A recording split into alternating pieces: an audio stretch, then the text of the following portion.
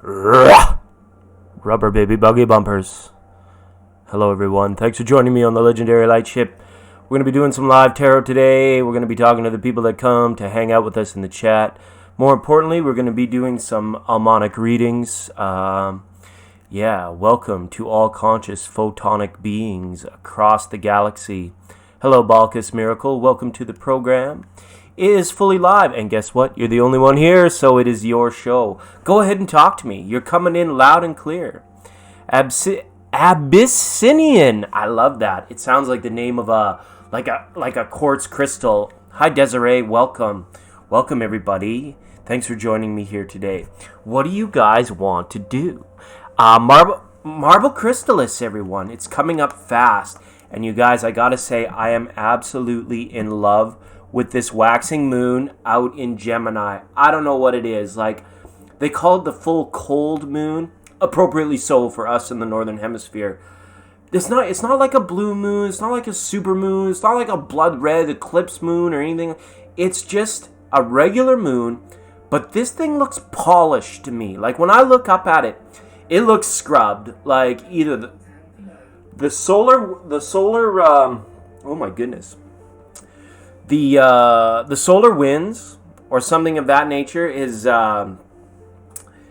made this moon look like extra shiny, like extra shiny. So I don't know what's going on. All right, yes. So what do you guys want to do? Do you want me to read some tarot cards for you? Is that what we should do? Heck yeah. It's a beautiful one. And guys, guess I got something. I picked it up the other day. I got the new guide, the new 2020 Almonic guide. So we're going to be doing some readings for those for everybody. But I've got all my tarot cards here as well. So we're still technically a tarot program, even though we are out here in deep space. We're doing what we want to do. Welcome to Welcome to Ange Love. There's not a list yet, but I'm going to be making one. I just want to wait for a few people to get in here, and then you know how we do. We're going to do the top 9 at 9. We're going to open up the phone lines, and then we'll create a list. How about that, everyone? Just bear with me, though, for a second. I wanted to show you guys some different stuff that I've been working on. Check it out. I'm an astrologer all of a sudden. I made a working astrology wheel here, and I just wanted to go over for everybody that's jumped in just little tidbits of information, and then we'll create the list. Okay, so we're here in December, coming up to this beautiful Gemini moon, and this one is known as the full cold moon, which is very interesting. Okay, tomorrow we've got Venus and Saturn are going to be lined up over there. See them up there in Capricorn. There's going to be a conjunction going on up there. So this is kind of interesting for everybody.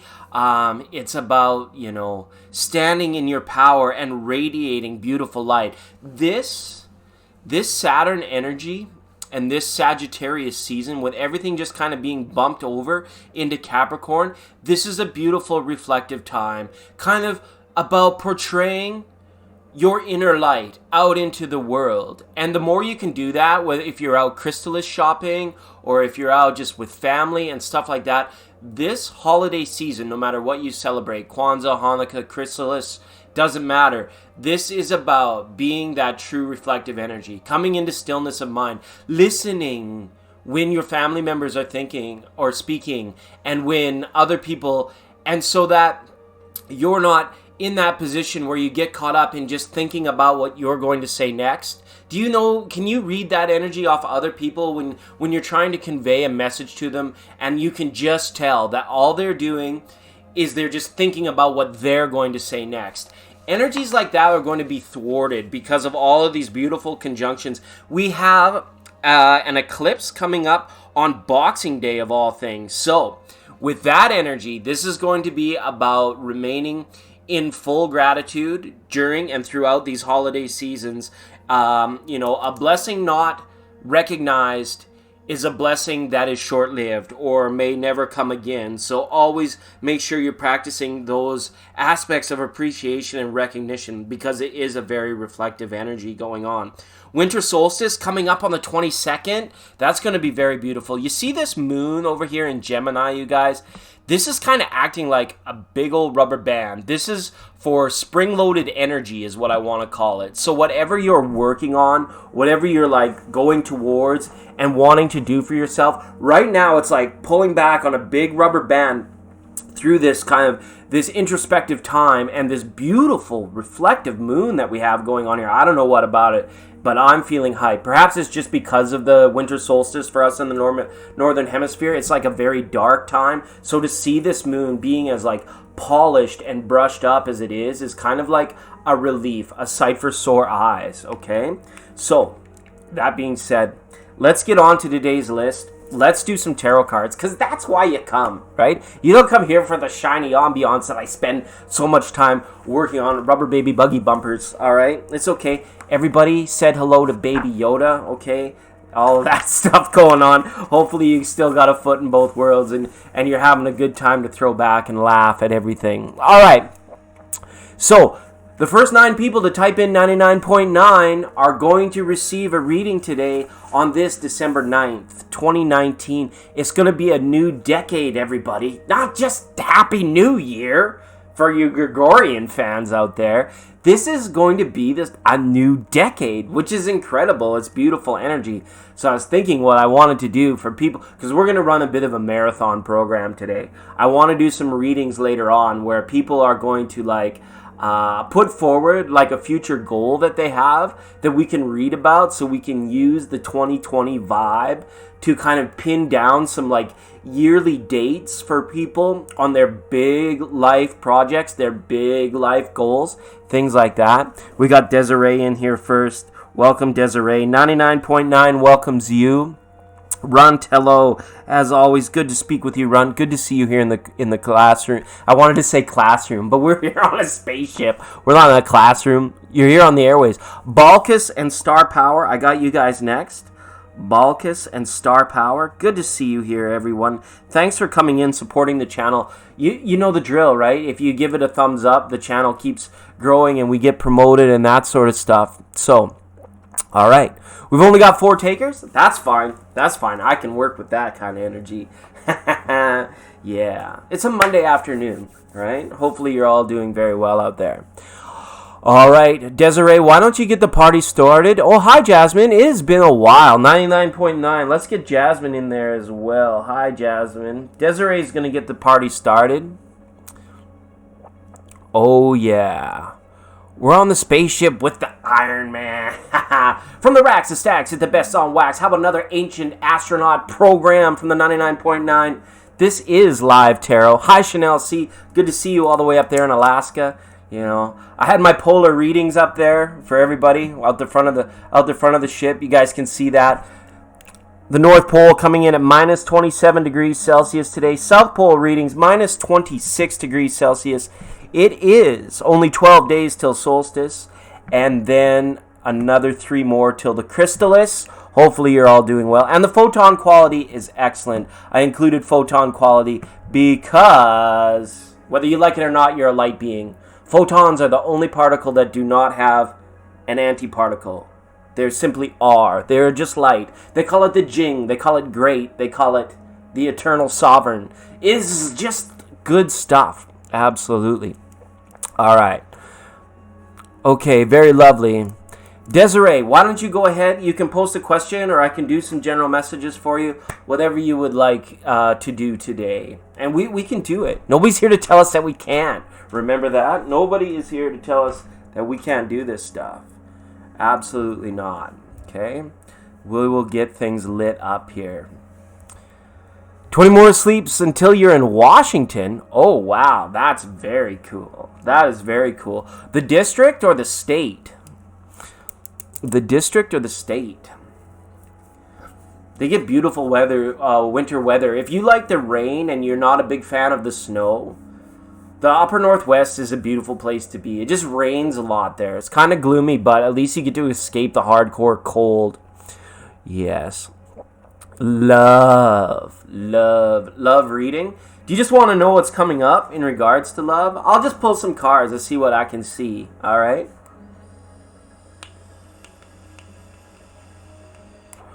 Oh, to the state. Beautiful, beautiful. I'm going to go ahead and dive into the Mystic Dreamers Tarot for you, Desiree. All right, that's how we're going to rock and roll today. Should be fun, should be fine. We'll see what we can get up. What are the love energies surrounding Desiree V at this time? Love energies for Desiree V, please, Tarot. What are the love energies and messages concerning love for Desiree V? All right, getting to the heart of the matter right off the top, you know. And it's interesting. I showed you that thing, man. Capricorn, look out. Look out. Capricorns, single Capricorns are out and about. They are looking for love in right places, wrong places, any kind of places. The Capricorns, I'm going to say, they're just like very, very caught up. Gemini too. Don't forget about Gemini. You will see beautiful, your air signs beautiful. Everybody's kind of caught up. It is a coupling season. And lots of the signs are out there looking for love, all right? Right places, wrong places, it doesn't matter. All right. I would get seasick. Yeah, all right. And is the sound okay, everybody? Hopefully the sound's okay. All right, we've got these cards mixed up for Desiree V. Here come the love messages. Here comes the love energies. I just want to make sure I got everything on board. Take things to center stage. There we go. There we go. There's the tarot table. We found it, everybody. It's here. Wishing you all the best in peace, prosperity, joy, bliss, abundance, happiness, health, and wealth. All right. Nice. Eight of Swords reversed. So this is a card of liberation, Desiree. This is a card that lets me know that you probably, in terms of your thinking and in terms of your thought processes, you are a lot more open these days to receiving. You are not actively blocking. You're not actively in any sort of mentality that it's a very attractive energy because you put forward, like we were talked about earlier, the inner light that is shining out, is shining through. And it almost seems to me that you are open to ideas in regarding love, romance, and relationships that maybe were previously closed off to you. You're willing to look outside perhaps your typical demographic of dating, or you're willing to accept certain things if you are in a relationship from your partner where it's like you realize not caring as much and not trying as hard is the solution to finding your happiness through romantic love. Thank you, Eight of Swords. I'm glad that didn't come straight up. All right, we got a Knight of Cups here, which lets me know that you could have recently received an offering to maybe go out on a date, to go out and meet somebody for the first time, or perhaps you could be being treated by somebody that is particularly fond of you. The Knight of Cups is very nice in that it's not kind of like a wild horsey type energy. It's more just slow and steady wins the race here. And to see this card lets me know that there is good intentions being brought forward and onto you from a source, a loving energy. This could be another person, and I get the feeling that it is to see the Knight of Cups here. And it's like you're willing and you're open to it. It's almost like somebody's asked you out and you've decided overwhelmingly to say yes, or somebody's put forward an idea to increase romance in your life, and you've unequivocally decided to just go with it and say yes unto it. So that's very nice to see. That's very nice to see with the Knight of Cups. All right, so if it hasn't happened yet, somebody, and then the Queen of Swords is reversed here, letting me know that I'm not sure what your astrology is here, but in regards to an air sign and things of this nature, if you're dealing with an air sign, they are going to be kind of, unexpectedly more open and more conciliatory to that which you want to bring forward as well. So it's nice. It's almost like your open energy is attracting more open receptive energy. So let's make sure that there's a lot to give. And I don't think that it's going to be an issue because the Knight of Cups is here being there is, the offering, there is the sharing, there is that level of let's go and do this, or let's partake in this together. So it's nice to have openness reflected back into openness. And you're ready because it's almost like it's long since overdue. You've been kind of back most of 2019, I feel, or at least for the last 8 or 9 months, in this sort of situation of when is it going to happen. It feels like the same old, or I'm ready for a major life change. I'm ready for a big change. And this is in regards to your passion. But what the Nine of Wands also lets me know is it's like, make sure that you're not overthinking things. Make sure that you're not overstressing whether it is, whether it isn't, whether it will be, whether it won't be. When you are thinking about a romantic partner or a romantic relationship, make sure that you are channeling, instead of overthinking, you go ahead and you channel that energy into some sort of creative process, or you kind of match your mundane life to the idea that the fires are about to ignite in romance. So you make sure that, you know, you're cleaning up the dirt of your life. And what I mean by that is like your space, your could even be like things mundane like wardrobe or things like that, where you're just like really like kind of like polishing, shining it up. And this is a beautiful time to be doing that sort of stuff in. It's funny because the chrysalis time, oddly enough, is one of the strongest times for not only coupling, but for like fashion changes, for the way, and not just fashion in regards to clothes, but the fashion in which, the methodology, the mantra of which you go forward with your energy. And that could be changing drastically for you, okay?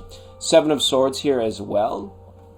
This lets me know that you might have a couple of suitors, or that somebody might be worried about things like, is this person in my league? Like all of this openness that's surrounding you, like I said, it can lead to this overthinking, because we've got the Queen of Swords and the Eight of Seven of Swords here. And I don't want to say that you're up in your head about most of this stuff that's going on, or these offerings that are coming in. It just sort of has to be transmuted in a way where you don't psych yourself out. Or if you are ever at risk of like self-sabotaging through like, not necessarily being picky over details, but this kind of idea of opening up the mind to being like, there's more to it than what's in it for me. And if you're thinking about, if you're talking to this person across the dinner table or across the table from the coffee shop, you have to kind of watch overly questioning their motives, okay? Overly questioning the hidden. Don't try to look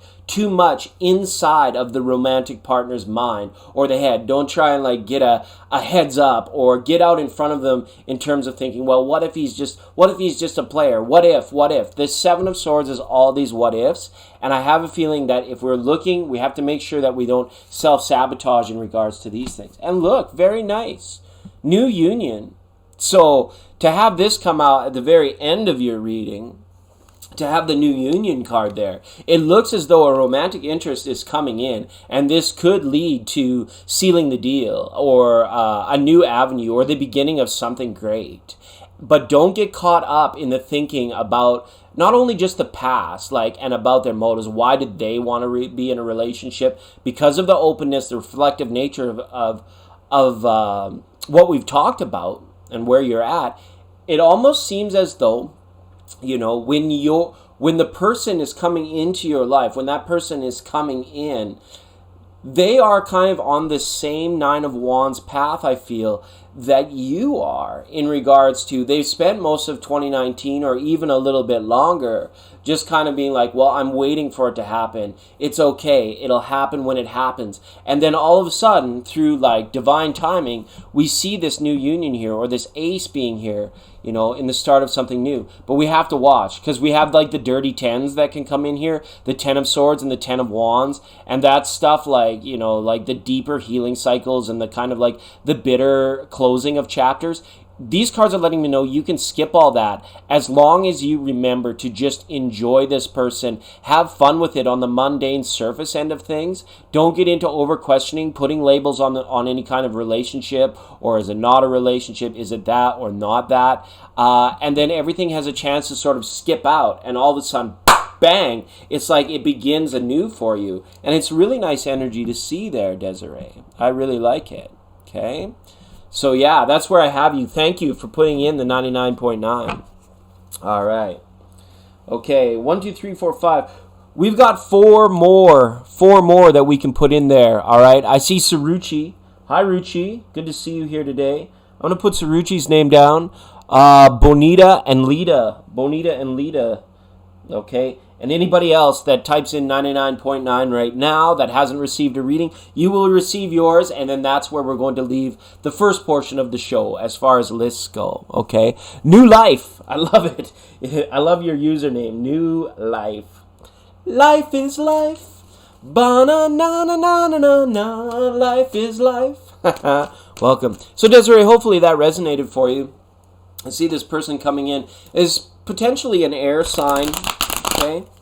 But not necessarily so. This is someone that's very open and receptive. It's almost like you came together as a result of both wanting a relationship. This wasn't like, oh, I dropped my books in my hallway and then I bumped my head on a locker and this handsome dude picked them all up for me. No, this is has more of the energy. It's like you've decided to meet with this person and they offered, or you've offered to meet with them. So it's very nice. Angel J, it's been a minute. Good to see you here, Angel J.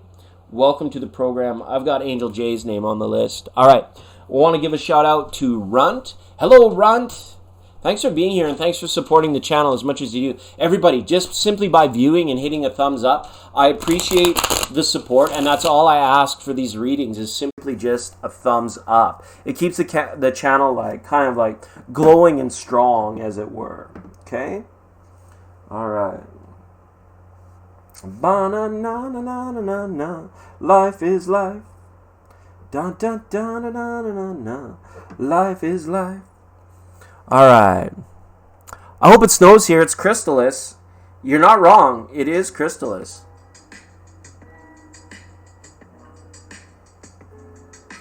How about a little lo-fi? Can we groove to this for a while? I know it's Tarot Channel, but we gotta try and make it a little bit exciting, right?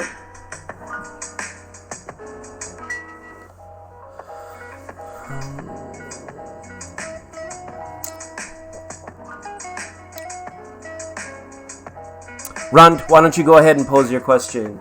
As I kind of just jivvy a jive, shoot, shake, and chive. I wanted a mistress for Christmas, but all I got was Hermes Trismegistus. Hermes Trismegistus and a mistress for the crystallis.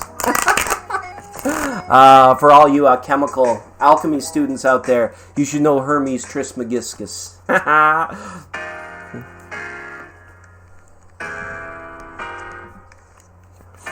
All right, so just waiting for Runt to post. Welcome, everybody. What's going on? What's going on? You guys like kind of, are you settling in to the big easy chair? I'll just read a poem while I'm waiting for Ave Marie. Did you type in 99.9 Ave Marie? If you do that, here it goes. Send the ruddy firelight higher and draw your easy chair ever nigher. Okay? Just relax, everybody. These days leading up to Christmas, the more you can like relax back into sanctuary, get stocked up, get the pantry stocked up, all your favorite foods and drinks, bring them all in. Baby, it's cold outside. Just stick around, okay? You did? Okay, Av, I'll put you down on the list. I've got you. You're right after Angel J. Got you. Oh, and Kinta. Oh yeah, with Anthony, Jacob, and me and my best friend.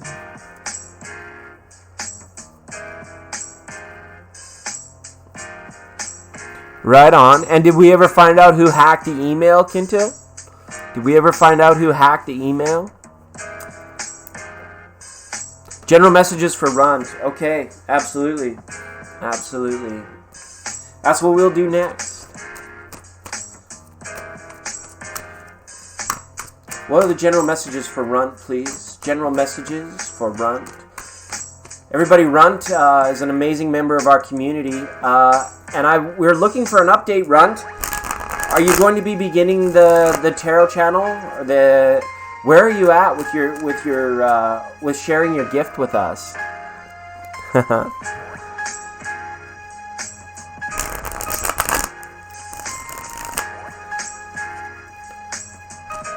As always, you guys know, donations, super chats, PayPals, that stuff skips the line. Alright. Thanks, Frucci.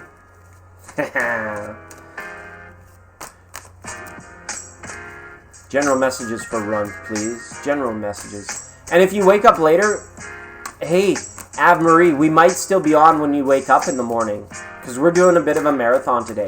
It's December 9th. It's a Monday where I'm at. There's like not much going on. All right. Yeah, I'm sorry I haven't been able to come online. It's a very busy week for me. But January is looking very good. I've got my schedule figured out. I'm going to have like a consistent place to sleep and be connected with Wi-Fi.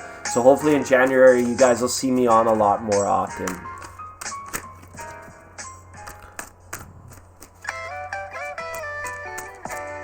Yeah, absolutely. Find a way to make it creative and dovetail the two things together. That's very amazing of you to see that, Run, and to want to do that. It's going to make things even better for you. Absolutely. Welcome to Dakan Jones? Dakan Jones. Hopefully I'm saying that wrong. Welcome, Dakan. You're most welcome here. Thanks for coming in today. All right, here we go. Run, the Hierophant card is up here. So this is about the greater knowledge. The Hierophant is kind of like, we just talked about Hermes Trismegistus and kind of the legend behind even the Hermes was the god of like communication and scribes and things of this nature. This was about people that held divine knowledge. And then, people had to come to the Hierophant to receive like instruction, to like almost like a scribe, to learn how to read and write, to learn how like counting worked. And this was like centuries and centuries ago. But what the Hierophant can represent for you in general messages is to be like your divine wisdom is almost kind of like a little bit behind lock and key. The world needs to know what you know and what you produce in regards to your creativity and your art. Once this is unleashed, it's kind of like people are going to be very drawn to you. You're going to be seen almost somewhat as like a sage of your art. So this is very nice. You have this level of mastery over it, but now it's kind of like coming to terms with, how is this sharing process going to work? How can I communicate most effectively to it? All right. And this does have the potential to take, and I'm sure you're aware of it. Holy focus, Batman. I'm sure you're aware of it, but to take, there's no list. I have the list, everybody. And I'm sure that you're going to be able to find ways to get it out there. But once you do, you're going to receive like an influx of people like that are drawn to you and that come to you for like support, for more of what you do almost. It's going to be like you're going to be barraged by it. And so there's a bit of a cautionary like in regards to like how you feel about this and what you do. I'm not trying to dissuade you from doing what you want to do. I'm just saying that it's going to require great amounts of like energy and endurance, right? And what the Five of Cups lets me know, be okay, Runt, with whatever form it takes. No matter how it happens, no matter how it rolls out, no matter what happens to you over the first part of 2020 all the way up through till May. Be very much in acceptance about how things are happening to you. Don't fight against or don't try to label or be hard on yourself about saying things like, well, I could have done it this way or I should have done it this way. Don't worry, there is no right or wrong path. There is only the path that you are on. So when you can do this without feeling setback or drawback that things could be different, that's when the fullness of what is shows you the beauty and the purpose behind it, okay? Two of Swords reversed here. There may be a decision at hand for you that you've been unwilling to take, or that you've been kind of procrastinating on perhaps saying yes or saying no to something here. This is about a decision that is overdue. This is again about kind of overthinking things at times, being like, well, so these cards really want me to urge you not to overthink stuff right now, to really just kind of go with the flow, more so to speak, rather than try and like direct and drive and dictate and these sorts of things. But again, if there's a decision that's come up here, because look, see, somebody could be upset. We've got like in your environment, we've got a cross here and we got a cross here. It lets me know that somebody could be cross, or somebody could be like blocking you or blocked off to your ideas and things of this nature. Hopefully that's not the case. But you do have the key to unlock any kind of emotional disruptions that you feel from time to time. And this is done through creativity and clarity of mind, through your purpose. And I know it's hard because we can get caught up a lot of times. It's like the days get busy and the days go by really fast. And I'm pretty sure you've been feeling that energy. It's like, where can I fit in more stuff? Where can I dedicate the time and the energy in the direction that I really want to focus my energy in, rather than maybe dealing with other people's stuff, all of the mundane responsibility, things of that nature. You just really need a break from this kind of stuff. And that's what this lets me know. King of Swords reversed here now as well. You may be thinking about an air sign, Aquarius, Gemini, or a Libra here in regards to romance. Doesn't necessarily have to be an air sign, but there's somebody here that might have put you off or played you off or ghosted you, I feel, almost in a sense, Run. And it's kind of weighed a little bit heavy on your mind, a little bit heavy on your heart. They just kind of disappeared into the ether, and you're like, where the heck did they go? Why did they show up in my life if they were only just going to disappear again? What was the purpose? What was the meaning? Again, overthinking, right? The King of Swords is a master of the mind. But when I see him in reverse here, it's just showing that the mental energies are not being directed maybe in a more consistent and more appropriate way, Runt. And I don't mean to pick on you. I just have to read the cards as they come. It just lets me know that sometimes your heart-mind connection within yourself, your hearts drive your thoughts, and then your thoughts drive your emotions and things of this nature. And it can feel sometimes to be a little bit of a spiral that goes out of control. Okay? Ace of Cups here, though. This is good. This is very good. This is about your emotional temperance, I want to say, right? Temperance, in most decks, you see temperance come with two cups, right, that are flowing back into one another. But with this Two of Swords that I see here, it lets me know if you pick that one thing, that one purpose, that one person, that one direction, and follow it without judging yourself in doing so, then there's a lot of fulfillment to be had in regards to your path and your direction. It's really nice to see this. But get over trying to do too much or trying to go two ways at once. Even if you're being pulled in two separate directions by your responsibilities or by people in your life, sometimes you have to take a really firm stance and say, nope, one thing, then the other. I can't do two things at once. I can't do both things at once. So this reading is a lot. You asked for general messages, and this reading has had a lot to do about priorities, Runt. About, and direction and focus, right? We went a little bit deep with it because there is some emotional attachment that you have to a lot of these things, which makes it extra difficult. But I think that you've got this under control. I think that you're going to be fine with it. It's going to be a very strong, intuitive season for you. I like this very much so. This watery energy now that's come in to be even if you kind of you worry about how you're being perceived, let your intuition let you know that any worry that you have about how you're being perceived usually comes from places where it doesn't matter, right? 99.9% of the things we worry about never come to fruition. So just do what you can do in any given moment, in any given day, and just use your intuition to know that which you've had to put on the back burner, that which you've had to kind of leave behind for a little while, is going to be okay as it is until you can get back to it. And if it's not there, if it somehow disappears or ghosts on you, then that full acceptance of, it wasn't meant to be, and I don't need to judge it for either good or bad, all right? There could be a lot of this could be a very strong emotional chrysalis time for you. These holidays you could find, and just release, just emotionally let it all out. Cry if you need to, yell if you need to, go and punch the drywall if you need to, sort of thing. All right, Run? So, a very nice reading here for you about, you asked for general messages and it came out with priorities.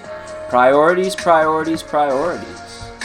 Alright, so hopefully that resonated for you. Welcome everybody. This is 99.9. We're doing the grind. We're doing the tarot grind. Because the chat driven, you guys come here for tarot. I love tarot. Been around for like 400 or 500 years, and it's chilling. We're chilling on planet Earth.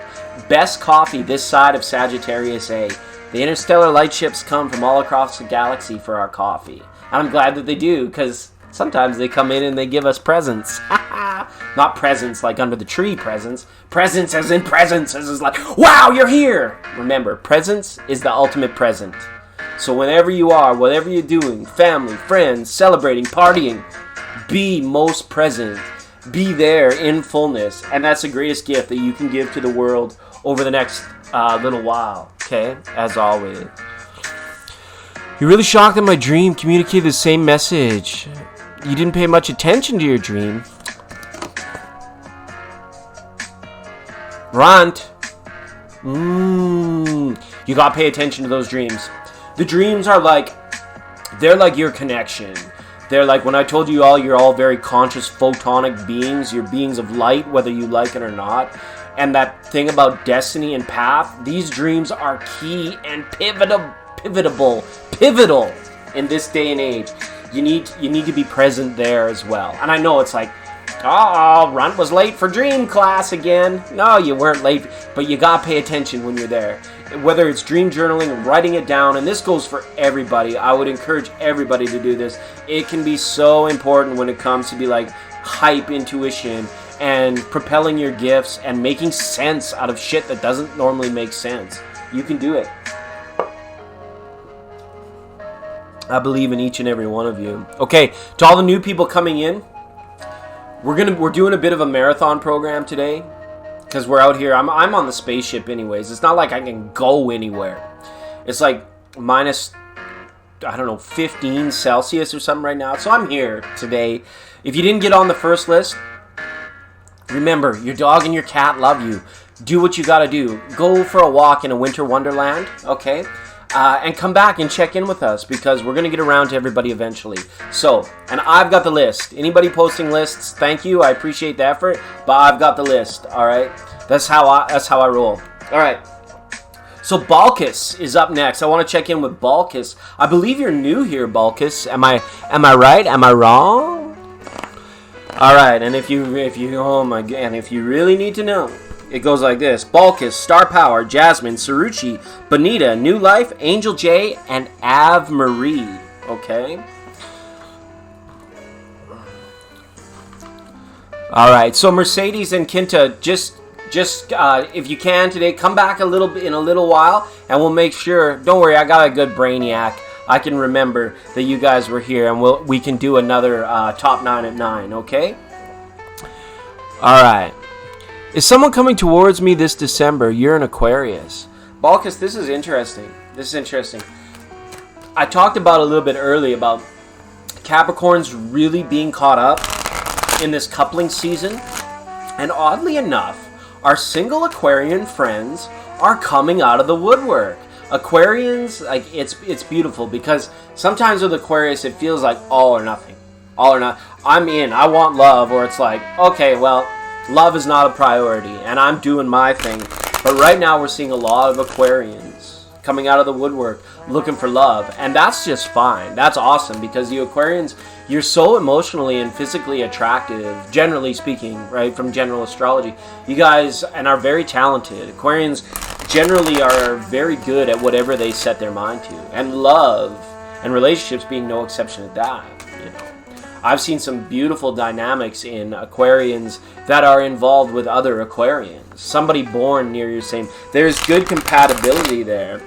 You know, if you're looking for passion and some hot love, some hot love, don't dismiss your water signs, your Pisces and your Scorpios, even Cancer too, to a degree. Could be a good match for you. But, I mean, for long-term stuff, you know, you're better off almost with somebody that's a little bit more on your wavelength in regards to perhaps not so much Gemini, but maybe more so like a Libra, okay? But let's have a look. Let's see who's coming forward. Let us know if anyone's coming forward for Balkis. I'm going to call it December and January, okay? Because we're already halfway through December, all right? I wanted the mistress for Christmas, but all I got was Hermes Trismegistus. That was in like my subconscious between waking and sleeping this morning. I was thinking about Hermes Trismegistus, and I thought of that old AC/DC song, Mistress for Christmas, and I was like, man, tis tis, this is the most viscous that you'll... My rhymes get viscous. It's good stuff. All right, welcome, Sharky. Good to see you. All right, we're going to go for Balkus. Balkus and the Miracle. All right. All right, let's see who's coming for love, Balkus. Let's have a look here. Little looky-loo, as it were. Let's see. Increasing cloudiness by tomorrow afternoon. Today, however, very, very pleasant reading. 73 up in the Goodland area, 72 in Garden City, 70 reported by Dodge City and Liberal, 72 over at the Tropic. All right, here we go, Balkus. Let's see what's going on for you. The Three of Cups. Okay, this lets me know that, and correct me if I'm wrong, but I feel like you might have been in recently a little bit of like a hermit mode.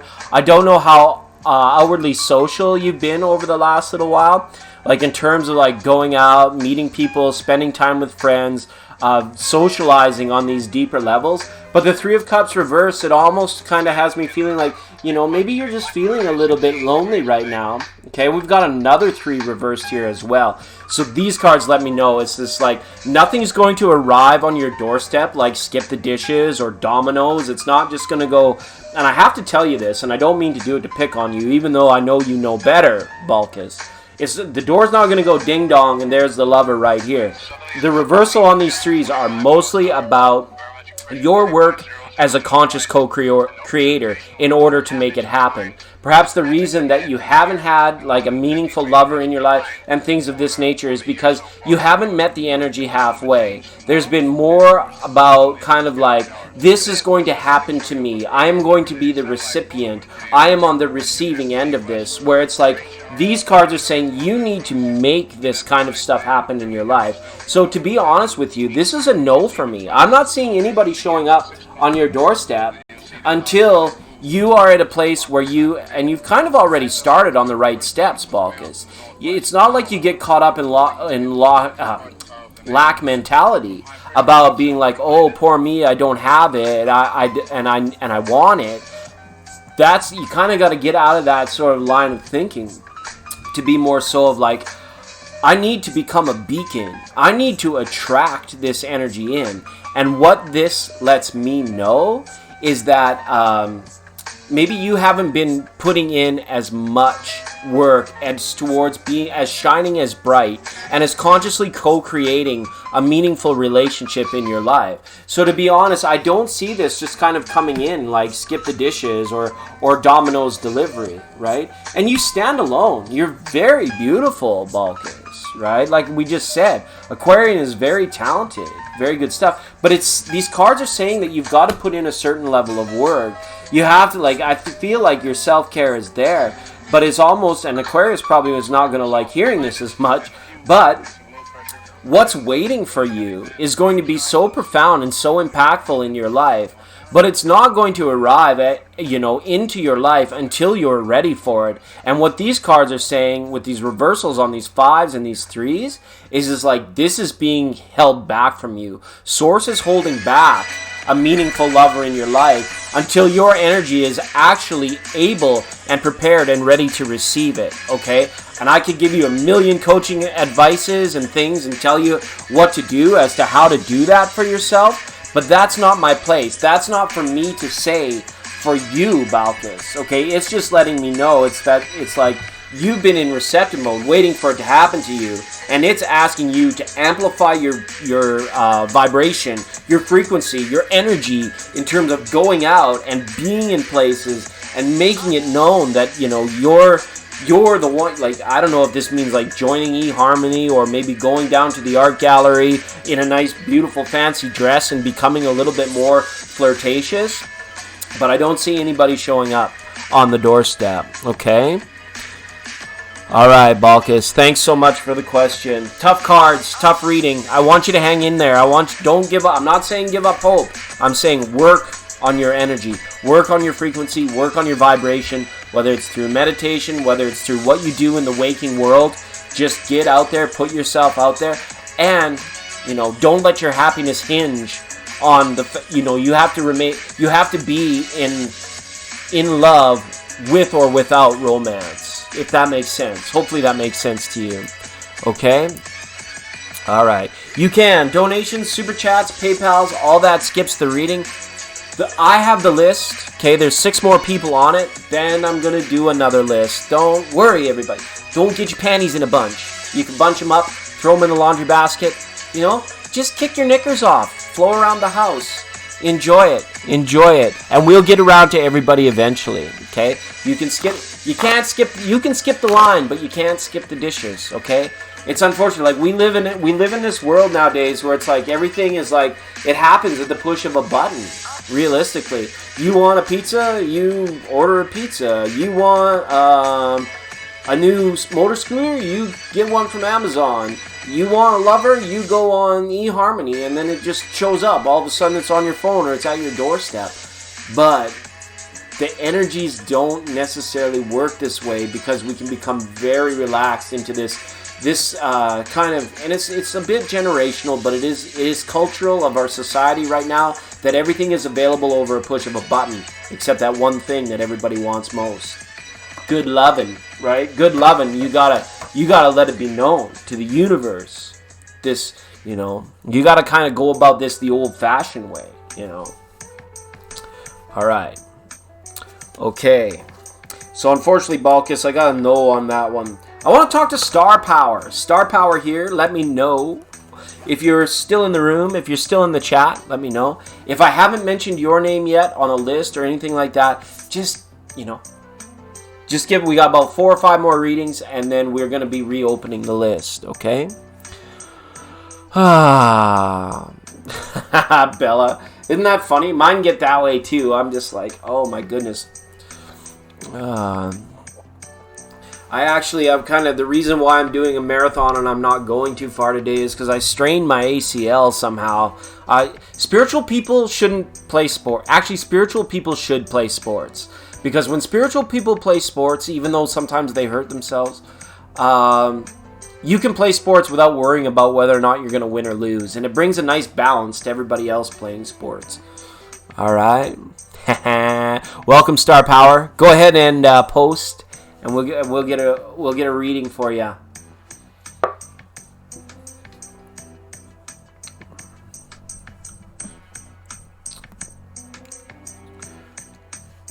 McLovin, yeah. Johnny on the spot says, "Hey, keep the change, baby."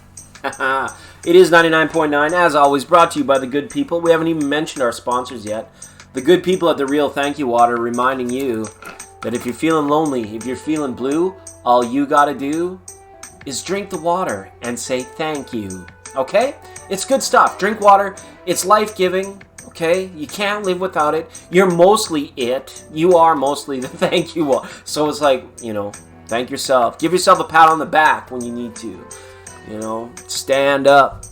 All right. Love energies, please. All right. Love is an amazing energy.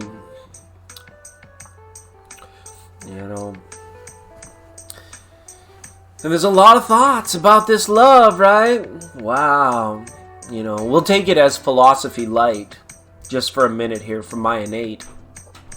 But the love energy surrounding you is almost like, it's like an outpouring. I picture almost like somebody pouring water out. Maybe that was just that Aquarian energy that we felt there. But love energy surrounding you, it feels as though, Star Power, you have a lot to give. You have a lot to share. You have a lot to offer. And the reason that you're looking for a reading for love energies is more like it feels displaced. Like you don't know who to share with, where to give it, where to send it. And when you do try, it's almost as if it's not really received. It's not really being, enjoyed. And it's almost as if sometimes you get feeling, it can feel a little bit wasted. Like, oh my God, my love gets wasted. I'm on the road somewhere. Okay. Would you love to go on an adventure? Would you love for spontaneous things to happen to you? Of course you would. That's where it's at. It hides in spontaneity. True love hides in spontaneity, and it hides in adventure. It doesn't hide, even two people, you you lock them in a hotel room for 4 or 5 days, and they're literally sick of each other by the end of it. No matter how good the whoopee is, it's one of those things. Continue on your path and let love be the supplement, almost like fiber. When you take a little bit of fiber and then everything straightens out and feels good again, right? Let love energy kind of be the same way, All right. But we'll get some cards out here for you, Star Power. We won't go truly off what I'm feeling or what's coming through the innate. We'll get some cards out here for you. See what's going on. All right. Yeah. You got a lot to give, though. That's a feeling. Whoever finds you or whoever's in your life is very lucky to have you. And I feel that they're just not in full appreciation of that. Okay. And then you have a tendency to get down on yourself about it, which is kind of a bummer, Rooski.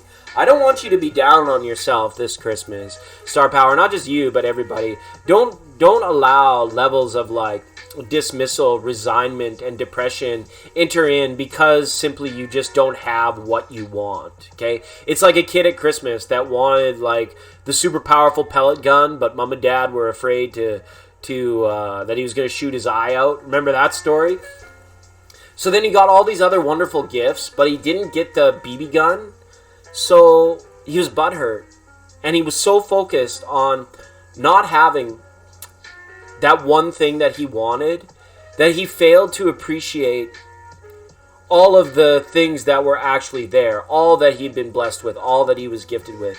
So, in regards to this, I don't want you to be down on any situation or lack of situation in your life over the next couple weeks, because there is a tendency, Star Power, here that it could creep in and get a little bit more deeper and disruptive than what it necessarily needs to be.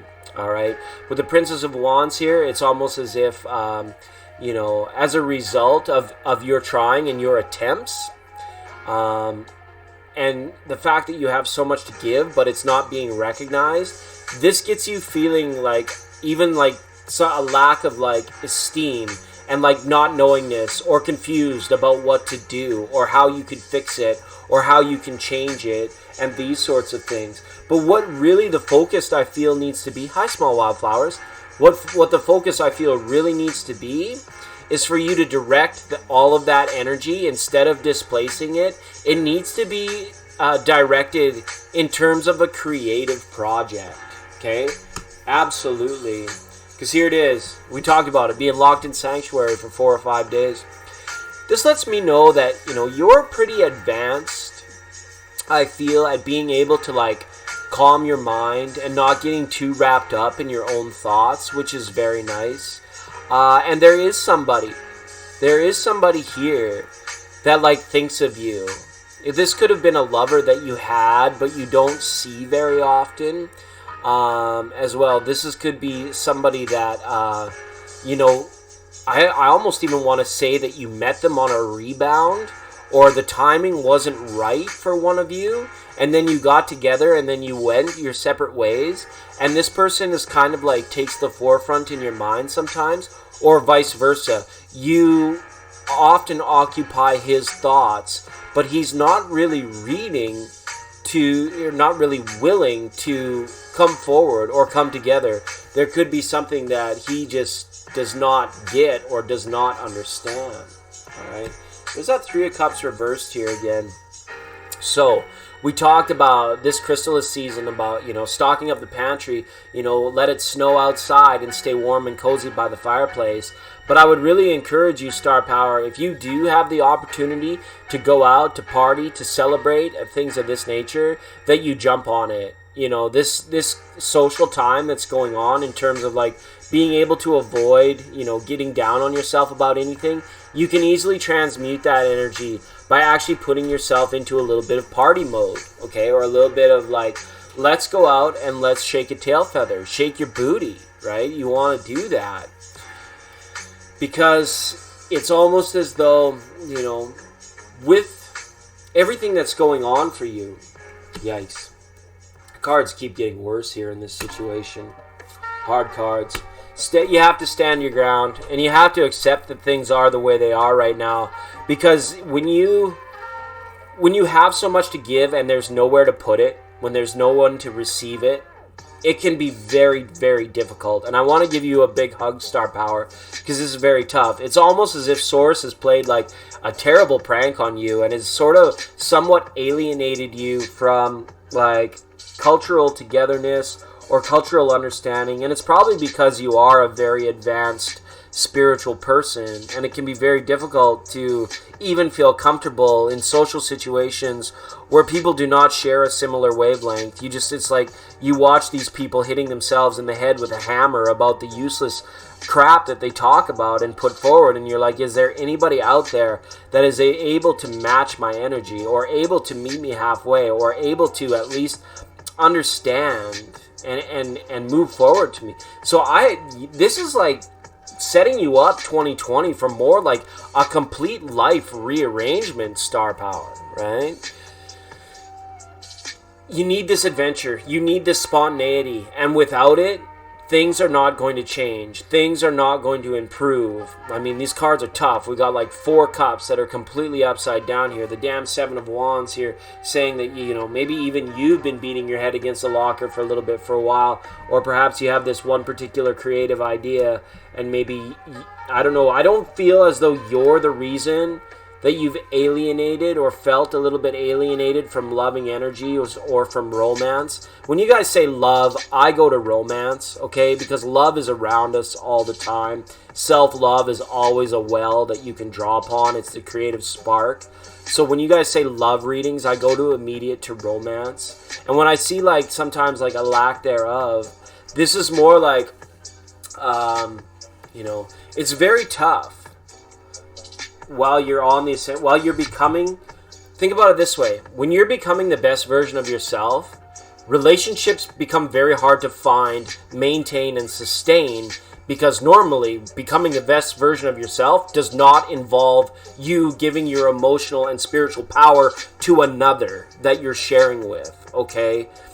Normally what happens to happen is you become the best version of yourself in solitude, and then you attract that person when you're at a point in time where you no longer have any nagging doubts, where you are just like, you take on that matriarch role of being like, yeah, come here, I'll love you, but I'm not going to get freaked out by the dynamic of the relationship itself. And that's where I feel that you're at, Star Power, is that love energy surrounding you can be very difficult, very tough for you sometimes, because you're really on this path of learning about, being about, becoming about what they call the best version of yourself, or the ascension path, the ascension journey. So it creates a paradox in its the nature of itself. Being like, how can you be the best version of yourself when you're giving half of yourself to a relationship? It can't work. It doesn't work. So part of this card is like, if that Ace of Cups reverse really kind of like, you felt it here in your heart, being like, where is the love? It's asking you, do you put on your journey on hold for a time and just go out? Because you kind of have to sometimes come back down to their level, when it comes to the other. Very much so. Okay. All right. And I'm sorry. Big hugs out to Star Power. I come in with such amazing energy, and then everybody asks about love, and the cards are like, no, screw that. You're not ready, or it's not happening. And it makes me go crazy. It makes me absolutely go crazy. But big hugs, all right? If everybody in the last 2 were very tough for Star Power and Balkis. The cards were just not like, right? All right. You can in a little while. Everybody, we're going to update the list after a few more readings, okay? So just sit tight. Go hug your puppy. Go update the circle. All right, it goes like this. Jasmine, Saruchi, Benita, New Life, Angel J, and then Av Marie. And then everybody else whose name I didn't say, you're going to have to, use the keywords Av Marie, because when you hear me doing Av Marie's reading, don't worry, I'm going to take an intermission after 9 readings. I'm not a machine, all right? I'm not the DMV, all right? I'm a spiritual guy that has a gift and it chooses to share it, all right? So just be patient, everyone. Santa will be here eventually. He can't come early. Love you all. Thanks so much for being here. I hope the readings get better. These have been tough. All right. And it's kind of like bad because I give the reading and the people that were there's just like nothing. Sorry, there's nothing I can do. Except read the cards the way they come out. Jasmine, are you there? Are you still here?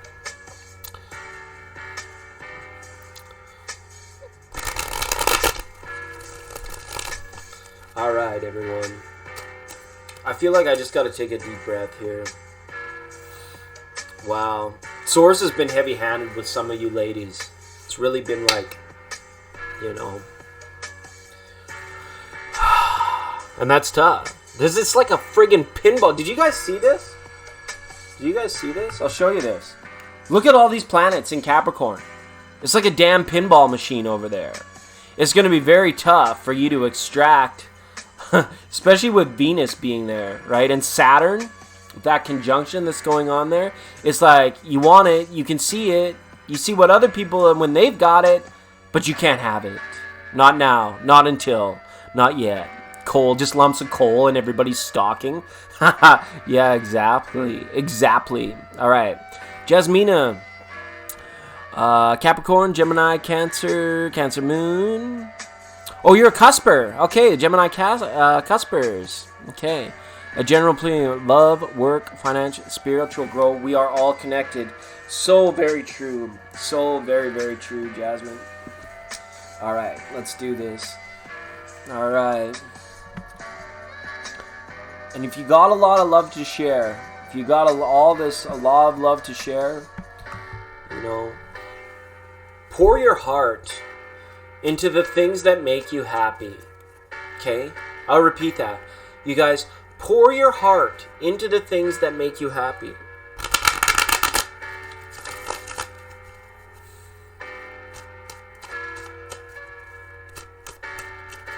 Yeah, we're on a bit of a marathon program reading today, Chanel C. Chanel? What the heck? Did you get a new account? Why the heck are you... Just give me a second, everybody. There we go. For some reason, we didn't hit the reset on that one for Chanel. All right. Sharky comes in and says, I'm still new to this. Sharky's got us on the first-time callers line. Hey, Sharky, thanks for checking us out. Don't forget to like and subscribe. And if you stick around for a little while today, we eventually get around to everybody. We do readings for everybody eventually. Thanks for joining us today. If you're new to this, don't worry. I'll be gentle. I feel like I just snapped my rubber glove like a doctor. Don't worry. I will be gentle. All right, we're looking for an all-around reading for Jasmine Kleppo. Jasmine's been supporting the channel for a number of years now, and thank you so much, Jasmine, for being here. Make me feel at home. You make me feel comfortable in my own spaceship.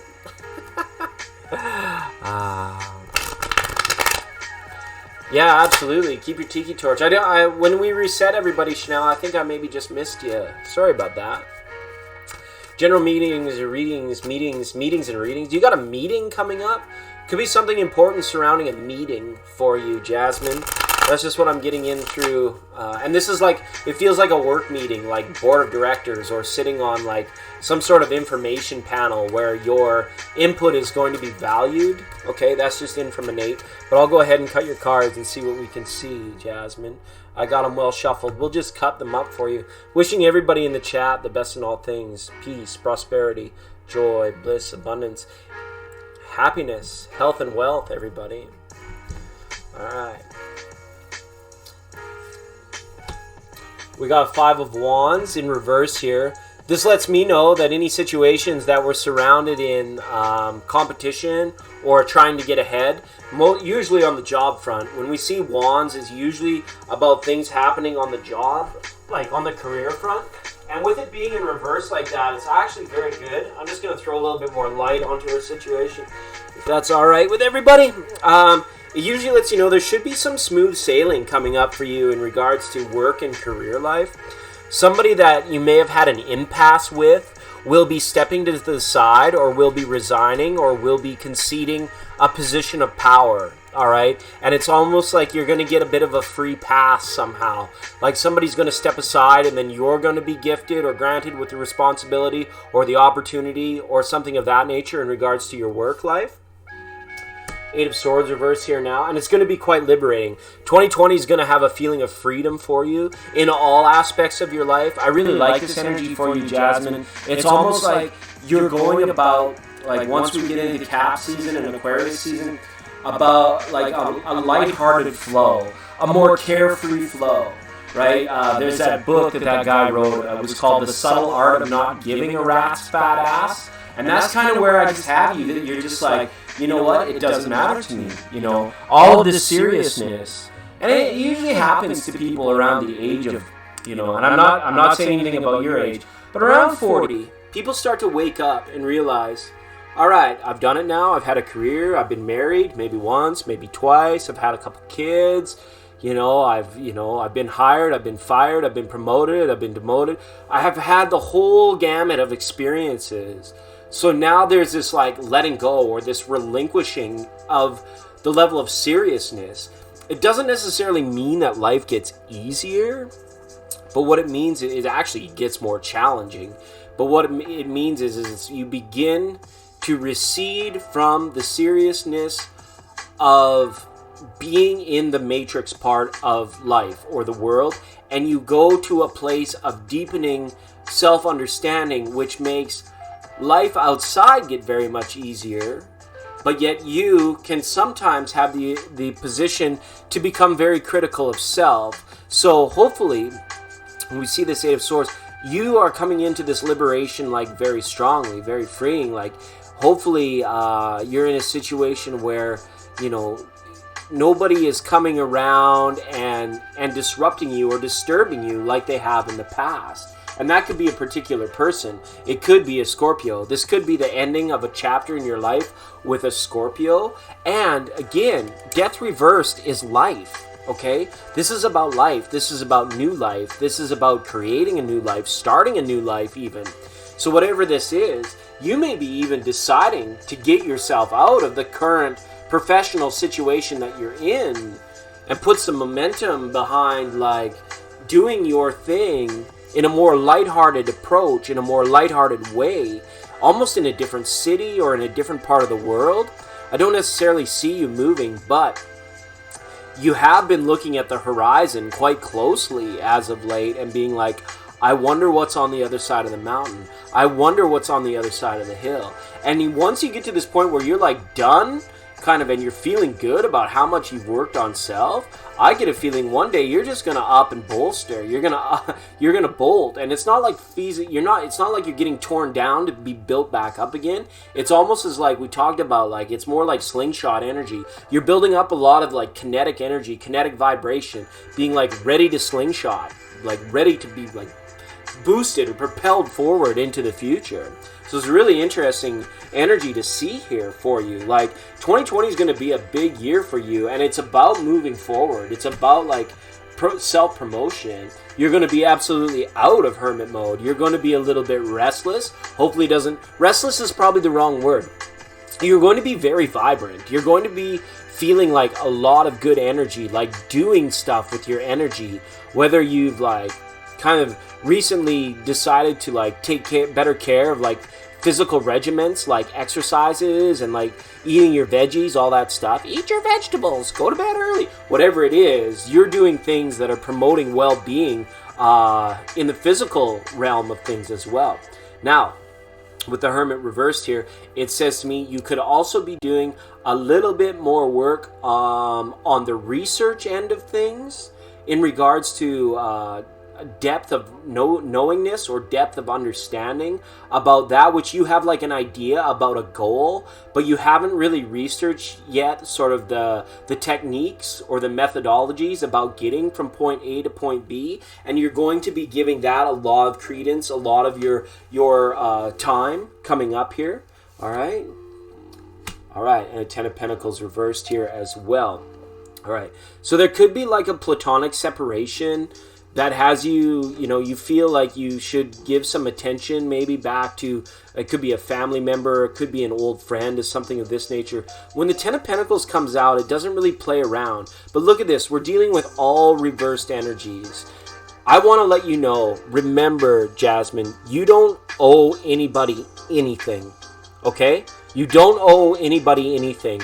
And I just really feel that you needed to hear those words today, because there could have been a part of you that, was feeling a little bit of resentment or not resentment. You could have been feeling a little bit of like, guilt or something. Like, you don't owe anybody anything. All right. Wow. And we're going to finish off with the Six of Pentacles. Okay. This is about honoring the six directions. I saw the horizon strongly when I was reading this and these cards for you. So with this Six of Pentacles, with these pentacles coming up at the end of things, it's like, don't let your financial adversity have dominion over your life. Take dominion over your financial adversity as well. And take the steps, whatever steps they may be. I don't see you like really hurting, but you could be looking to the future with a certain level of doubt, being like, I would really love to do that, but I don't see it being realistic or practical or something of that nature. It's almost as if you can get into a simple shift of thinking about that, right? Because you're strong enough to be like, well, I'll just do something else that is more realistic and is more feasible and practical. But it's saying as well, don't give up on the bigger vision, on the bigger dream here as well, because this is life. And sometimes we get into this mental trap of thinking like, okay, well, if it hasn't happened by now, I have to resign, I have to give up on it. But these cards are saying you don't necessarily have to, all right? This is some big energy. So with all the mirrored energy that I'm seeing here as well, I almost want to let you know that the active promotion, the things that you're doing to raise your vibrations, make sure that they're sticking. Make sure that you're like, not like you're documenting them or cataloging them, but that you're like kind of making sure you're building upon them. So it's not like you just do it and then you leave and then you get back into this other thing and then be like, oh, I got to go back and touch that up, refresh that. You do it and then you put momentum behind it. You build upon it each and every day. So then once that vibration's up there, you're ready to let go of that rubber band. And I see you even in a situation where you could be moving. You're going to have this vibrant energy where you're like, I'm mad. I feel like this same old town, what? What was that Tom Petty, this song where it's like, I'm tired of screwing up. I'm tired of going down. Tired of myself and tired of this town. Oh my, oh hell yes. Honey, put on that party dress. Buy me a drink, sing me a song. Take me as I come, cause I can't stay long. Okay? Very much so. So not bad. I didn't see a lot in regards to relationships and love for you either, unfortunately, Jasmine, but it doesn't look like the cards wanted you to focus on that so much as it did about what are you going to do with all of this awesomeness that you've built up for yourself. It's asking you to like pick a direction, to pick a focal point for this now, for this energy. Okay? All right. Cool. All right. Ruchi, you are up next. So hopefully that resonated for you. A pleasure as always to read your cards, Jasmine. Thanks for supporting the channel for all these years. It means so much to me.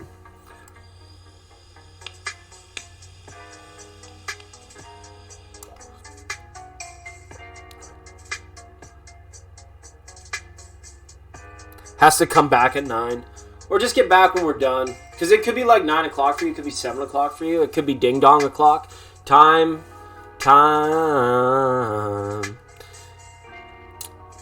Alright.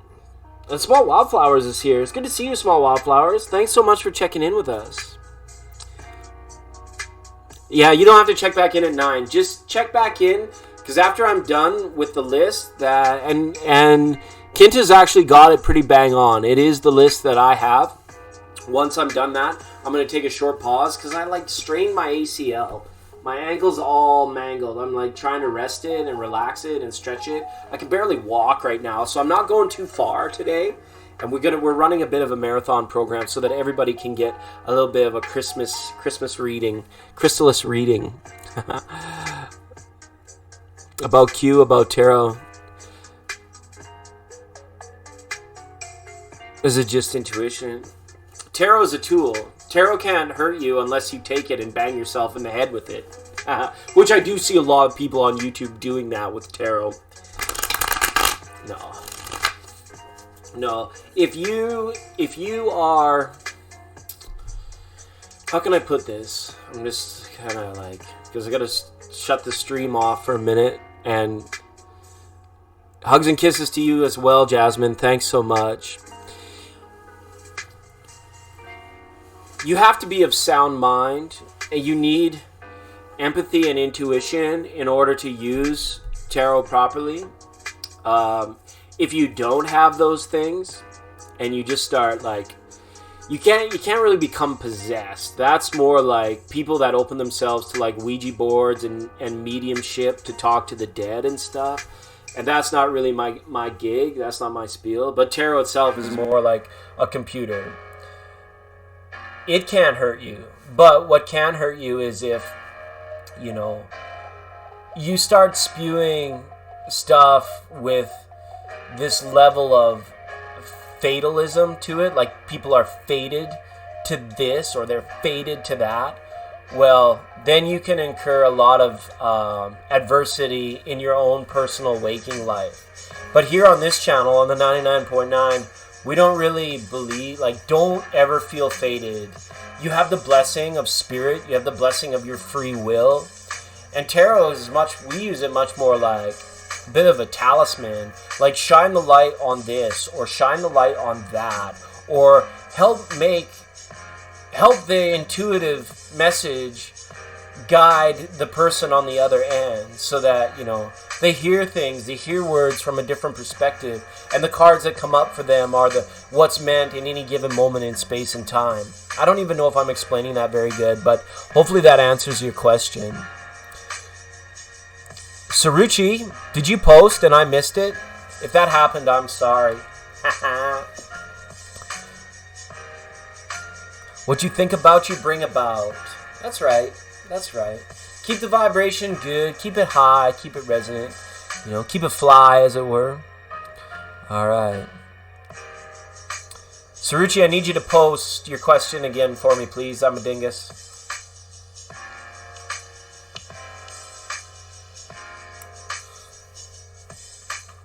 Searching T, welcome to the program. I think you're new here. If you are new here, don't forget to subscribe. Hit the thumbs up button. We get around to reading for everybody eventually. It's a pleasure to have you here. If it's your first time here, hit us up on the first time callers list, right? First time callers line. So good to see you here. Make yourself known to the chat. That's a big one because it's all about how you vibe, right? We can't deny the fact that, people come here for their own selfish reasons. It's just our innate cultural thing. We do it because we want to be here. We want to know more, right? We want to unravel the mysteries about what we currently can't know or don't realize about our lives. So I understand, but it's about creating a good vibration for us and within the tarot community to keep that rolling up. Once I'm settled down in January, we're going to be doing an amazing community weekend because it's been so long since we've done it. All right. Ground cleanse. Protect yourself. Protect your neck. Protect yourself before you wreck yourself. What is it? Check yourself. Chickadee, check yourself. All right. What is it? I'm from Alpha Centauri, over there at the pipe stem nebula. Ophiuchus. I come from the star system Ophiuchus. All right. But that's okay. I come here just like all other interstellar beings for the coffee. Earth has some of the best coffee in the galaxy. That's why we get a lot of interested people. Okay. All right. Did Saruchi post yet? What's going on with my... Okay, third and final call for Saruchi. I know she's here. I know she's here.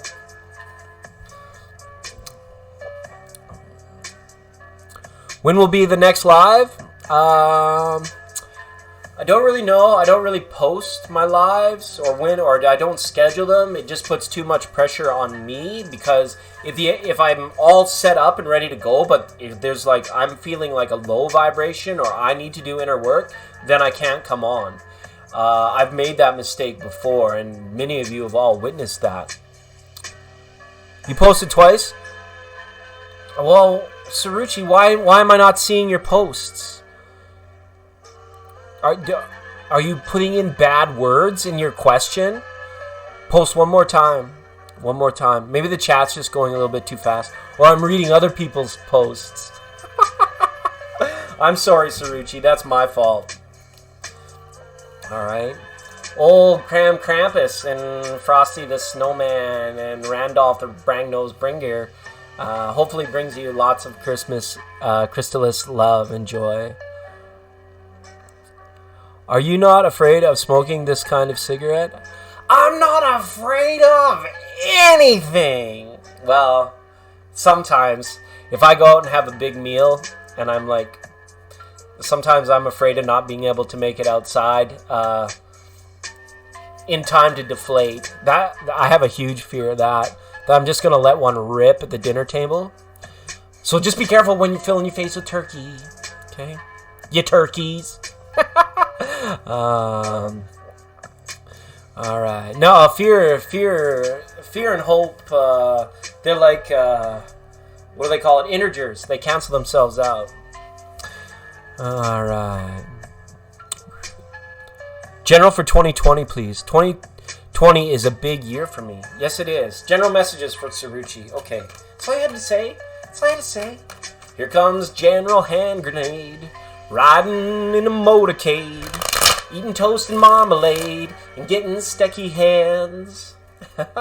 It's a fellow mandate, waving at the shrine parade, looking at the mess he made, and wondering what it's for. Alright, Saruchi, do you know where to go? That's what Innate wants me to ask you. Do you know where to go? And I mean like not like etherically or existentially, I mean like physically. Do you know where you need to go? Do you know the people that you need to talk to? Hopefully that's all written down. I see a year of like day planners, agendas, schedules, maps, and every good map has a legend. Just kidding. But Innate wanted me to ask you, Saruchi, do you know exactly where to go? Do you know exactly whom to speak with? These are questions I feel that you need to unearth and to make sure that you have at 100% clarity or clearness for yourself, okay?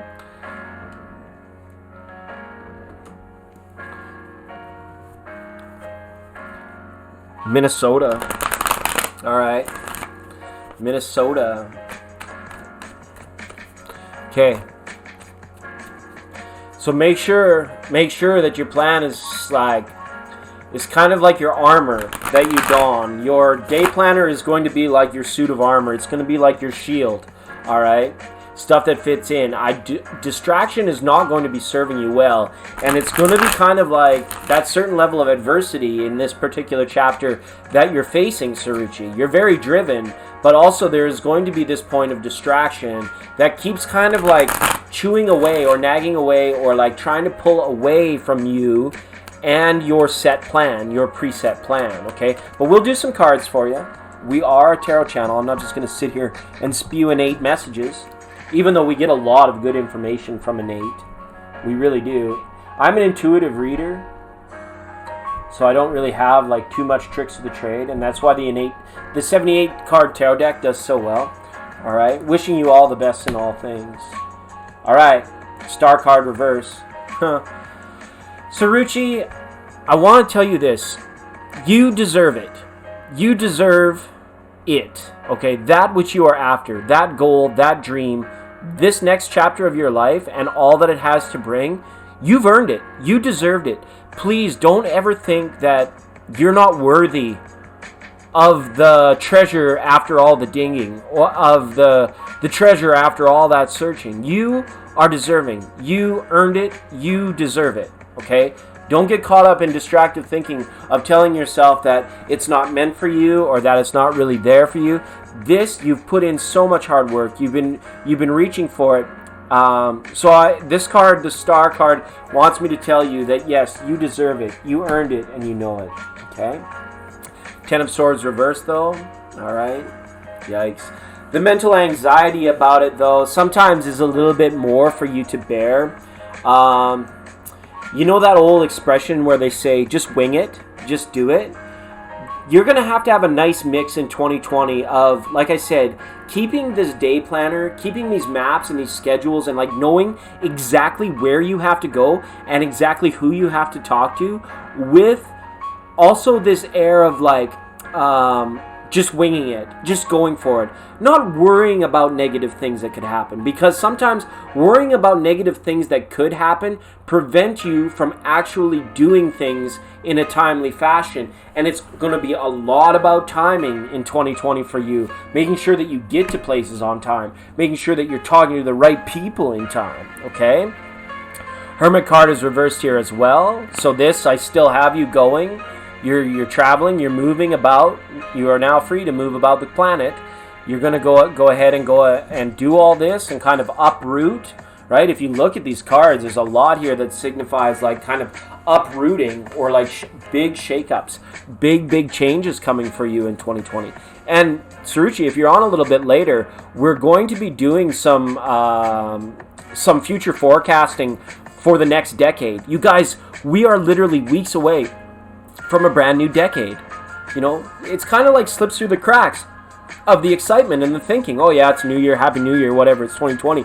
This is the start of a new decade, and we're all so blessed to be here and be a part of it. So we're going to do some very special readings for our friends later about the entire decade. So this is going to be really good. Yeah, the Hermit reverse, Six of Wands, victorious. I feel like this is in regards to like this sort of impasse or this moment of truth that you are perceiving. Could be that test that you normally talk about and that sort of thing, but more so this is just about being in victory of getting there, of getting where you need to be with this star card. You know, just you have to know where you're going, but you also have to have the faith to actually just go there, and doing so by winging it. Okay. Lover's card reverse on the Ten of Swords. You may be letting go of an idea about a relationship with somebody. Could be Gemini. Doesn't necessarily have to be. But this is a time of uprooting. This is a time of forward march and advancement. And sometimes, like the things we leave behind, we have this romantic attachment to the things that we move away from, and it can cause that sort of the process to be a little bit more painful, I want to say, than what it necessarily has to be.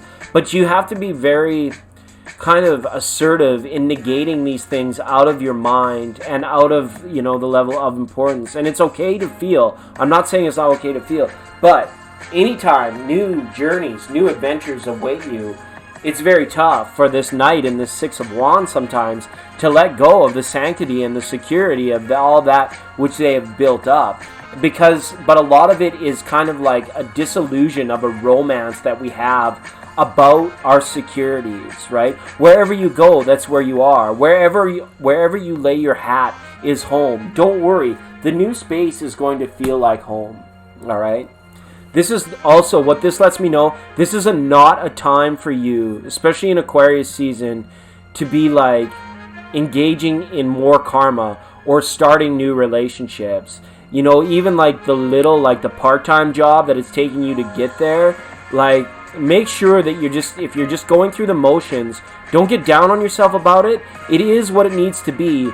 But as far as relationships go, you know, it always seems like when we're on the precipice of a big change in our lives, that's when like people want to like kind of enter our stage or enter the play that's our lives, glom onto us, and then can actually prevent us from making a timely go at it. So make sure that you're not, if you got people coming in, people asking you for stuff, people wanting to get together, these are the distractions that I feel that you're going to have to be very careful avoidance of, because you've got to do you this year.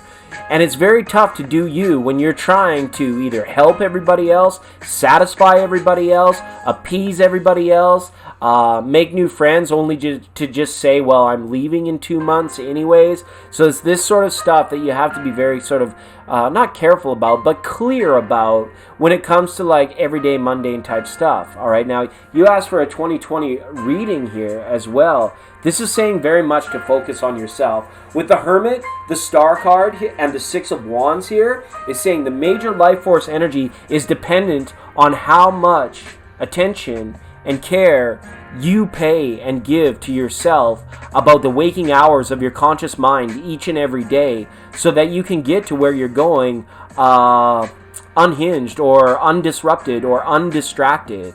Okay? Yeah, absolutely. Don't get distracted by stuff that isn't worth your time or that isn't conducive to the bigger goal. Okay?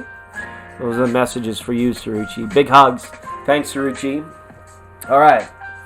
Bonita. We're looking to speak with Bonita. Not Bonita. Not our Bonita. This is Bonita. Welcome, Bonita. Thanks for being on the program. Thanks to everybody for tuning in. It's really good stuff, right? Rubber baby buggy bumpers.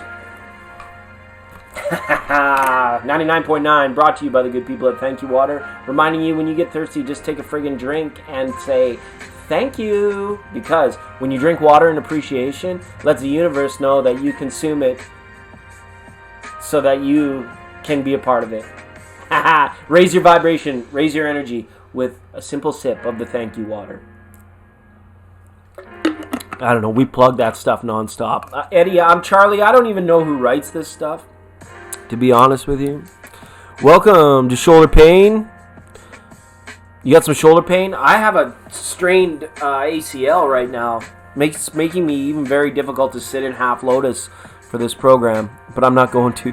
So welcome to Shoulder Pain. If you're new here, as always, don't forget to hit the ring dinger and the like button. We'll get around to everybody eventually. Looking to speak with someone named Bonita.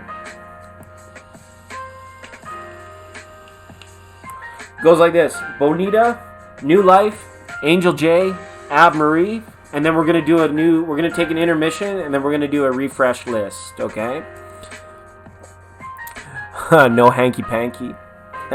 You can do it. Just be clear. Just be clear that, it's like calling the furniture store. Like, yeah, I saw your ad in the flyer. I don't want both of them though.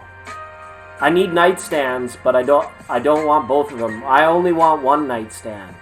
Well, you don't do one night stands? I have to get both of them? Well, I'll try a different furniture store. All right. Yeah, hi Christina. Good to see you.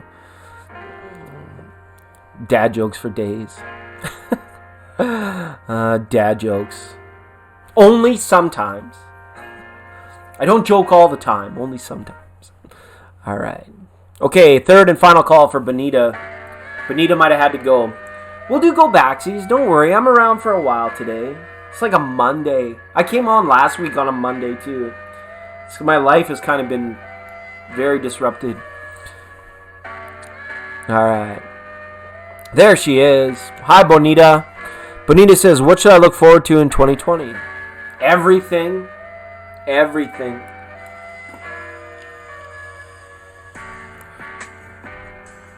Okay? On an esoteric level, what you should look forward to is days spent enjoying life. You should look forward to the platonic and romantic connections, the people that you share your love with in your life. You should look forward to new information. It's all about that knowledge, and you don't necessarily have to go to college. Look forward to being SpongeBob SquarePants. You want to be like this sponge. Soak in what you can, right? But we'll pull some cards for that, Benita. We'll see what's coming Benita's way in 2020. It's coming Benita's way in 2020.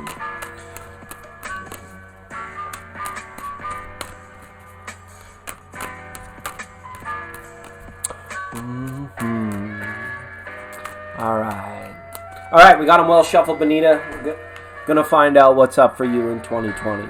All right. What you should be looking forward to, though, is everything. All right. Wishing everybody in the chat the best in all things. Be most excellent to one another. All right, here we go, Bonita. Ooh, the Hermit is up and abound here. All right. So, remember that thing I said about knowledge? I think you need to look forward to, or what's going to be coming in is a lot of new, it's either like coming across as new training, new understanding, or new things that you're going to be learning in 2020. And it could manifest in a number of different ways. All right. This is like information like that could change your life, that has the potential to make you more prosperous. It has the potential to take you in a new direction, and it has the potential to make you feel more secure in that which you do. You're going to receive training, or you're going to receive news that is going to let you know that everything, Bob Marley style, everything is going to be all right. With the Hermit there, that's a number 9 major arcana, and 9s are always associated with change. Although people say that when they're in hermit mode, it's kind of like a non-changing, stable energy. Au contraire, mon frère. The Hermit, when you see the Hermit card upright in your reading, you can usually expect some pretty big changes in life. And the joke about 2020 is the vision. You know, hindsight is 2020, right? This is a year to promote yourself. This is a year to sign yourself up for classes, whether they're vocational, whether they're instructional, whether they're just for shits and giggles, whether they're for fun, whatever they might be. Take in new information. This could be esoteric, spiritual type stuff. You could be deepening your knowledge of understanding of, the ascension process, spirituality, new age type stuff. But it could also be very much about like analytical knowledge. Like, this is the way to curate eggs or clay or whatever. So there's schooling. You're going to get schooled.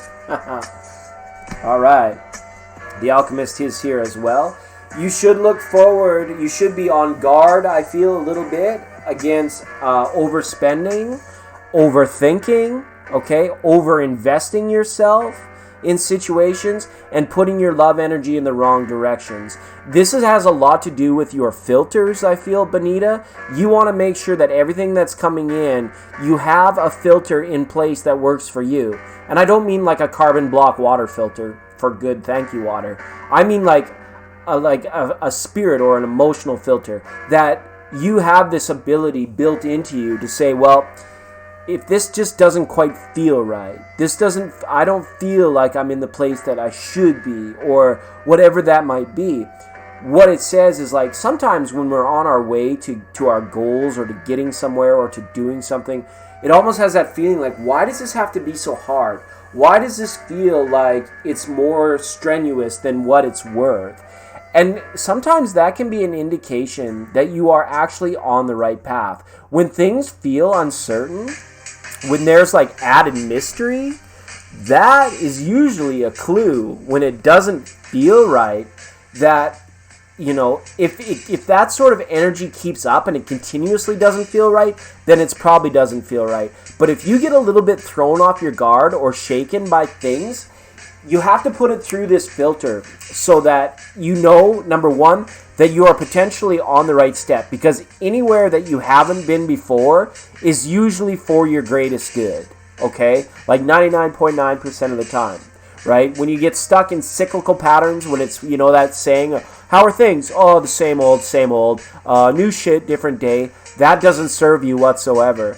But it feels comfortable and it feels safe. So this is a year for you about being in recognition of those cyclical patterns versus like breaking through into new directions on your path and in your destiny.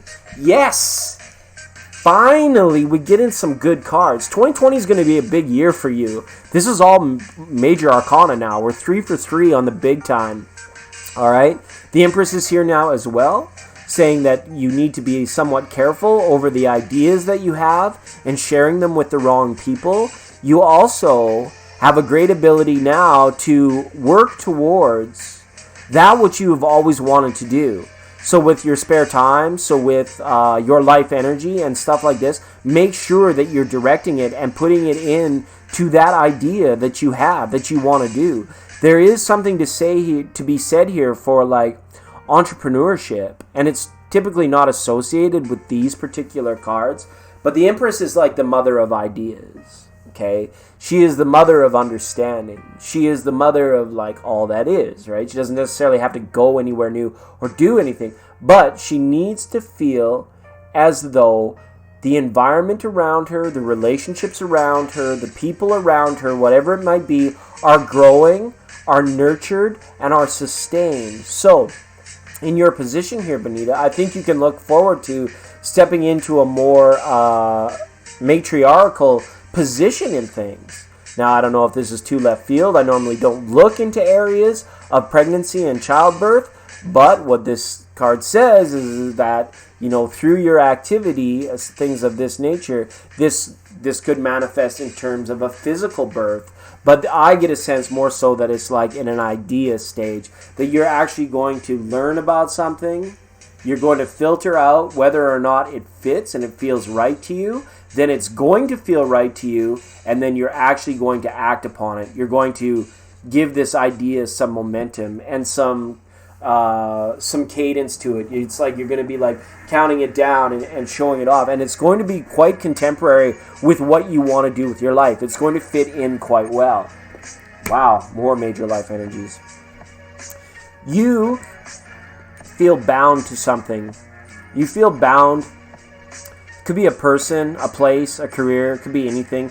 There's something in your life, I feel, Benita, that has a little bit too much dominion over you than what it needs to. You take something far too seriously for what it's worth, and then it has this ability to kind of like affect you emotionally, and even like sometimes like physical illness and things of this nature can play in. So when I see this card here, you know, this card, oddly enough, can represent marriage a lot of times, the old archetype of marriage. But when we see here as well, it could mean that Capricorn is at play. There's a lot. We've got all three major earth signs. Capricorn, Taurus, and Virgo are all up here in this reading. So something that I'm drawn to say as a reader is that you could be involved very heavily with an earth sign in 2020. You could be drawn to them. You could be having relationships. You could be deepening relationships, understanding earth signs a lot more, and complementing. If you yourself are an earth sign, it's going to be about very much like feeling in your power, feeling very stable. Okay? All right.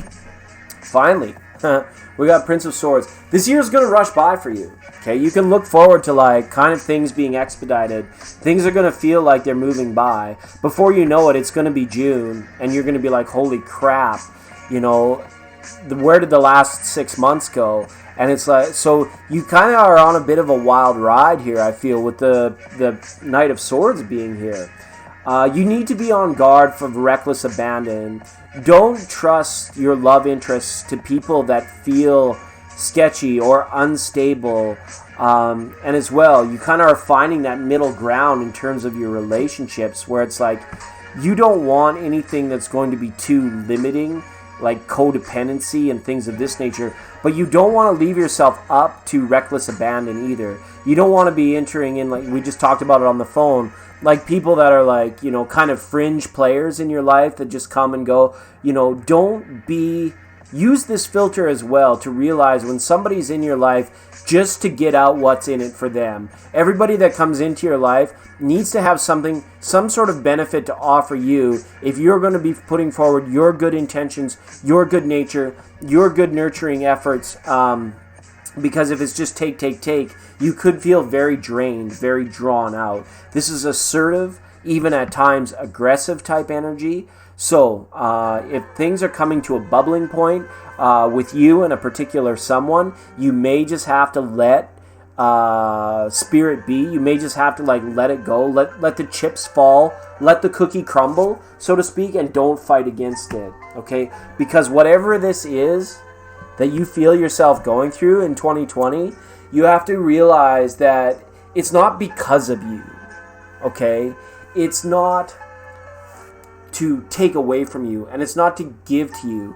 It simply is there for you to work with it, much like a piece of clay or like a pen and paper. It's like what you've been given in this life is for you to sculpt. It's for you to create. So whatever it is in regards to, like, we'll come back to this magician card, this level of resourcefulness, you need to take what life has handed you up into this point and say 2020 is the year where I'm going to deepen my knowledge and my understanding about what my potentials are, what I can do with that. Because this is a year about realizing potential that you have let kind of just, it's not that you've been ignoring it. Well, yeah, you have been ignoring certain potential that you have, but you've done it for the greater interest, maybe to keep the peace, or maybe to satisfy the people around you, of things of this nature. But you're going to come into knowledge of how important it is for you to actually realize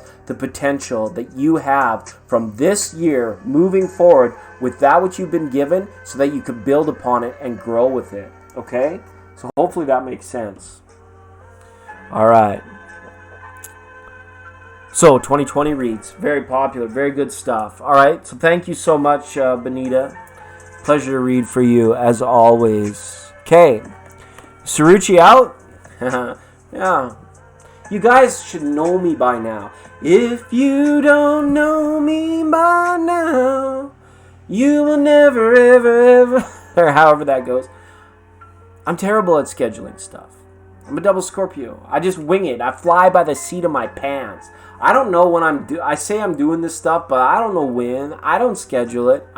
You just know that I really put your divine timing to test when you come here.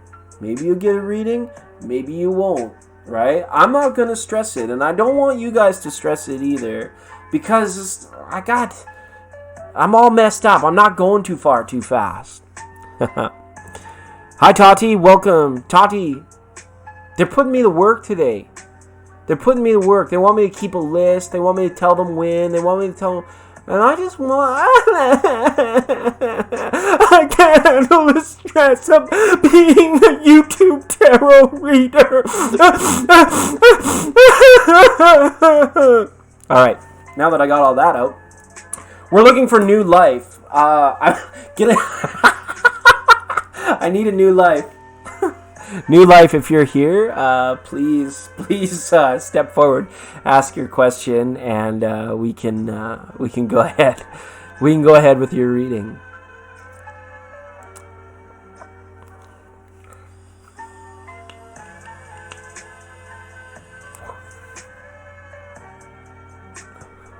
Yeah, we're finishing up the list. Then we're gonna take an intermission. Then we're gonna do a new list.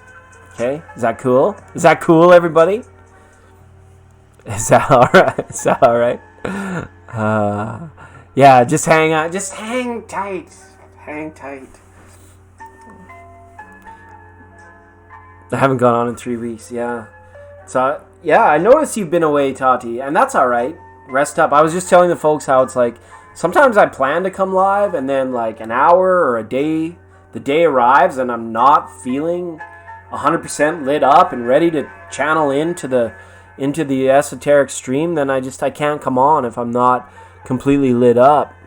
All right. New life's not here. All right. Fair enough. Okay. Fair enough. If new life's not here, then we want to talk to Angel J.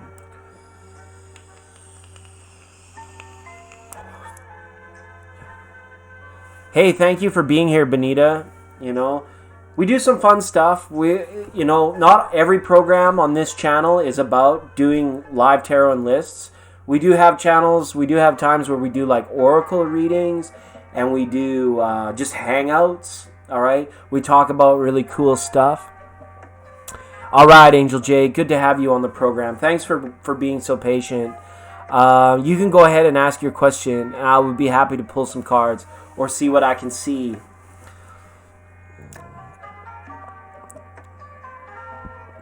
Zero desire to read. Yeah. It's not even about the desire. It's about the energy being strong enough to actually do it. I always want to read. I get blissed right out being able to read for you guys. Even sometimes when the cards are bad, I do.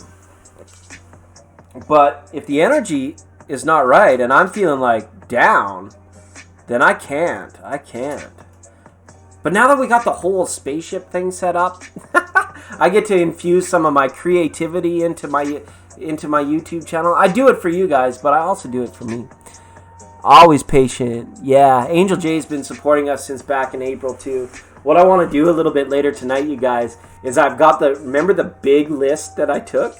I should get it for you guys. Where the heck is that thing? Oh, it's buried. I'll have to get it later. I have the list that I took in April of all of the people that came to like jive with us. We did it at the Lionsgate portal, the 8-8. And that was a time. All right. General, going into 2020. All right. Everybody's in the 2020. Hindsight is 2020. I got my glasses on. I got 2020 vision. General messages for Angel J, please, going into 2020. General messages for Angel J going into 2020. So yeah, what I want to do a little bit later, guys, is I want to like do some pinning of long-term goals for people that are interested. This isn't going to be like, is Jimmy coming back into my life next February? It's not going to be readings like that. These are going to be the 20, because we're at the precipice of a new decade, literally weeks away from a new decade. So what I want to do is I want you guys to come up with your biggest dreams, your best imagination, and we can look at some future predictions for the decade. So that's what we'll be doing that a little bit later. Today's program is going to be a marathon. I've been gaming lately. Nice to get you. Yeah, come back anytime, Tati. Join us whenever you feel. Yeah, and come back live whenever you're feeling it. We'll welcome you back with open arms. Okay? With open arms. Thank you so much. Okay. General messages for Angel J. Okay, Angel J, I think the cards are just about ready for you here. Let's go ahead and see what's on the go for you. 2020. Gonna just go ahead and cut your cards here. Wishing everybody in the chat the best in peace, prosperity, joy, bliss, abundance, happiness, health, well-being. Just all that altruistic stuff, right? Absolutely. All right, here we go. Angel J, the Princess of Pentacles is up here. Okay. I would like to say that I feel like you could be making more of your time. You could be making more of it, or make the most of your time in 2020. Again, it has this feeling like it could slip by you like very quickly, or you may be dealing with something that feels like a slippery slope, all right? That once you go down that path, it's hard to get back up. Or once you go down that once you go for a ride down that path, you're kind of left to the fatedness of where it brings you. So what this card means is like 2020 is going to be about gathering resources, about making the most of your time, about making gains in the physical world, working on things like your home life, your security, your career, your position with work and with family life, all this kind of stuff. This princess, this lowly page of pentacles, the message she brings is simply this: do more with the time that you're given. Okay? Got a reversal of death card. Because, you know, life passes us by sometimes at like supersonic speeds. It's like you're partying one day, you're like 20 years old, 21 years old, you're out, you're having a good time, you're chilling. And then all of a sudden you might wake up one day and it's like you're 50. All right? This happens very, very quickly. So with this card here is saying, you know, when life hands you lemons, you make lemonade. You ever heard that one? This is more about like manifest destiny. Okay, not just manifesting and not just destiny. This is about manifest destiny. This year is going to be very much about you kind of streamlining things like, you know, your physical life, what you're into, where you want to go, and putting it into a perspective that is practical and inspiring for yourself even, right? Because if you're kind of left like kind of fence sitting on either whether that be issues or decisions about what to do, right? Yeah, it goes by, and the older you get, the faster it goes, right, Angel? You already know this. I'm preaching to the choir here. So it's saying at this particular time, you don't have to stress this stuff out, but make sure that each and every day that goes on, whether it's January, February, March, April, May, all the way down the line, that each day when you wake up, you say, I'm going to do something, or I'm going to develop something, or I'm going to focus my energies in a way so that I know by bedtime that I am doing better than yesterday, or that I am further along or feeling better about my liberation, my freedom, my transformative experience here on earth than I was yesterday. That's what I mean by making the most of your time in this situation. A Prince of Pentacles. Okay, we've got, I don't know if this represents children. Oftentimes in tarot, this can represent children. All right. But with these lower court cards in this earth sign, in this sign of materialism, you may experience 2020 where you decide to go minimalist. You might decide to put off, well, not big purchases, but you might be making big sales. You may decide to sell your car. You may decide to sell your house. You may decide to move resources around from where they are. And whatever that means to you, it's almost as if you're kind of you need to slow, I shouldn't tell you what you need to do, but what I see you doing here is actually slowing the time down for yourself so that, you can take more fulfillment, more enjoyment out of life, rather than just being domo arigato, Mr. Roboto, right? You want to be more than the system. You want to be more than the culture. You want to be more than what anybody else perceives you to be.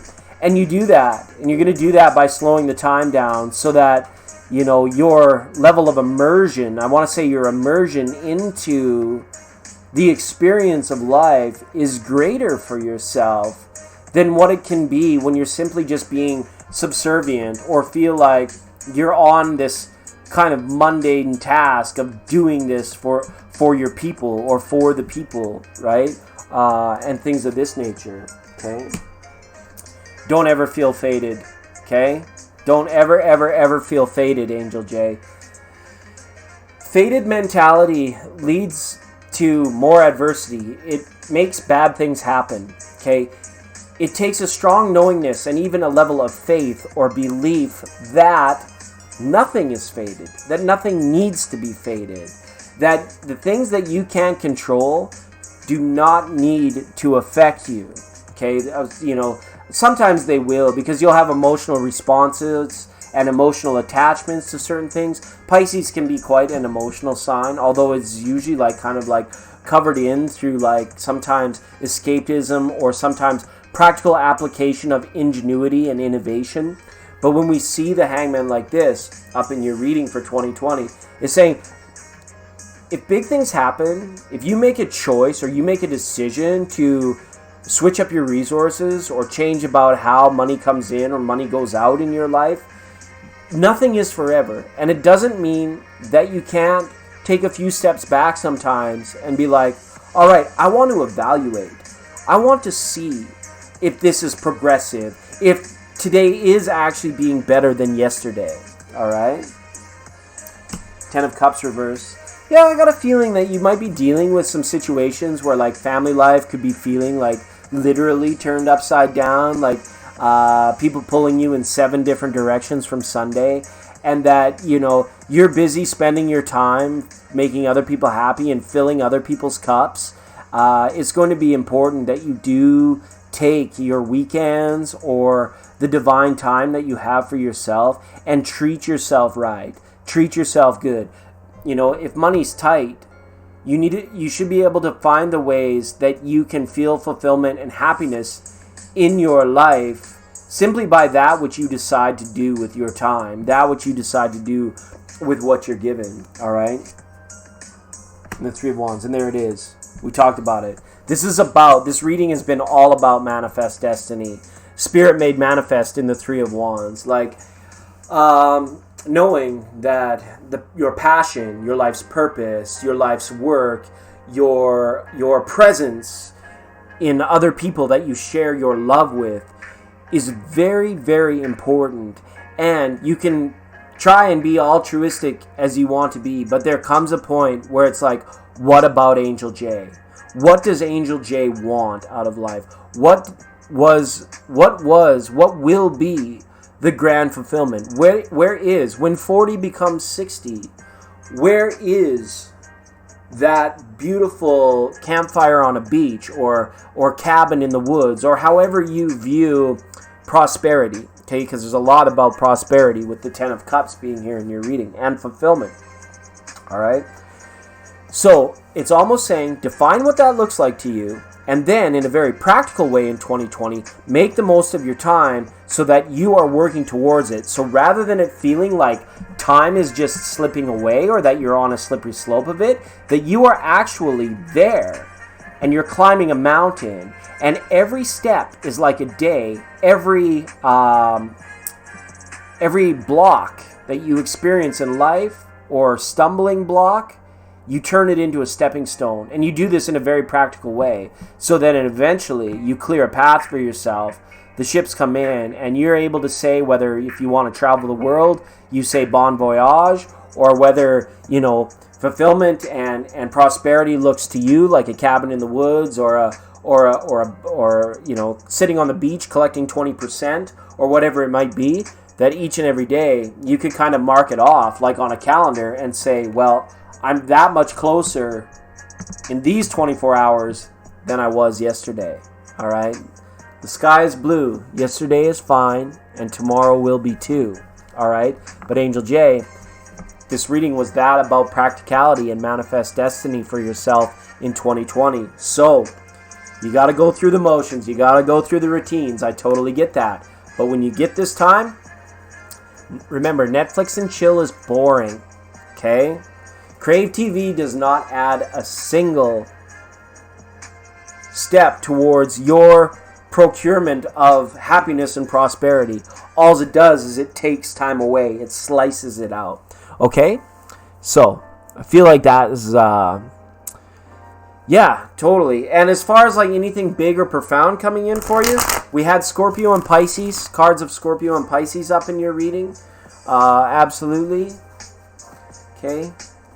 And as far as romance goes, it's kind of like, do your best to keep everything running clean. Whether that's kids or the household or whatever it might be, the people you share your love with.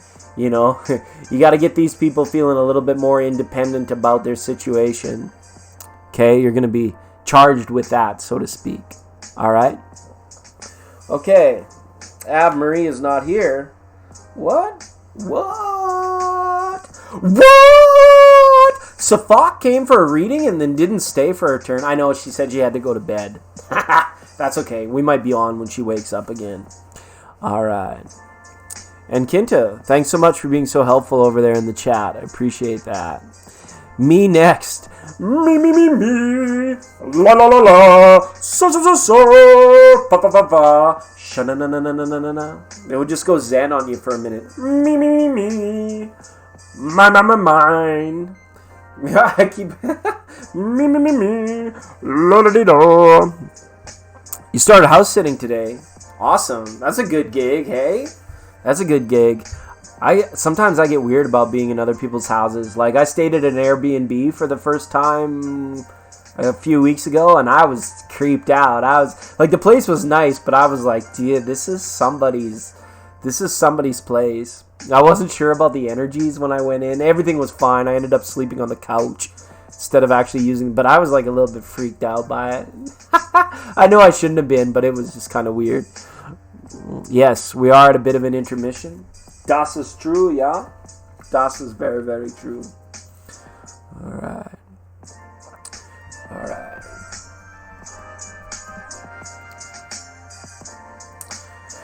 Santa's little helper, all them good elves, all those good elves. We're slowly getting things worked out here, and I hope you're all feeling satisfied in the Christmas Crystallis spirit, the Crystallis season. All right, you're aboard the Legendary Lightship for some free tarot today. That's just what we're doing. This is how it's going to go. I'm going to go ahead and see who's interested in receiving a reading for the next block, and then we'll take the intermission. So if you haven't received a reading yet and you want one, please type 99.9 into the chat room now. And that's just how we do it.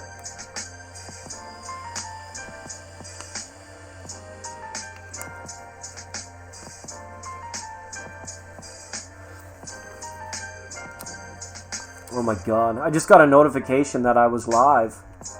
Thanks, Tips. Oh my god. Look at that, a beautiful tree.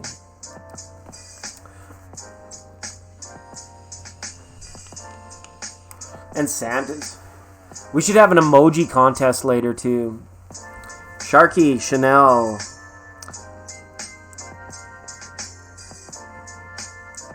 Alright. What's the asterisk for, Chanel?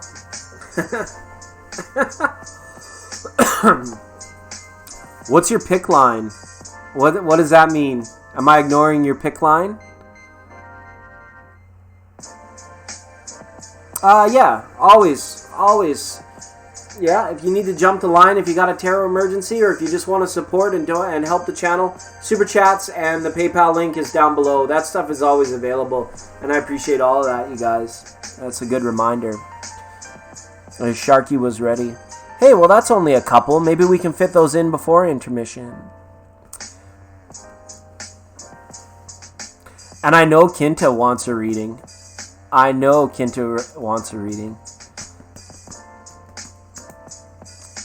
Alright, how about we do this? We'll read for Sharky. Oh, a pickup line. Oh, no, I'm a ding-dong. I don't understand that kind of stuff. What was it? Pickup lines. Are you trying to hit on me? I'm not a punching bag. I'm just kidding, Kinta. Oftentimes I'm not ignoring. It's just there's a lot to take in from my end. I'm like trying to read tarot, and then all this information's coming through to the chat for me as well. So it's good. Welcome, Aaron N. First time caller. Why don't we do Sharky, Chanel, Kinta Ruth.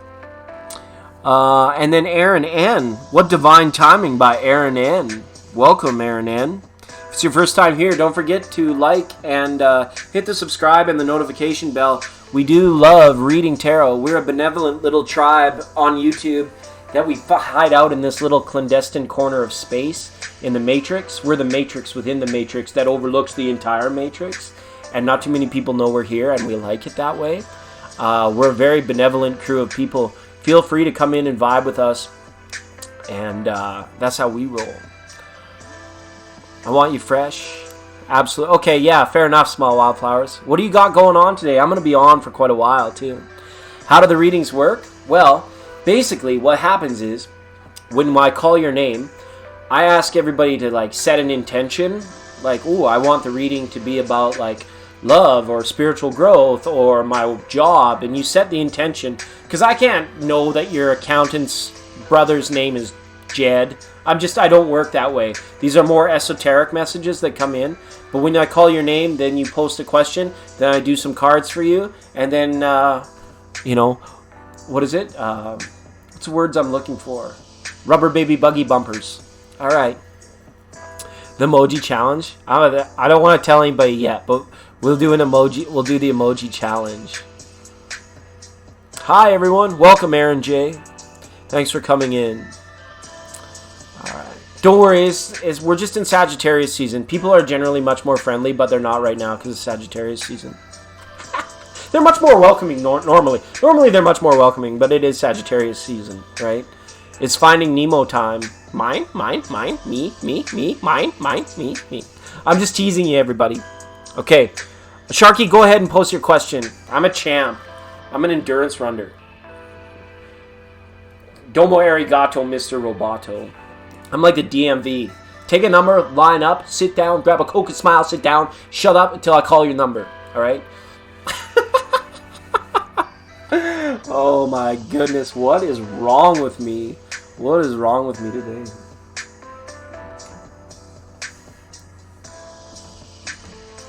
Blah, welcome Blah. Good to see you. So Sharky, it's your turn. It's your turn.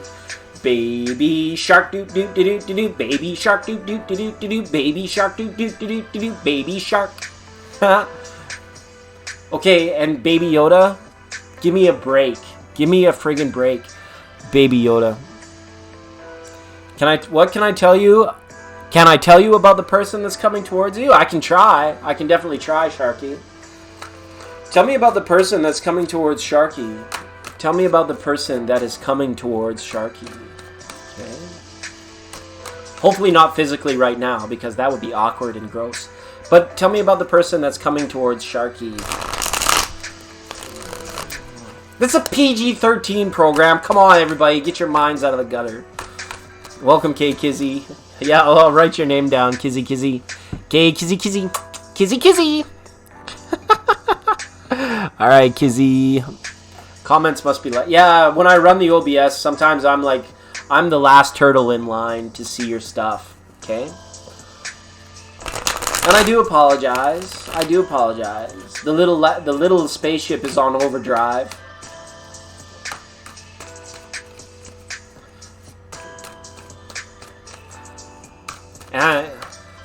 Hi, Alicia. What do you mean, Lightship's readings? These readings are from our Lightship. It's from our legendary Lightship. This is where we are, everyone.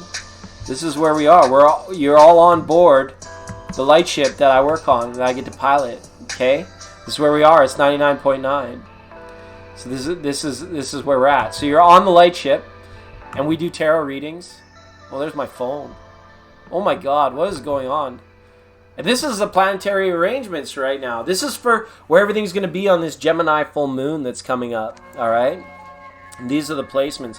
Look at the big old moon rubber band energy going on. And Uranus and Neptune just way off in left field. Everybody else is playing pinball in Capricorn right now. I don't even know what's going on. A list for the stands. All right. Tell me about the person that's coming towards Sharky.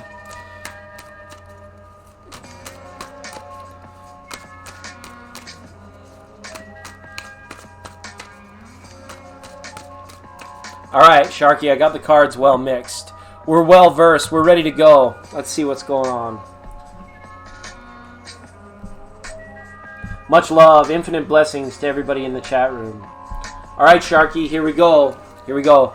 Goes a little something like this. The Four of Wands. I don't see this person in your immediate space. Okay?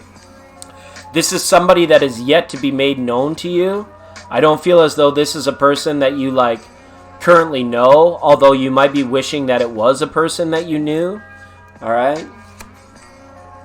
Ace of Wands. Wow. This person is an innovator, an idea person. This is a very passionate person. And this is a person who is currently still single. You could be looking at Libra in this situation, or somebody that works in law. Could be like a police officer, a lawyer, a judge, a court, even a court clerk, something like this. A case file worker, a probation officer, somebody who has made their living or their life in regards to the law. Okay, a resourceful person. All right, wow. With the Magician up here, this is a very resourceful person. This is a self-made person.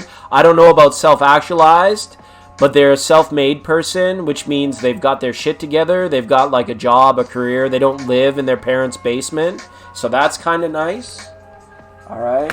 Queen of Pentacles up here as well, letting me know that you could be dealing with Virgo, Taurus, or Capricorn as well. Potential signs that are coming forward to you. Somebody that likes the finer things in life. They are like a fancy dresser. I'm almost sensing like a lawyer here of some sense. Could be coming towards you, what I'm picking up. But also a very earthy spirit. Somebody that's They enjoy food, good food. You know, they live to eat. They don't eat to live, kind of thing, right? They're not going to cheap out and just, malnourish themselves on top ramen in their parents' basement. This is somebody that goes out and, enjoys, good 4 or 5-star meals, things of this nature. They take good care of themselves. And a family-oriented person, the person that's coming towards you, I do feel is an earth sign, and family is very important to them. They reach out still to either aging parents, or they may have some children of their own from a past relationship, but they're not like a deadbeat. They still are involved very much in those persons' lives, but they currently are single, okay? And those are the insights that I got for you, Sharky. All right? All right. So if that's somebody you know, I saw that 4 of Wands letting me know. I thought that was going to be somebody that you didn't know, but who I described, if that resonates as somebody that you do know, then, even that person could be crushing on you. That person could have a thing for you. Some girls, what is it? Girls, you better watch out. Some guys are only about that thing. Okay. All right. Yeah, I didn't think so. This is somebody that's new to you. Okay. And I don't really have a timeline. There's potential for April. Okay. There's potential there for April, but I don't really get a sense. This is just who's next, right? Okay.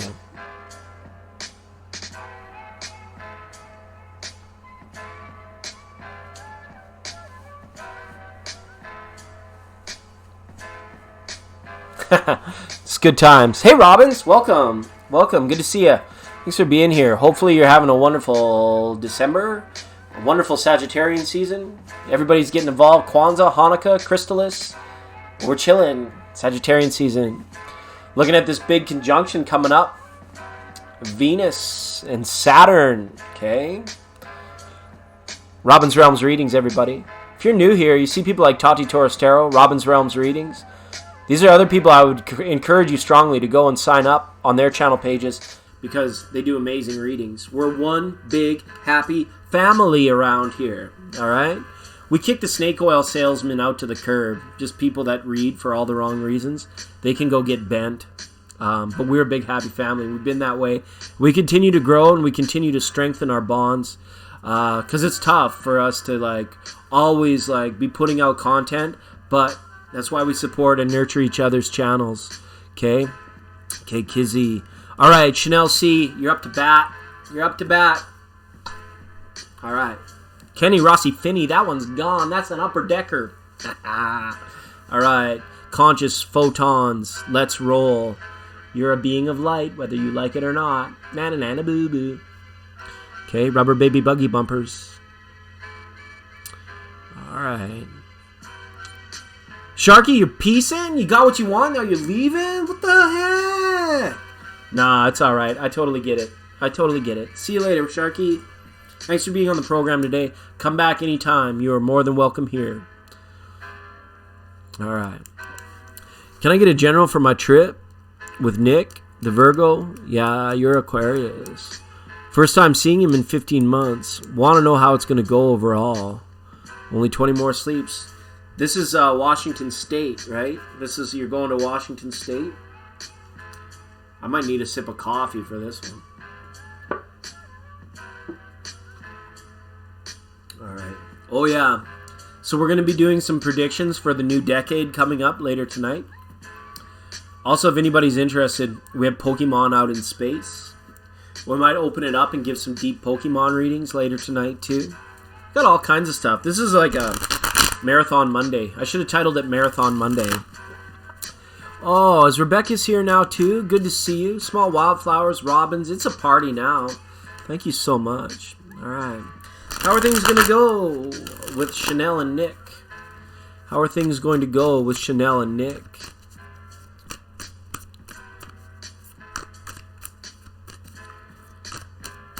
Chanel and Nick in Washington State. You haven't seen him for a while, you said? Yeah, this centers around heart chakra energy, Chanel.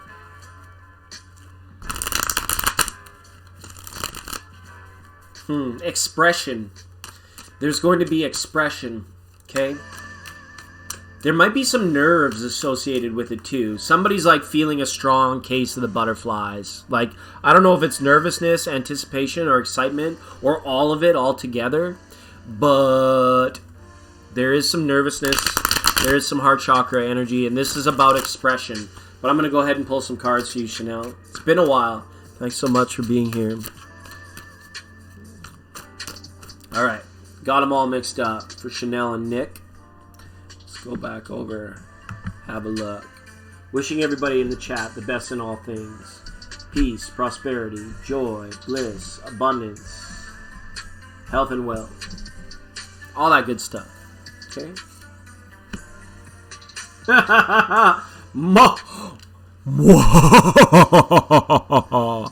Yeah. Look at this talk's all about anxiety. This is about quicksand. Okay? The Tower card, major life energy. Alright. Just be careful of the plans that you make and expectations that you set.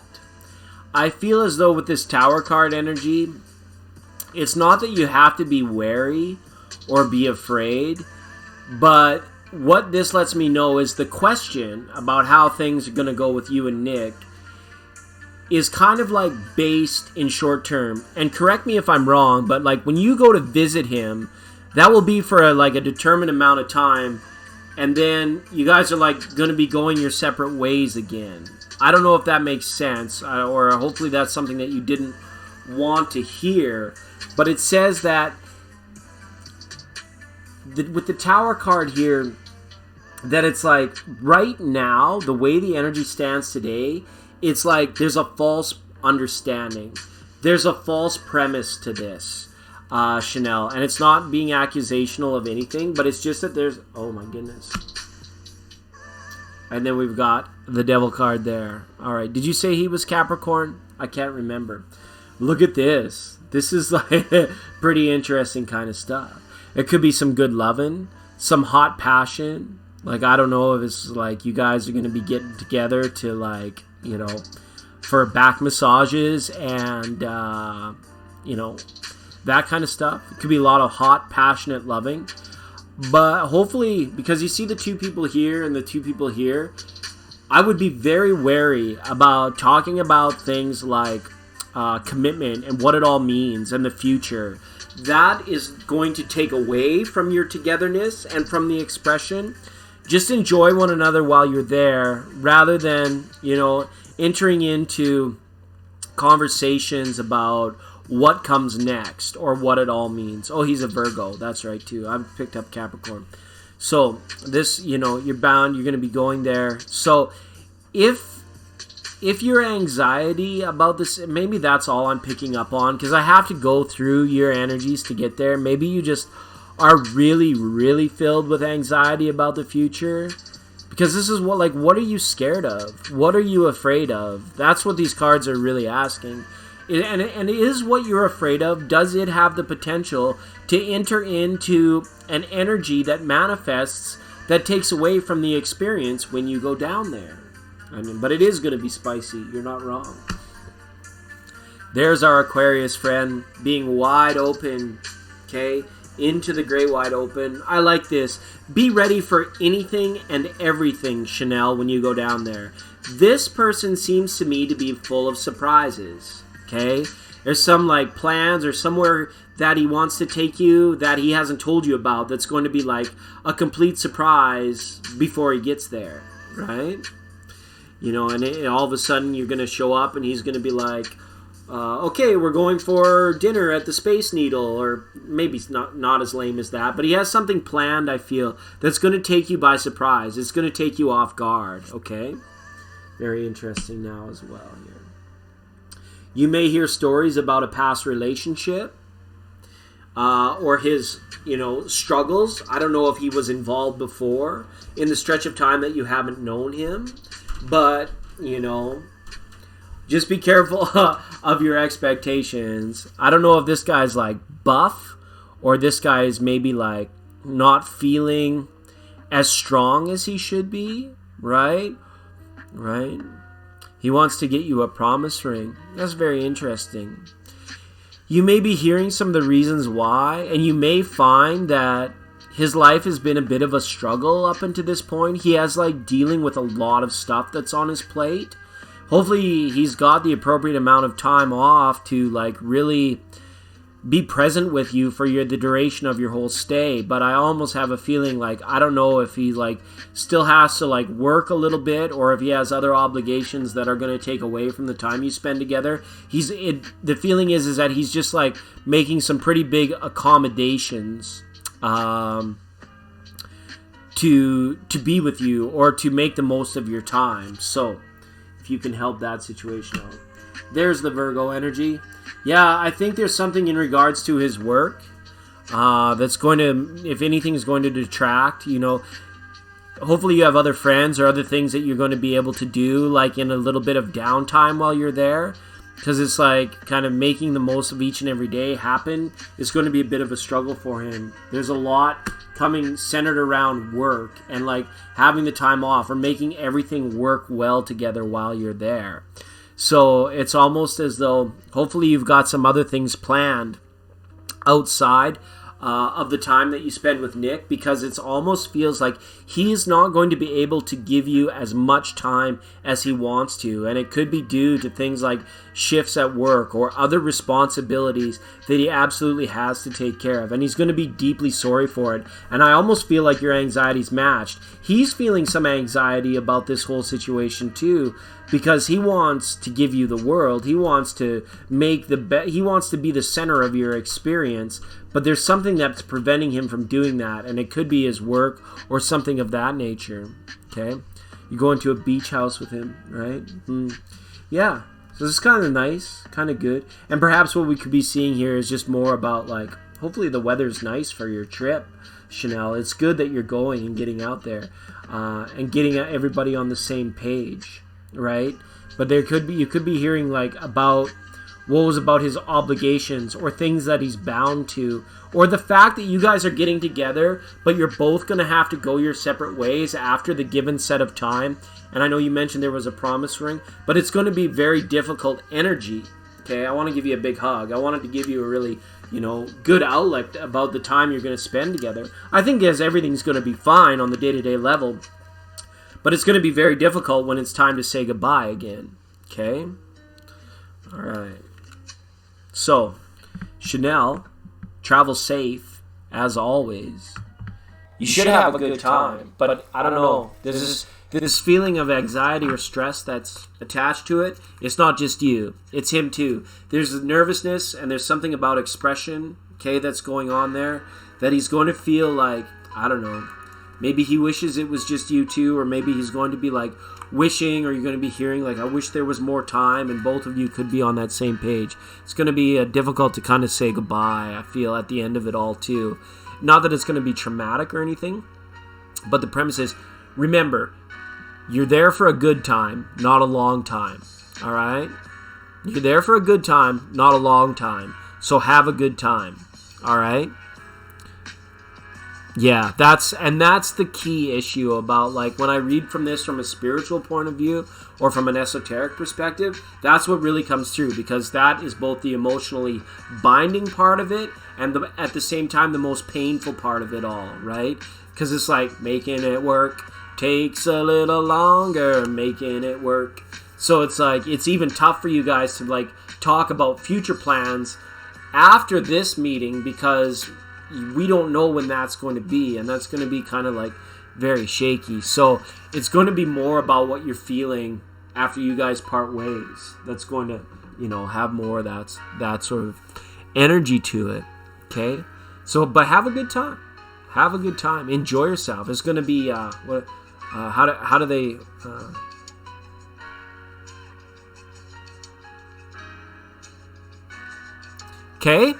Okay, enough said. It's a PG-13 kind of show. It's a PG-13 kind of show. All right. Taurus Rising. Good to have you here Abyssinian. Sounds like a. This is like the second person here that seems like they have like a name that is like named after a crystal. Okay. All right, Kinta. The moment has arrived. You're next, live on stage. Thanks, Chanel. Pleasure to read your cards as always.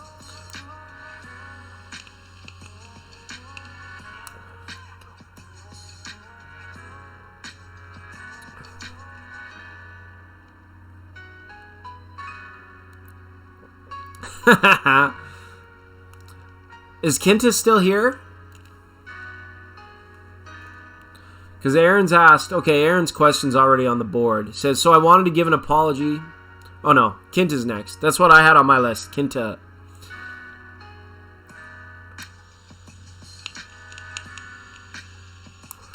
I wanted a mistress for Christmas, but all I got was Hermes, what is it? I forget. Hermes Tristabistris.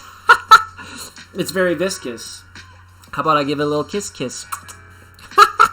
So Merry Chrysalis, everyone. Merry Chrysalis. All right. It's good times. Good times. All right.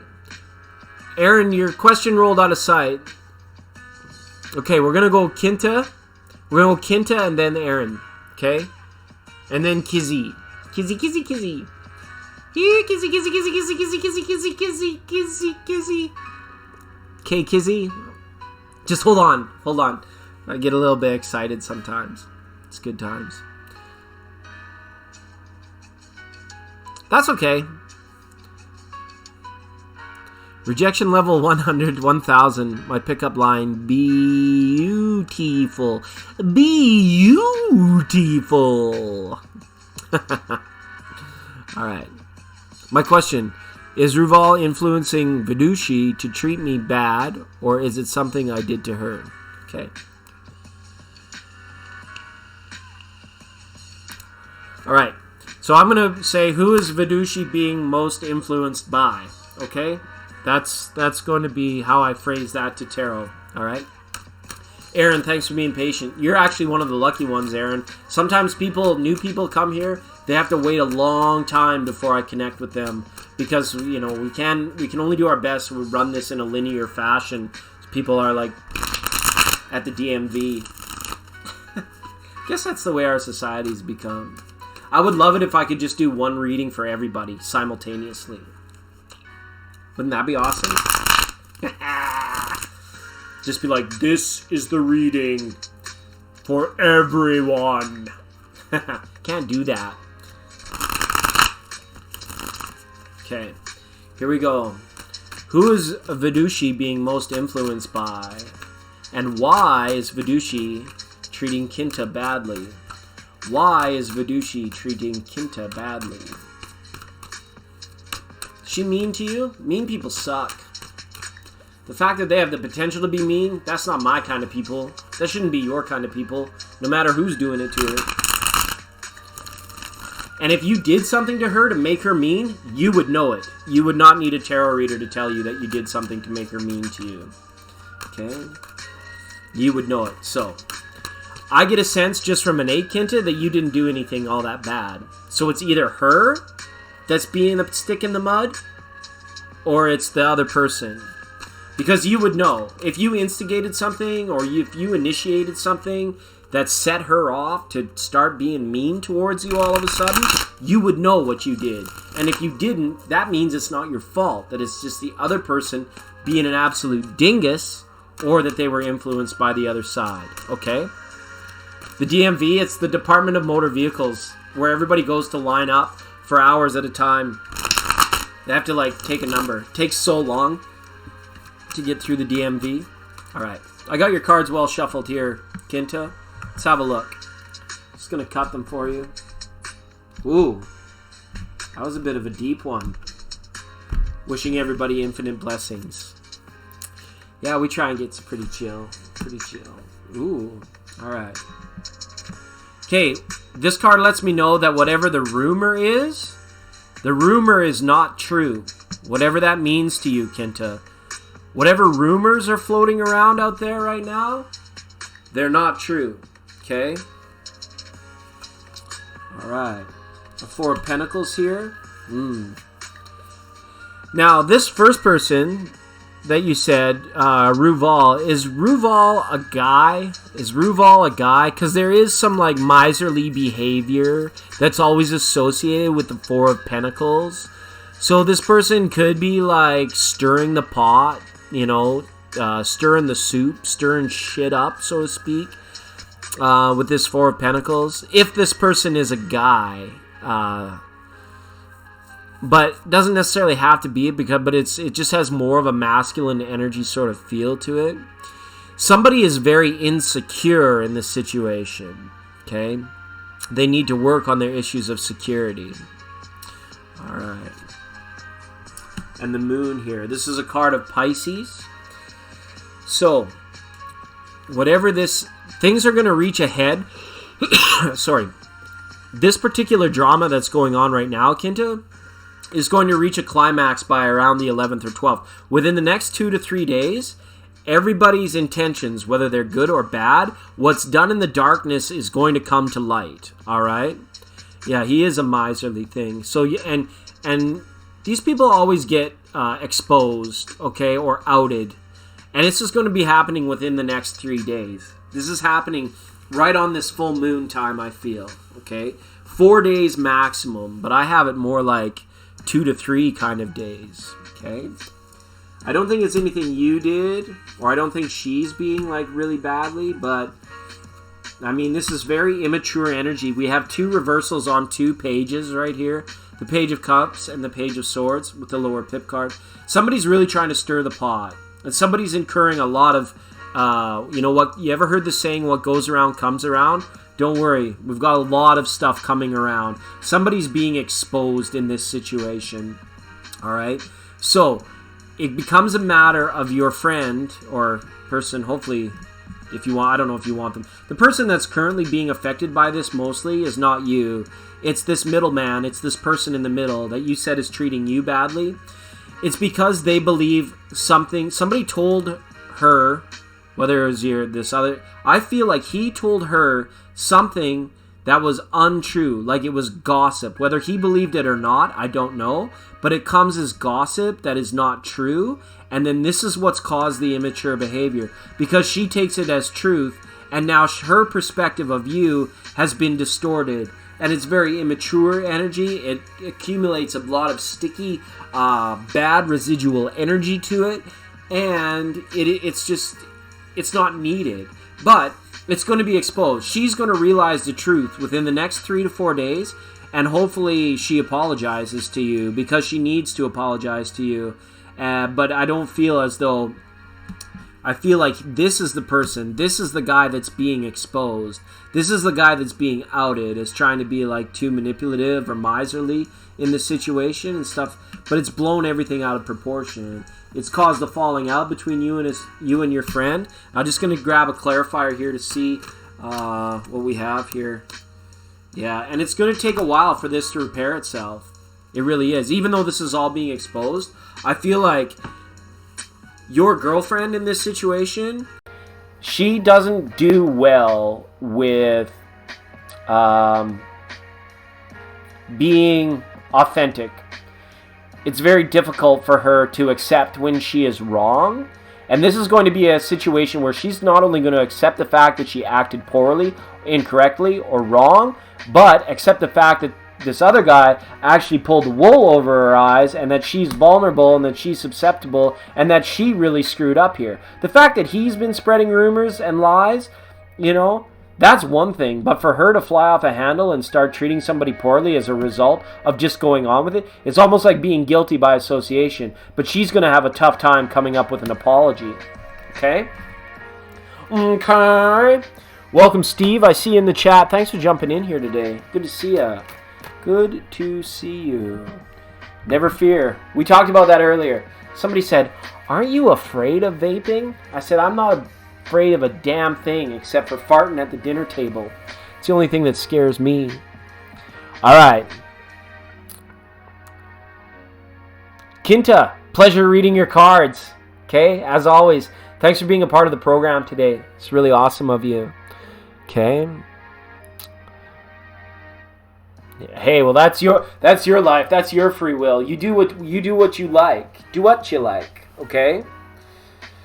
But what I'm seeing is a direct answer to your question. It's like you didn't do anything wrong. It's more about that influence from that miserly person, but it's also a severe deficiency from your friend just being like so naively influenced. Like, come on. Get a brain. Tell your friend to get a brain. Absolutely. All right.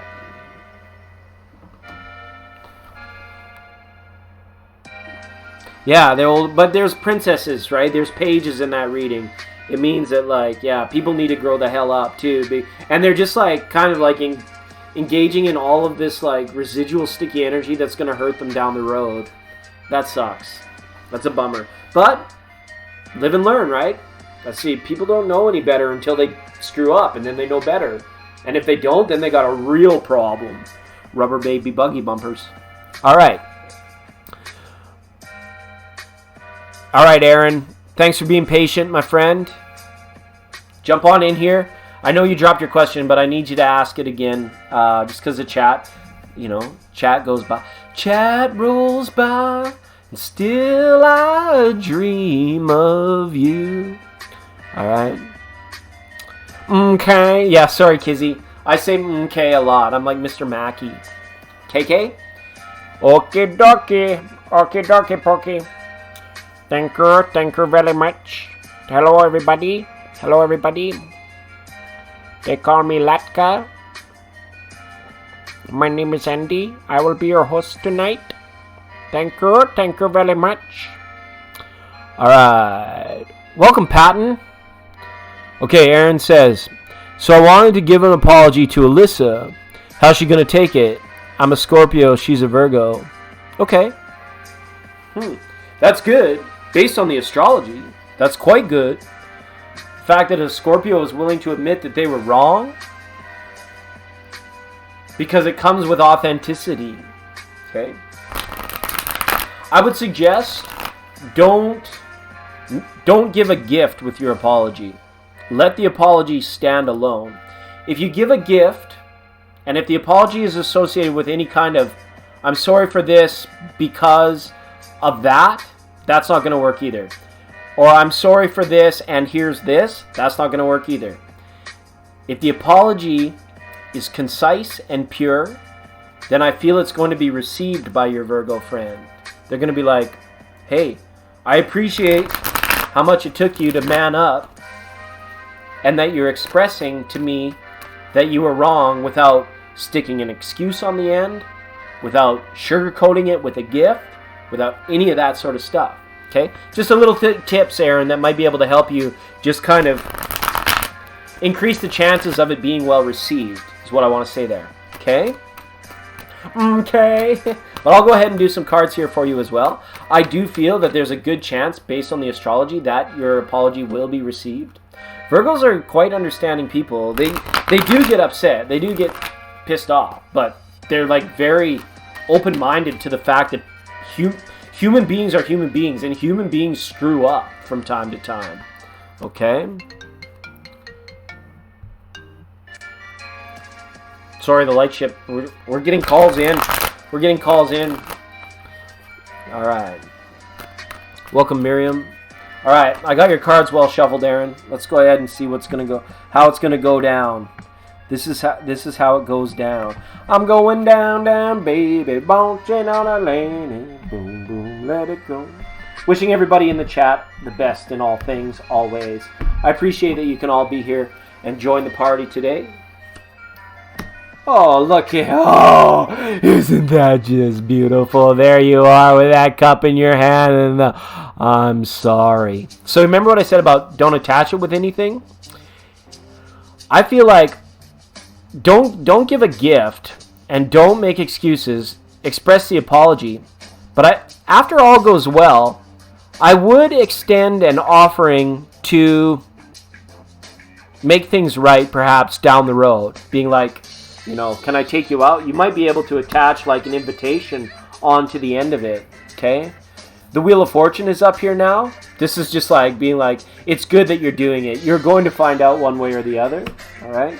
Sun card is reversed here. Now, this lets me know that they're going to accept your apology, but they still have been very much influenced by whatever, excuse me, the wrongdoing was. However you screwed up was kind of tough to take.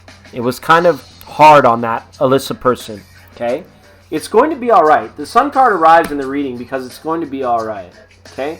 There you are giving the apology.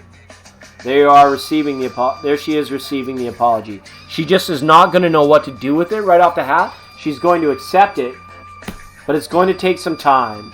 I don't know if this is a type of person that needs to mull it over, that will like tell her friends that, oh my goodness, you know, Aaron apologized to me. What do you think of that? It's almost as like she bounces a lot of ideas off of her girlfriends, and Alyssa's going to take some time to process it. So perhaps what you want to do here, make it pure, concise, simple, then give her some time, okay?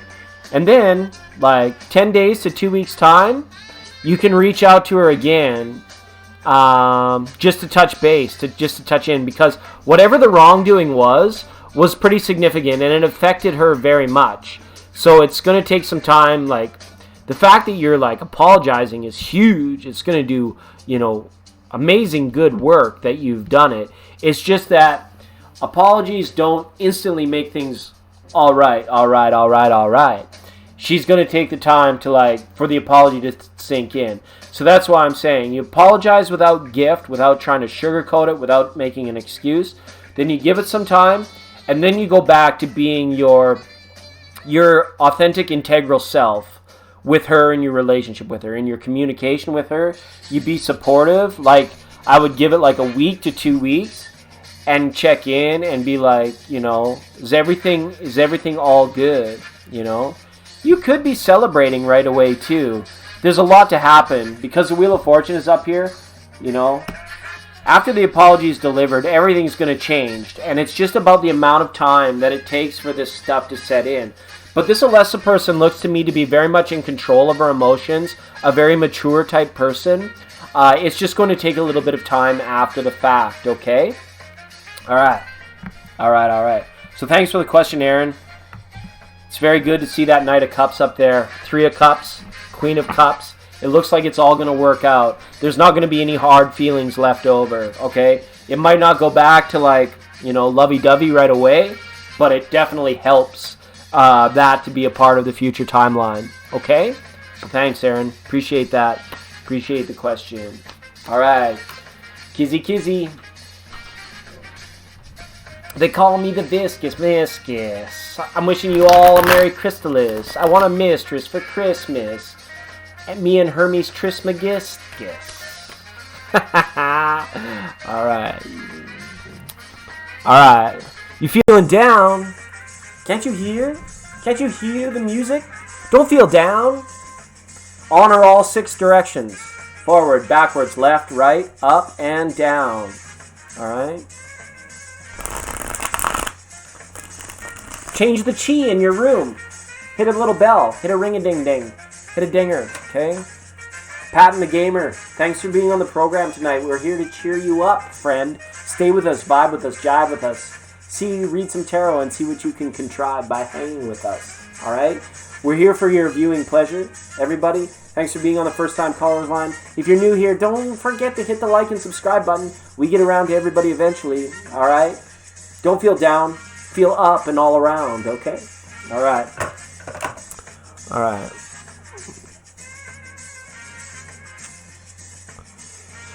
Yeah, but it's that uncertainty, it's that worry, you know. To be yourself is all that you can do, and the fact that you want to apologize, I think she understands that everybody screws up, but it affected her deeply. However you screwed up, it was a bummerama. It was a big one. That's what I'm saying. Don't sugarcoat it. Don't make excuses. Just express how sorry you are. You know, Not sorry that you did it and now things are ruined, but sorry from authentic place. Sorry that you did not acknowledge how she would feel or that you affected her spirit. What you did not acknowledge or fell short of acknowledging the spirit in her. Okay? Got it? Got it. Bing, bang, boom. Karate choppity. Choppity boppity. Bibbity bobbity boo. Right? Rubber baby buggy bumpers. Alright. K Kizzy. Welcome, Capri Warren.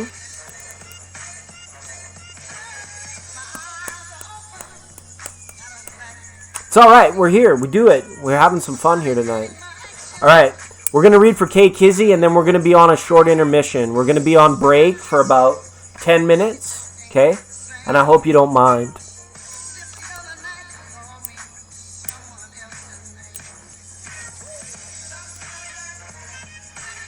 SK Erica. Welcome. Yeah, that's good.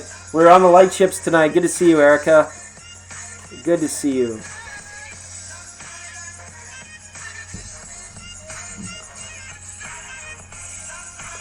You believe in God. That's cool. But I'm bisexual. It's okay. It's okay. How about this? I believe in God and I'm bisexual. Okay, not me. Not me. If I do date someone of the same sex, will I be going against God? Okay. This is less about worrying about guilt of offending God than it is about changing your understanding of God. Okay?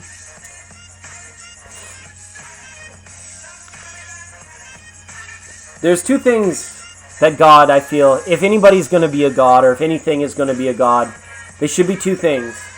They should be eternal and they should be sovereign. Okay, I want to focus on the second one. Sovereign. Sovereignty means freedom, means liberated, okay? God wants you to be free, man or lady, okay? It's okay. So instead of I believe in God but I'm bisexual, you should say I believe in God and I'm bisexual. Isn't that cool? Don't worry about it. It's probably just your parents' understanding of God that makes you feel guilty for that. Because that's what you received. You've received your parents. Develop an infinite personal relationship with God as you understand God. Not about anything you've been told, okay? Does that make sense? Alright. And thanks for the question. K Kizzy. Did I miss Kizzy's post? It's Kizzy's turn. And then I'm on a much desperately needed break. Later tonight, we're going to be 2020 prediction readings. And anybody that wants deep Pokemon readings, we have an opening up we can do for that as well. All right.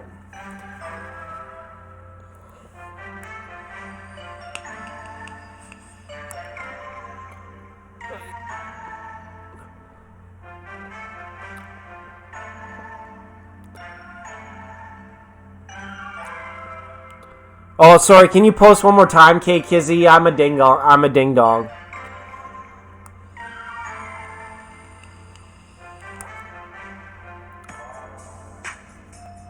And Patton, just hang tight, Patton. Your question didn't involve cards, but I wouldn't mind reading your cards for you. But I just need to take a break, and then I'll get you down on the next list, okay? What does Spirit want me to know about love interest Kristen? Okay, about your love interest. All right, I like the way you phrase that, Kizzy. I like the way you phrase that. What does Spirit want you to know about that love interest? Christian's a straight shooter, okay? I don't mean that as like straight as in his sexual orientation. But probably. But what I mean is a straight shooter. His yes is his yes, and his no is his no. His actions are purposeful. So, in knowing this about Christian, if he is interested in you, he will express interest. If he is not interested in you, if you ask him, he will be straight up about it. Okay, so if you're crushing right now, you should talk to him about it. Okay, because he might not even know. He might not even know that you're crushing him. And if he doesn't know, then he can't do anything and nothing can happen. Okay, that's what Spirit wants you to know. It's saying be forthright about the fact that it is your love interest to him. To him. Okay. But I'll go ahead. Your cards are mixed up. Okay. What does Kizzy need to know about Kristen? I feel he's a straight up guy. Let's have a look. Oh, I better switch cameras. Ah!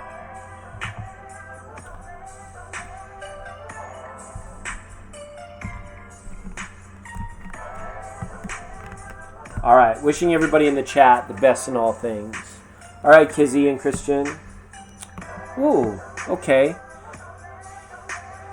This guy still might be dealing with something where he's not feeling worthy though right now. He's either like not feeling like dating or having trouble getting over, or he may have had a past obsession about like an unrequited love. I think I'm saying that wrong. An unrequited love. And he's having a tough time getting over it.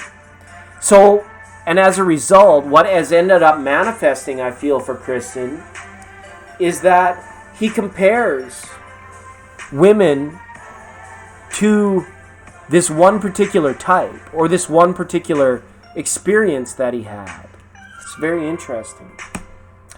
He's getting over it slowly, but I don't see this guy like really actively out sort of in that dating world, so to speak. He's taking the time that he needs to kind of mentally heal from.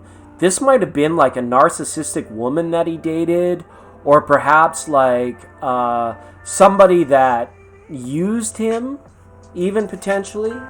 Okay. Is this person, you guys either work well together, or this person is surrounding, like, this love interest may have something to do with work or university or projects, or something of that nature. Okay. I like the compatibility issue, or the situation here. That you guys, it lets me know that you and Christian would work very well together. Okay. And again, he's a straight up person. Okay. He can be a little bit aloof sometimes, though. It's like, it's tough to get a reading on him because he's not overly grounded. His mind takes him on all kinds of like fantasies and escapisms and different kind of stuff. Okay. Wow, and there's something going on at the workplace or in regards to work in this relationship. I don't know if it means it's because it's not appropriate, or that it would work schedules or work influences, or if you got to know each other through like something that you share in regards to what you do professionally, something of that nature. Okay. And there he is, appearing finally as the King of Wands. So what I get a sense of here, Kizzy, is that he's going to be tough to reach, but you definitely need to give him something to think about. Okay? You definitely need to give him something to think about. I wouldn't say like if you like express your interest to him that he would like completely fall head over his heels. It wouldn't just be as easy as that with him. This is almost as like somebody where it's like you need to establish a working friendship and give him that look and give him that encouragement to open up. All right? 100%. Okay? And this is, I just pulled one more. Okay? You got the you deserve love. And I feel this is more about him. He is lovable, but he doesn't feel that way. He feels like he fell short of somebody's expectations. I feel somebody really tore this guy down. Really like used him and abused him. It's almost as if his like ex-wife or past girlfriend was like a complete narcissist and made him feel like a pile of poop. And he still is not fully healed or recovered from that. Okay? It's a tough one. Alright? Alrighty. But it's worth he deserves love. He's worth, if you're crushing on him, you know, I would build this guy up, you know. Be his friend. Yeah, it would be a lot of work, for sure. And you'd have to be like very patient. But this guy's somewhat straight up. He had a toxic, yeah, and that still affects his energy to this day. Still affects his energy to the point where it's like, to order to like give and receive love in a very healthy way is very difficult for him. Okay? All right, everybody. That brings us to our intermission. Thank you for the question, Kizzy K. Thank you to everybody that's asked a question thus far. We're going to take a little break. I'm going to go freshen up. Okay? Beauty by Aguilar, all you have to do is just like check back with us in about 10 minutes. We'll do another list, and we'll continue on by doing more readings, okay? Yeah, befriend this person, but also give him that non-verbal, like I'm interested language. That's probably serving you the best in regards to this love interest. You can even outrightly tell him how hot he is or how much you think of him, you know? And that could go a long way because he needs that esteem built up. He needs to know that other women are not like the what's the word I want to use? The lady, the sociopath that he used to date.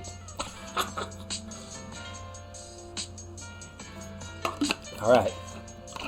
It is break time, everyone. Thank you for being here. Thanks for coming along. I will be right back. Enjoy the jam and tunes. If you got to go feed your cat, pet your dog, do what you got to do. Grab a hot cup of tea, a biscuit, whatever you like. And we'll be back shortly.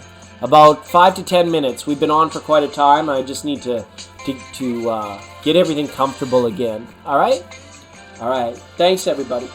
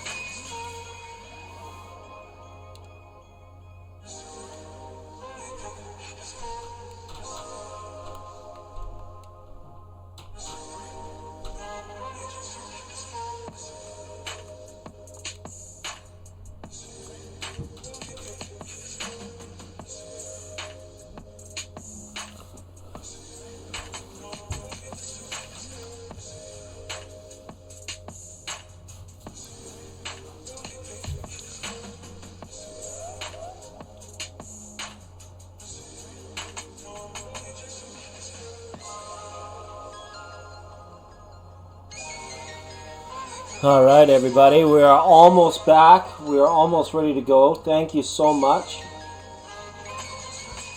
everybody that's come into the chat, that's come into the room. We're going to be taking another list very, very soon as we continue on our most legendary of light ships. Call us up. First time callers line.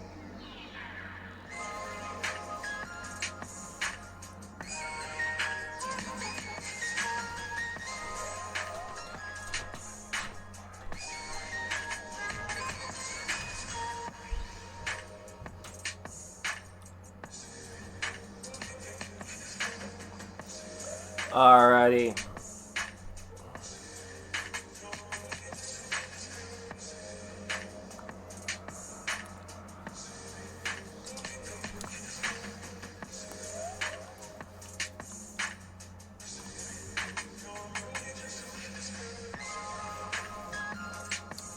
Alright, special thank you to everybody that's received a reading today. Yeah, absolutely fabulous. Absolutely fantastic. We're out here, live in the airwaves. Vroom, vroom, vroom. Alright. We just are coming back from a short information. A short intermission. What's going to happen is I got about an hour and 15 minutes. Then we're going to be taking a longer intermission. Then we're going to come back into the evening portion of the program. The late night stuff if you're on the East Coast. We have the thing turned on today. So I'm trying to get everybody used to like a little bit of an evolution of this channel. Where I really like the fact that this is a place where people can get together and talk and chat. But we're going to be doing like study breaks. We're going to like just vibe sessions, things like that for some of the other programming on the 99.9. Yeah, you can call us up on the first time callers line. We're happy to see the communication device is top notch on this space station. Okay. All right. I didn't have anybody left. I was ready to start a new list. Am I missing somebody? Am I screwing up here? What's going on? I'm always screwing up. All right.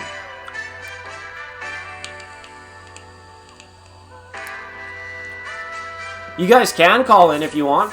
Do you think? Because I've been pressing you guys for feedback. Actually, I want to know like what else you would like to see. Like, if you guys want, I'm continually trying to like upgrade the studio to be like, if you guys like FaceTime me on Instagram to like put your face on the, like to join me here and some collaborations and stuff. Okay. I know Patton was looking for a reading. We'll put Patton down. Is there anybody else in the chat room? Oh, okay. Oh, yeah, an Abyssinian. Abyssinian. Good to see you here. Abyssinian. Not Obsidian. Abyssinian. Abyssinian. Hopefully I'm saying that wrong. Welcome to the program, Abyssinian. Alright. Alright. And if it's just low key, I'm fine with that too. Alright. Yes. And small wildflowers. I'd be happy to read your cards as well. I know Steve and Robbins and lots of people had come and gone already. But that's why we're staying on for a bit later. Because the people that really truly know this show, I take them for granted. My moderators, everybody. Okay, there's Lila. Okay.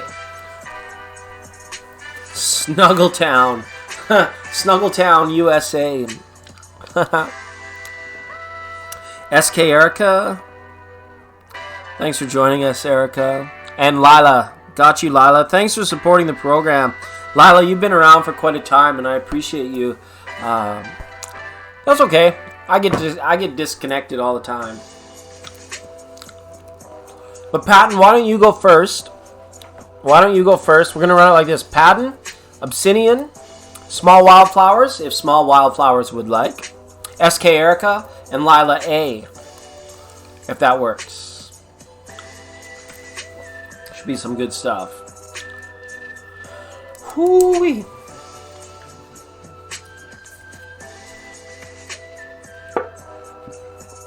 So Patton, did you just want me to elaborate more on your original question? Or did you want to ask the card something specifically? Because you can do that too. You totally can do that.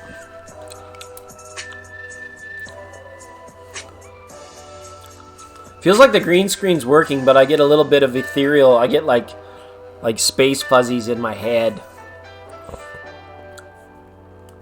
Will you get a boyfriend? Just through Amazon? You don't just get people. People are not just gifted to you. Okay? If I can help through that innate portion of it. Look and see if there's anybody coming your way next year.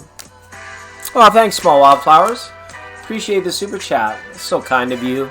So sweet, as always, for supporting the channel. And as the channel evolves, as our tribe evolves, our community grows and evolves and changes. Yes, thank you so much. Appreciate that.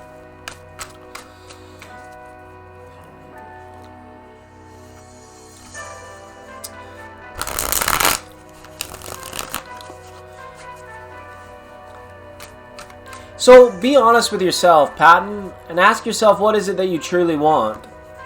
What is it that you truly want?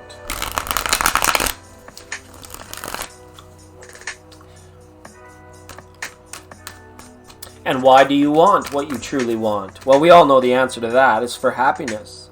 It's for happiness. Okay. I had a Six of Swords and a Judgment card fly out of the deck while I was shuffling for you.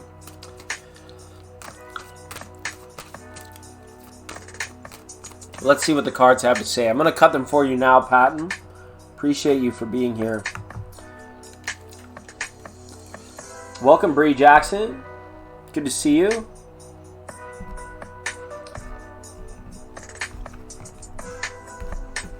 Hey, and you guys are all more than welcome. Just, vibe and chill in this space. It's very good. Okay, so much like one of the other readings that I delivered earlier today, this is not something that arrives like Amazon or Skip the Dishes. You don't just get a person. You don't just get a boyfriend. But what happens is, you need to go out and be a little bit more social. You may also meet somebody through work. Okay? I don't know if you're employed right now. But what these cards are saying is you need to kind of focus on increasing the amount of effort and time that you're putting into your social life, Patton, and then anything can happen. But as the way the energies stand now today, 2020 is wide open, But you need to kind of get out the door, get down to the street, get down to the places where people meet. Because, I mean, you're not going to be satisfied with a text relationship or with an online relationship. You want the real goods. You want the hard goods. Okay? And it's very tough because romance and love and togetherness and all this kind of stuff involves going out, doing romantic things, and being together. So, you know, you can find somebody kind of online or through the interweb, as it were, but these cards are asking you to work on your social. You kind of need to like transform or change what you've been doing in order to make it easier for you. Because right now, to be honest with you, yikes, I have this as a no pattern. All right, it's just because it's like your vibration and your attraction point are not where they need to be to influence the promotion of like a boyfriend or like a fulfilling romantic relationship. This is saying to work on yourself. You need to like love yourself, care for your ideas, and put in the work to actually go out and have a bit of fun. Live some life and have a little bit of fun. You could be meeting somebody through your workplace. Somebody that you know could be surfacing in 2020. But this person is not like kind of beating down your door. You're going to have to meet them in the middle. You're going to actually have to like put in a little bit of the effort. They're not going to arrive. Will you get a boyfriend in 2020? No. Will you meet people that have the potential to become romantically involved with you in 2020? Yes, definitely. But you need to work on your point of attraction and your methodology, the technique, as it were, how you go about it. Because what you put in is what you get out. And that's what these cards are really saying to you. With the two eights here, the Eight of Pentacles and the Eight of Swords, you're not putting enough in to get enough out. Alright?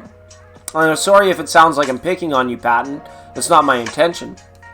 But, you know, everybody's deserving of love. Everybody deserves love and deserves respect. Okay? And you deserve to be happy. And you realize these things about yourself. But it's not like it arrives like skip the dishes or an Amazon package. It just does not work that way. So you got to go out and get involved in community and get involved and show up at places where you increase the potentiality for this divine meeting to happen. Yeah, see, it's too much kind of like sitting at home and ordering everything online does not lead to that. There needs to be a big sort of transformation for you before you increase your point of attraction, okay? And don't worry about the weight thing. Just care about yourself and love yourself enough to feel confident, to feel strong, to feel healthy, and then your light shines brighter, and that's when you increase your attraction a point, and then you can meet somebody that's going to be loving and fulfilling. Much like Bonita Applebaum, you gotta put me on. Bonita Applebaum, I said you gotta put me on. Bonita, check it out. I want to show you something, Bonita.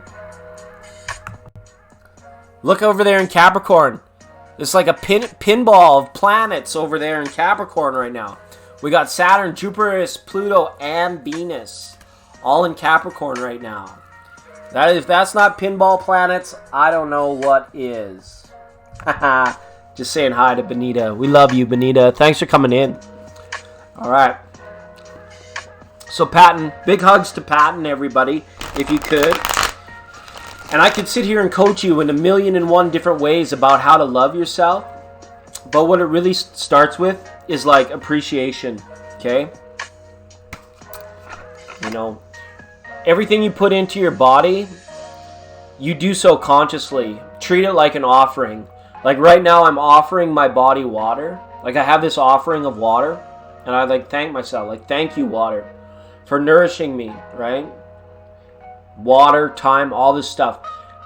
It's about being appreciative of the little things that you've always taken for granted. That's one step towards self-care.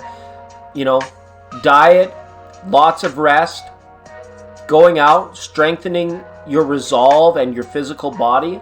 That's another part of it. And then working on making new friends, conditioning out in real life. That's huge. Okay, but start with self. You know, there's so much that's outside of our control, but what can we control? We can control what we put into our body. We can control, if you're good at meditation, about silencing your mind and feeling good with what we do have, with appreciation. These are the things that we can influence on both the gross and the subtle levels. So do these things and you'll be on the right path. Well, no, I shouldn't say the right path. A good path towards destiny, fulfilling your destiny and being fulfilled. Okay, Patton, thanks so much for joining us today. All right. Okay. Who's next? Who is next? All right.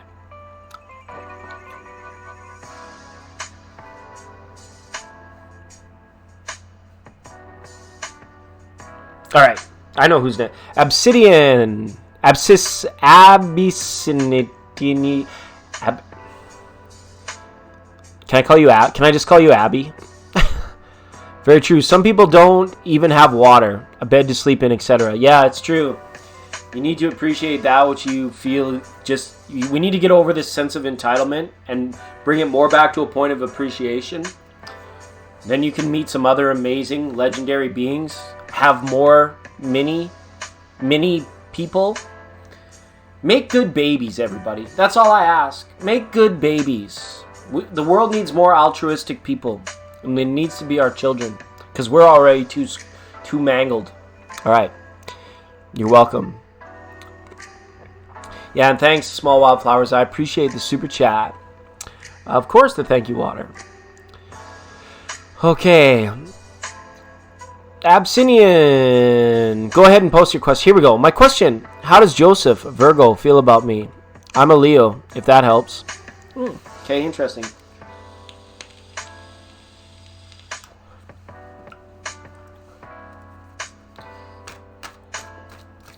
Let's have a look. How does Joseph feel about Abby?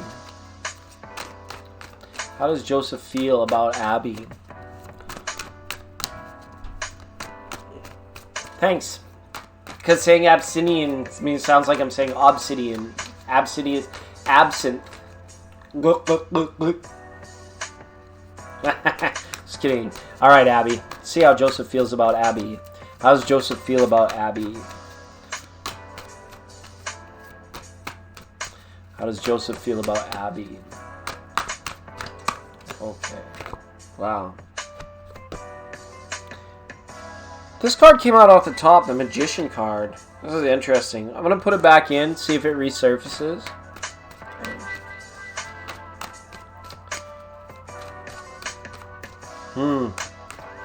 Interesting. Interesting. Let's see what the cards have to say.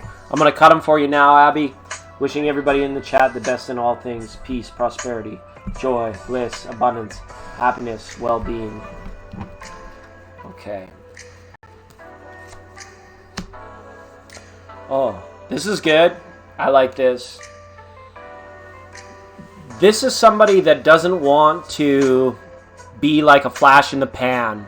This is somebody that doesn't want like the one-nighters, for feelings to like really bubble up and then like he doesn't want things to happen too fast with you.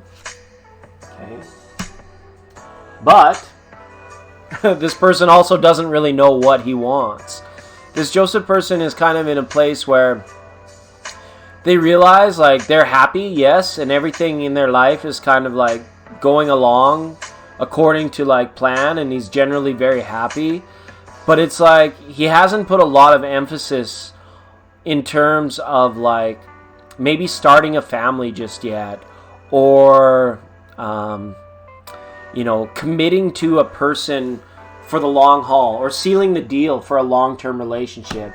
He's not really in search of new union at this time. He's not in search of anybody new. So if you guys have been together for a while, this bodes well for you.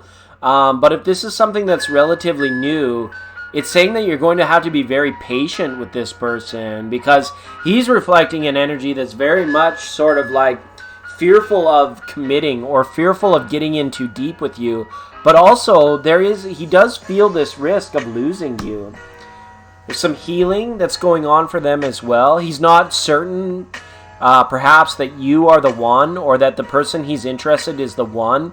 He's like not really like a player, but he does like to have his options open at this time. Okay? It's very difficult for him to see the blessing when he doesn't know what he wants. Okay, there's apathy involved there when it comes to love. Look! It came back out again. Wow. Wow, this disillusionment. Okay, wow, that's huge. Yeah, this guy, he's kind of like, I would be apprehensive to like get into too deep with this particular Virgo right now, because this person is somebody where it's like, if it doesn't really suit them, then they won't honor it. And you as a person deserve more than that. Okay? Devil card reversed. Yeah, he doesn't want to be chained down. He doesn't want to honor any type of relationship that, and it's not that you make him feel trapped. It's that he makes himself feel trapped by thinking, like, if we're going to do it, if I'm going to show her my heart, if I'm going to show her my wang dangle, it means that it's forever. He's kind of trapped in this paradigm here. He does like you, and he doesn't want things to fizzle out between the two of you. He doesn't want, because you are definitely, okay, it's a good thing, because he considers you as an option, as somebody that he likes. The bad thing is that he considers you an option. Okay? So that's a problem. That's both the good thing and a problem. It's because, like, you don't deserve to be just an option. But if this is somebody who's aloof and that you really desire and you want to remain there for him, this is really much about you being like, I would turn this energy away. I don't want to tell you what to do, Abby, but it's almost as if you could turn your back to this energy and don't worry about the risk of losing it, and therefore you may find that he is more drawn to you by like having you just kind of dismiss it. I would make sure that you're treating this Virgo, if he's going to treat you as an option, then you also need to treat them as an option, if that makes sense. Because there's a lot of disillusionment. This person is not really quite right within. Alright? I want to let you know that right off the hop. And it doesn't make them a bad person. It's just that they haven't figured it out yet. They haven't figured shit out yet. And for themselves. And that makes them very difficult to be both loved and to be loving. Okay? If that makes sense to you. So how he's feeling about you is he doesn't want to risk losing your friendship, but he doesn't want to commit to you either. He's sitting on the fence right now. He's very non-committal. And he can't help it because he's disillusioned.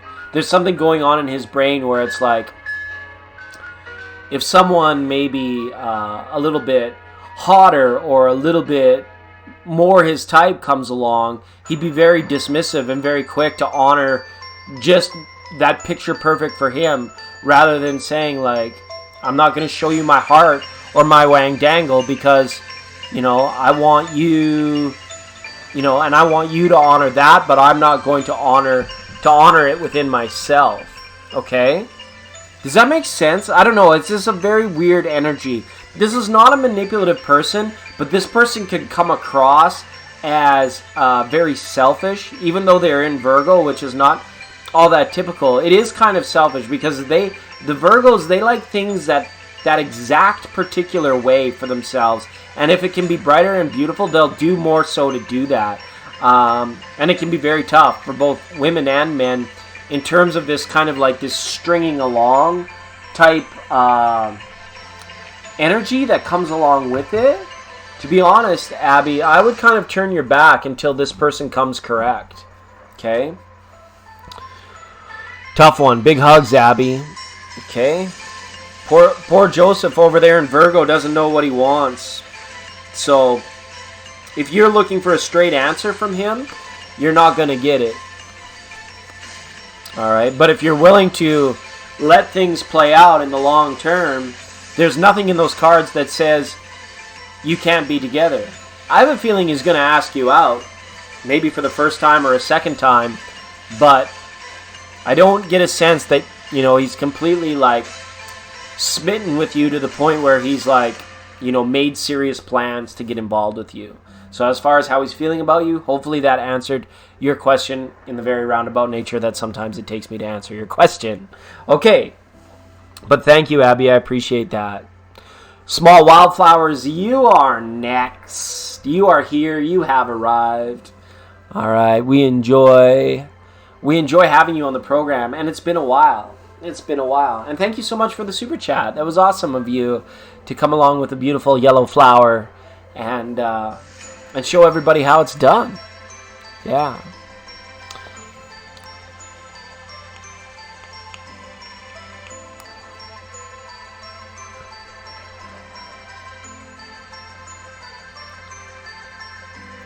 Yeah.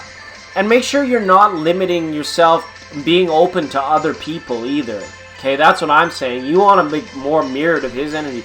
There might be somebody out there. Like, if we get a chance to read for you again, Abby, I'd really like to do a reading for you to see what energies are, like, more centered around you than this other person. Okay, but that can come at a later time. For sure.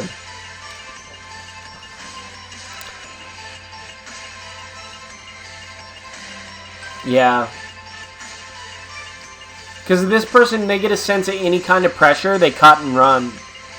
Because it's like, they feel limited. They feel like, I don't know, easily. They trap themselves in this paradigm of thinking about relationships.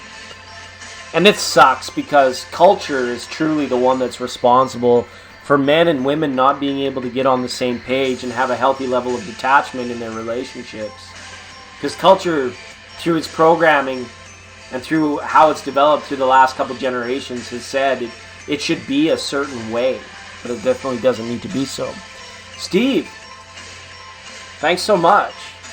Greetings, Taurus, Alpha Centauri. Thank you so much for the super chat.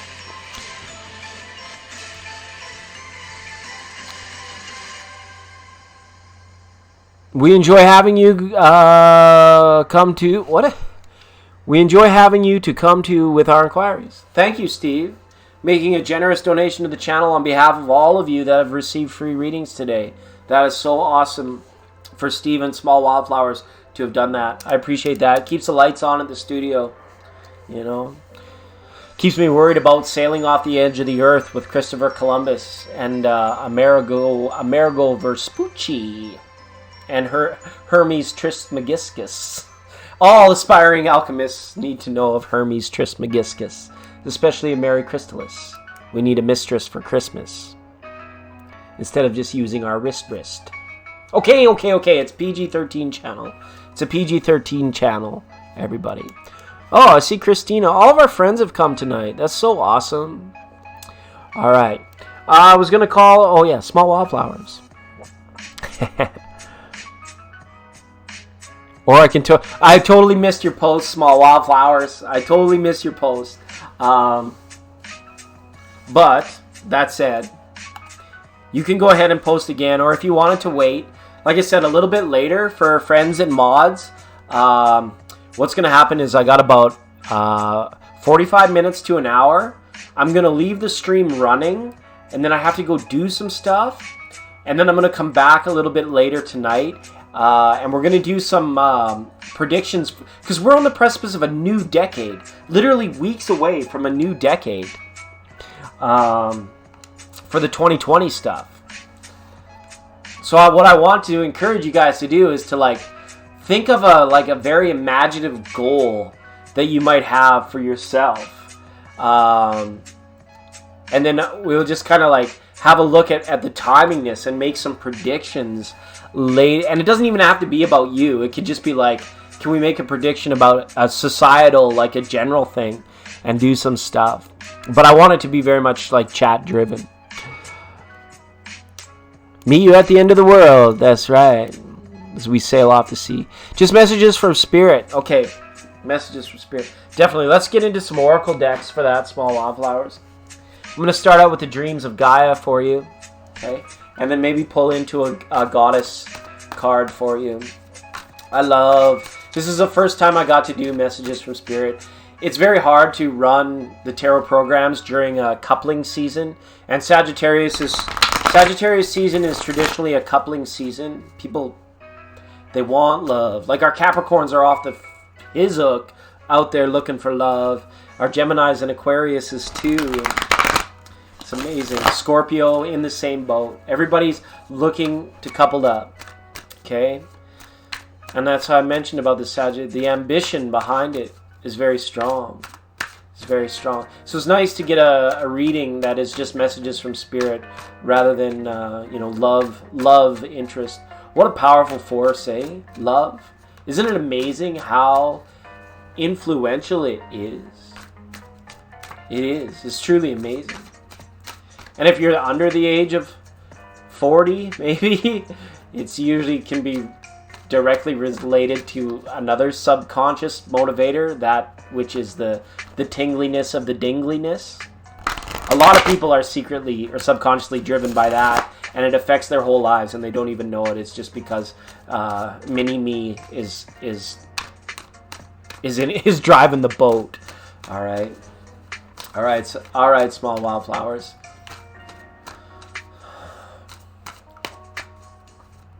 Okay, small wildflowers. I'm seeing a necklace. It's almost like a pendant. All right, and there's something about a coin here as well. Not like just money, but like a particular coin. I don't know if you've been thinking about taking a coin and turning it into a pendant, or perhaps, I don't want to ruin anybody's chrysalis. I'm seeing a pendant. Messages are from Spirit. This is about throat chakra. Okay, I don't know if there's a potentiality for like you could be speaking, and it could be you could be speaking to benefit. And what I mean by that, small wildflowers, is like you could be speaking for someone's benefit on behalf of someone or to educate someone. All right. This card came out. All right. This full moon is a very, very amazing one that's coming up. Have you guys noticed this waxing moon over there in Gemini?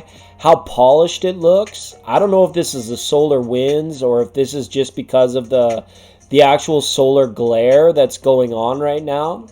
But this full moon is like, it's not a super moon or a blue moon or anything like that. It's known as the full cold moon in Gemini, but there's something about this moon that's magical here in Gemini. So I get a sense of the throat chakra being activated for someone's benefit for you in the very near future. It's almost as if there's like a nice balance of heart and throat. So you're going to be speaking from the heart very soon, either to somebody or a group of people. Okay. As well, good works are playing into this. I don't know if you've been like donating or organizing or playing into like leadership and community through like helping like less fortunate or things of this nature. But really, you're ready to tackle anything that comes your way. And I don't see it being like overly adverse. You're in a good position right now. So what Spirit, in essence, I feel, is saying to you with this 8 of water is to be comfortable, to swim in the direction that you find most enjoyable. If it feels at any time, small wildflowers, that you're going against the flow, or that the flow is taking you too far downstream too fast, this is just a reminder that with your heart and the voice, your freedom of speech, that you can either sustain, I don't want to say control, I guess it's control. You can sustain control of your path, your direction, or how fast you're going, or you can regain control of the tributaries and the streams that feel most and more comfortable to you. All right? But I have you speaking here from a very benevolent place of heart to either a group or to somebody. Okay? Wow. You are somebody's hero right now. Okay, I don't know who this person is, but you're coming across as this. So you're here. Spirit is saying like you're a champion of something. You're a hero of something, either a cause or have been very benevolently influential in somebody's life to the point where it's like you changed somebody's life. And perhaps Spirit wants you to either like remember it or recognize the fact that you did it. And I don't know, it's not just for a situation of pride, but this hero card is being like, this quest, you have predominantly brought good energy to the places in life that you have been and that you have gone. And it may be just for the New Year's, maybe just for the time of the year that we're in, you might be meant to reflect on this at a deeper level, so that you don't have to worry or wonder about whether or not you're going to have the energy, or if blessings or things are going to work out in your own particular life, because you've already done so much good that the laws of the universe are contracted, are obligated to you at this time. All right, we also have this Queen of Earth that's come up here in this card as well. So, Spirit is really, I feel, asking you to be comfortable, to not, in all things. It's kind of like in space and in your 3D life, to be comfortable. And I don't know if it has like splurging type energy, but it's more about like finding the places in community, in your town or in your city where you are most comfortable, and you kind of just like step in and own them. You might be like even inclined to like start an organization or a society of some sort, right? There's a goddess card. You've pulled Ellen, the card of pattern, the goddess of pattern. Okay, so through synchronicities, right? The 333, the 11s, the 444s, like what they traditionally call like the angel numbers. To the recognition of pattern as such is the key to creating your own pattern. And when I say like maybe you're creating an organization or a group or a community to like really like help out or bolster something in your society, you are making a difference. You are making a change in this world, because you are actually effectively using the new light catalyst language to create a new pattern for every individual that you touch or that you reach out to in your community. Not just this one, but this is in your like waking life.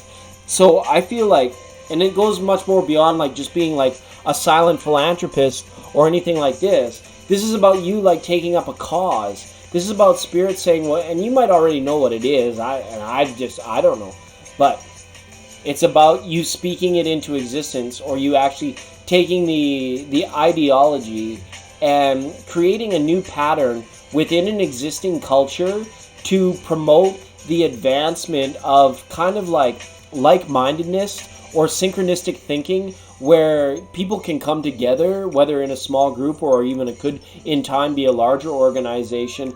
But you are kind of the one that's establishing the pattern or setting the parameters, being like, our culture is kind of mangled, so we want to put a new take on it. It's almost as if like, if all the New Agers were in the White House together and we got to say how it was done. You're almost like at the point of the garden where you are planting those initial seeds of that through community works, community organizations, and things of that nature. All right? Just a couple more Chakra Wisdom Tarot cards for you, small wildflowers. I really appreciate the super chat. I'll just close my eyes again too. There's a window now that I'm seeing, and through the window is darkness, and it's like it's darkness beyond darkness, which is the good kind of darkness. You know, we always talk about love and light, love and light, love and light, but darkness is the mother of all, right? And it has this warmth and this comfort to it. So Spirit is really asking you not to worry about the unknowable, as known as. How can we know the unknowable as such? Because if we know that it's unknowable, how could it truly be unknowable? So don't stop asking the questions. Don't stop asking and communicating with Spirit. Three of Swords is up here as well. Give yourself permission to be as liberated as your dreams would want you to be. Does that make sense? Give yourself permission to be as liberated as your dreams would want you to be. And audible prayer right now. If there's something you want, if there's something you need, Spirit is saying ask for it through audible prayer and watch how it manifests. It might not be exactly what you wanted, but it's going to show you more about the methodology of how Spirit works through audible prayer. Blah. Again, the throat chakra thing, right? Okay. Let's get one more. Let's get something else. One more Power Oracle card for you. Thank you so much. Thank you so much. Protection. Power Oracle of Protection as well. Okay. All the while, through doing this, know that you are protected, and make sure, you stiff arm any energy that comes your way. Spirit's going to make it clear to you. It's going to shine like, it's like going through like a security detector at an airport when the bad guy goes through and it shows and it shines a bad light, all the alarms go off. Don't worry, Spirit wants you to know, if you haven't heard that in a while, it's okay. It's still on. It's still working. If anybody truly negative is in your business or in your isness, it's going to alert you through a special light or exposing light on that person. Okay? Hopefully that makes sense. All right, so you are protected. Very good stuff. Thank you so much. All right. Yeah, and you're doing it. I don't know what you're going to be doing, but I hope I get an invitation one day, Small Wildflowers, for you to say, hey, I'm hosting a meeting of the advancement of, the Gentle Anarchy Club of North America, where we generally, through benevolence, the quiet revolution has begun, and Small Wildflowers is in charge. All right. That was the card of protection that she actually pulled. This has got like the real like...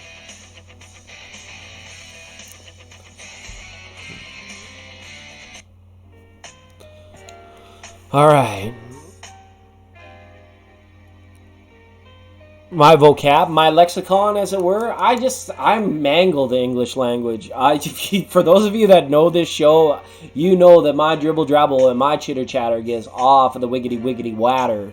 I've fallen off the English ladder. Because language, the problem I have with language, no matter what language it is so gall dang limiting. We're learning a new language of the catalyst, the light language, the actual like... Hello, enough said. Enough said. And we're all so lucky. I want to call you all conscious photons. Hello to all you conscious photons out there. You're a light being whether you like it or not. All right. SK Erica, spotlight is on you. And Steve, if there's anything special that you wanted to ask or would like to know this evening, you go ahead and let me know as well. All right. How do the readings work? They just do.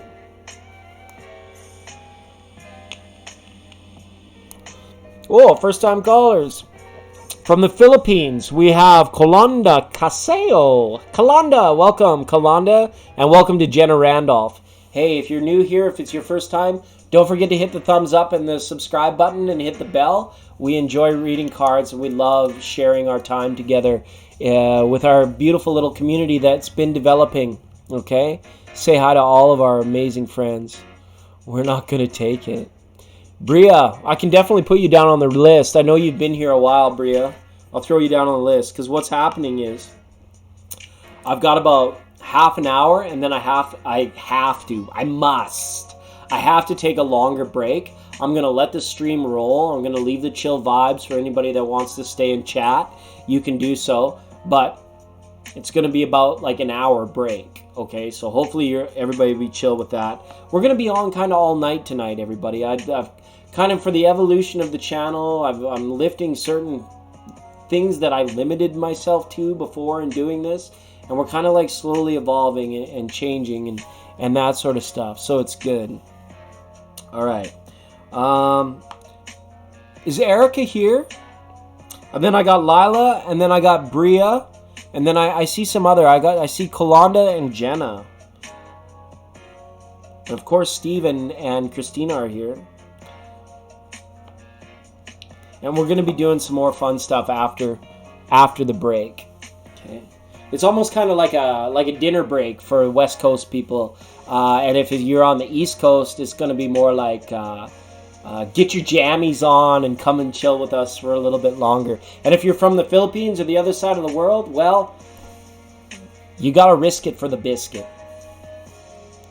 Oh, and Ange, you guys want feeling some shamanic drums? How about we do the shamanic drums after the big intermission?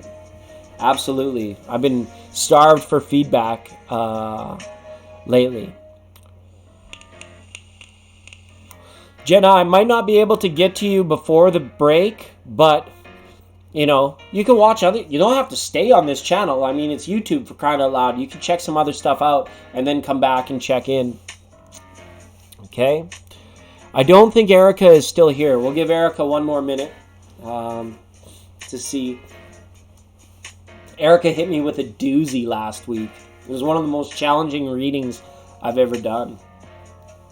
One of the most. Not the most, but one of the most. All right.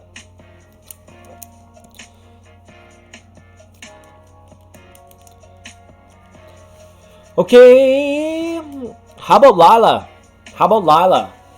Good to see you, Lila. Why don't you jump in here and drop a question? You've been getting into tarot a lot recently? Jenna, that's awesome. You've come to the right place. We spit a lot of tarot here. I've been reading for over 2 decades. I really enjoy it. It has been kind of like a little bit of like a spiritual lifeline. So when I've lost touch with spirit, I've always had tarot. That's good. Hello, Marilyn. I see Marilyn here in the chat room today too. Lots of first-time callers. It's so awesome. Feel free to jump in and jump in the line. Rock your body in time. Okay, I believe you. All right.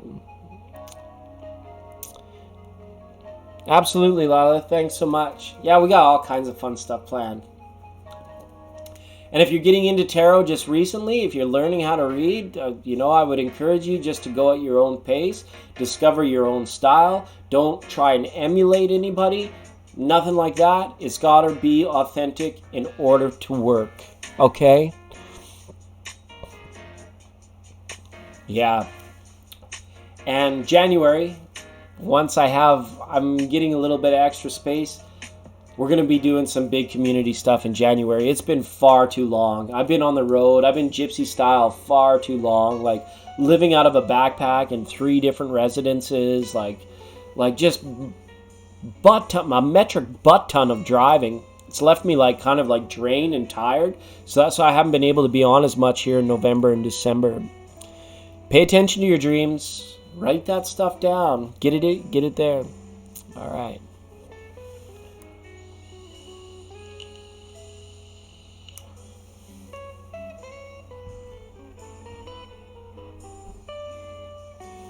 All right. Okay, we're just going to give Lila a minute to join the situation, to drop a question. We are slowly making improvements. First time caller line. All right, Lila's here. We just had to give her a little bit of gas. Woo! All right, let's do this. I'm having fun putting some of my creativity in this. This motif of like the spaceship and stuff. I'm going to be running with this for 2020. I will switch it up for the Late Night Akash because I love that program too. But for the tarot readings, I'm going to be keeping this motif for 2020. Because honestly, I've been listening to a lot of Terence McKenna lately and really vibing out with that whole vibe lately. Not the early, like, trippy hallucinogenic stuff, but more of his later life philosophy stuff. So I'm going to be sticking with the ancient astronaut motif for 2020. Okay, dinner. Yeah. Okay, Ange. Enjoy your din-din. All right. I'd like to know about my dad's response to a big news I'm about to share with him. All right. Beautiful. I love that kind of question. It's good stuff. It is good stuff. You're trying to pick which question you should go with? Choices, choices, choices. All right. What came from innate for me, Lila, is to go slowly, apply the brakes, articulate, and get rid of the fluff. Just get to the meat of it when asking him or saying to him the news. Ignore all the fluff. Ignore all of the peripheral. Don't beat around the bush when it comes to it. Okay. There will be time for that in the discussion that follows. Okay. I feel just from innate, and I will pull some tarot. Don't you worry. I'll pull some tarot. The feeling I have is that when you drop the news, that there's going to be a discussion. It's going to be a talk, and it's going to be like a very, not like a dad lecture talk or anything like that, but it's going to initiate, instigate a discussion that's needed to happen as a result of the news itself, but it will also be a bit of a deeper discussion. I feel as a result of you sharing this news or posing this question, you guys are going to get to know each other a lot better as a result. Hopefully he's not too standoffish. We'll just check the tarot here. What's your pops? What's your old man's sign? Maybe we can help narrow down a good time to catch him, right? Because that's Ash Ketchum. You gotta get them all. When's going to be a good time to catch them? Gotta catch them all, right? That kind of thing. All right, Lila. What is Lila's dad's response going to be? What is Lila's dad's response going to be? What is Lila's dad's response going to be? Winds southerly at about 15 to 25 miles an hour. Barometric pressure 30.00 and is rising. All right. Here we go, Lila. I got the cards all mixed up for you. Gonna go ahead and cut them for you. Wishing everybody in the chat infinite blessings, always, all the time. All right. Today, of course, there's nothing showing up on the radar. However, the satellite photo was pretty interesting for the western half of the U.S. Rain showers and All right. We've got a reversal on the strength card, which means you might ask him to take a seat. He doesn't know. Adopted. You might have to ask him to take a seat before you do it. Okay? Two of Pentacles. Okay. Now, with the Two of Pentacles up here in regards to a reaction, this is hard for me to say for a reader because what it lets me know is that it could go either way. But the feeling I have is this is going to be like, the mental reaction is going to be like, how does this fit? How does this fit into the situation? How does this fit into his values? How does this fit into his currently... This is all about him asking himself, how is this going to fit? Or how do we make this work? Or how is this news going to... He might even be thinking of others at the present time. And it's going to make him consider thinking about the future. Okay? It's not going to change the way he feels. Okay? Infinity symbol here. Infinity symbol here. Infinite blessings. Don't worry. This is not going to undermine the relationship. This is not going to cause a falling out or anything of that nature. So please relinquish all of that worry if you can. Okay? More pentacles up here. What's it going to cost? Every good dad looks at the situation and being like, okay, what are the financial implications? And I don't know anything about the news that you're putting forward to him right now. But if anybody's worried about money in this situation, they don't need to be, or they shouldn't be, okay? Knight of Pentacles reversed here as well, okay?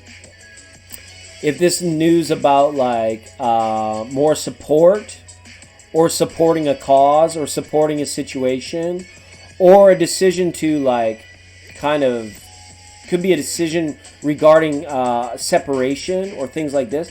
But it's very grounded. Lots of earth cards, lots of pentacles. So he's not going to overreact. This is not going to turn anyone's world upside down. But it does look like it's going to take a bit of a time to learn how to process it. Okay? You're more worried, I feel, about the feeling of it and how supportive he's going to be of the situation, right? But again, this worry is unsubstantiated. It's like, don't bring about bad things because you're worried about it. This is really what these cards are saying. He's going to take this very much in stride.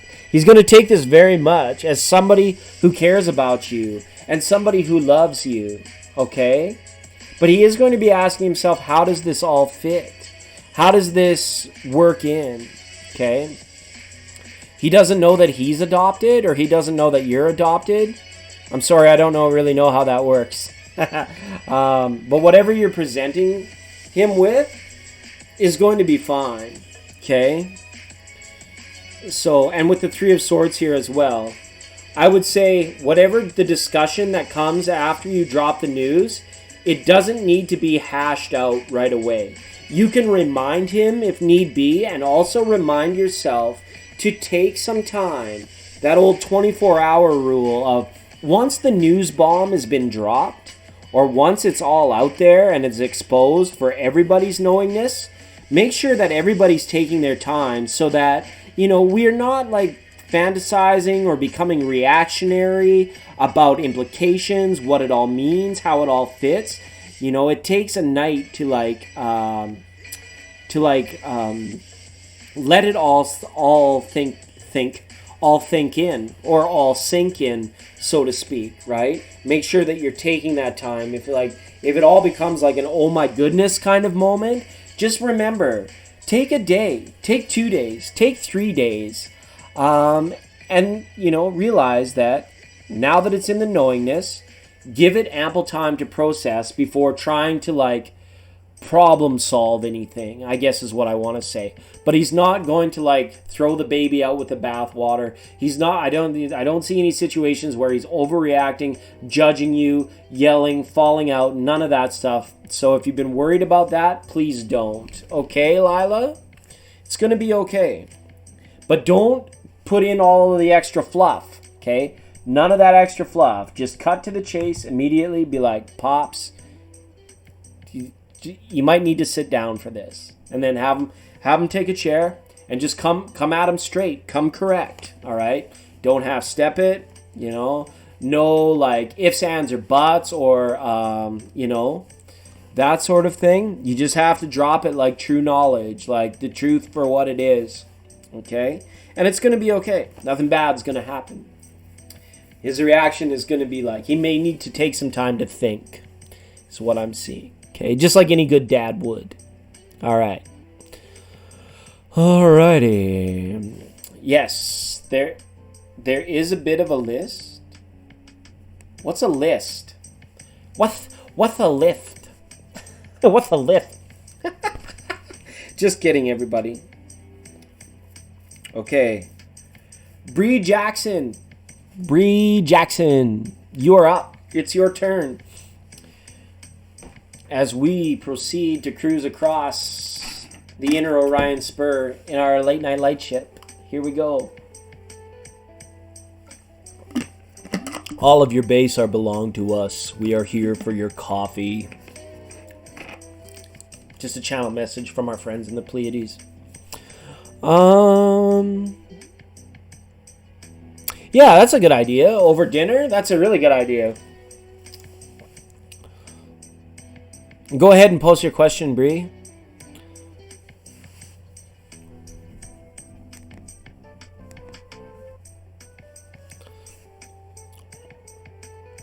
Yeah, that's like any good Buddha knows.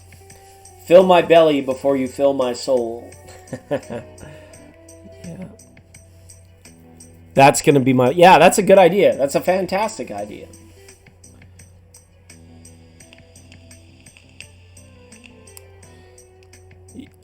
All right, we're gonna go Bree, and then Steve's got a question. So we're gonna read for Bree, and then we're gonna answer for Steve.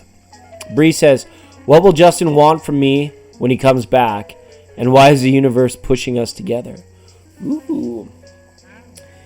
Usually it's for learning. Usually it's for self-understanding, for gnosis, for knowledge, for knowingness. When you feel like fated by the universe to something, it's because there's something that you're meant to learn about yourself. There's something that you're meant to understand, to deepen, okay, the experience, to deepen the resolve, to deepen the understanding. Okay, that's usually what it is all about. When the universe is forcing something or keeping something from you, it's usually so that you can really deepen your resolve about your authentic self, your best version of yourself, the truth about what you need to overcome. Okay? So take that into consideration, Bree, for the second portion of your question. Okay? We'll go ahead and ask Tara what Justin wants. What he's gonna want when he comes back. Look at that. You got a Knight of Cups fell out of the deck. Is it too off of me? Am I wrong in thinking that he's gonna want to spend some time with you? He's gonna ask you for your time. It's good. It's an offering. I don't think he's gonna want anything from you as much as he's going to offer you something. But you're already thinking, well, if he offers me something, this is Justin. There's got to be a catch. Right? If Justin gives something, it's because Justin wants something. That's what you're thinking. I know a Justin that does that. Rough go, eh? All right. But let's ask about Bria's Justin. What does Justin want when he comes back? Welcome, Edith. Good to see you. All right. What is Justin going to want from Bree when he comes back? All right. Got him well shuffled. I think we're good to go. We're ready to go here, Bree. Let's go ahead, cut the deck. Wishing you all the best in all things. Peace, prosperity, joy, bliss, abundance, health, wealth, all that good stuff. Okay. Health is wealth. One and the same. Oh. Okay. We got some situation with family, a disruption in family, okay? This could be about permanence. He may want an explanation from you, I feel, about something in regards to what had happened. He's going to ask you for your time. He's going to ask you for your true intentions. He's going to want to know what you're thinking. He's going to want to know kind of like more deeper desires of your heart. He's going to want to know what role, because it's very much about roles, it feels, between you and him. Like, what is the expectation? Like, are you guys kind of in a karmic relationship where in the past there might have been like expectation that was placed on one another by each other, and about like either living up to that expectation, falling short of that expectation, not being the true essence of who the other person thought that they were, deception, those sorts of things. The sun reverse keeps coming up here as well. He wants to know that you're okay. He wants to know that, I think he wants to be a bigger part of your life, to be honest here. Eight of Cups. This is insanity. This is insane. And the Princess of Cups, yeah. You guys don't know how you feel about one another. You really don't. And as much as you think that you do, you really don't understand one another nearly as well as you think you understand one another.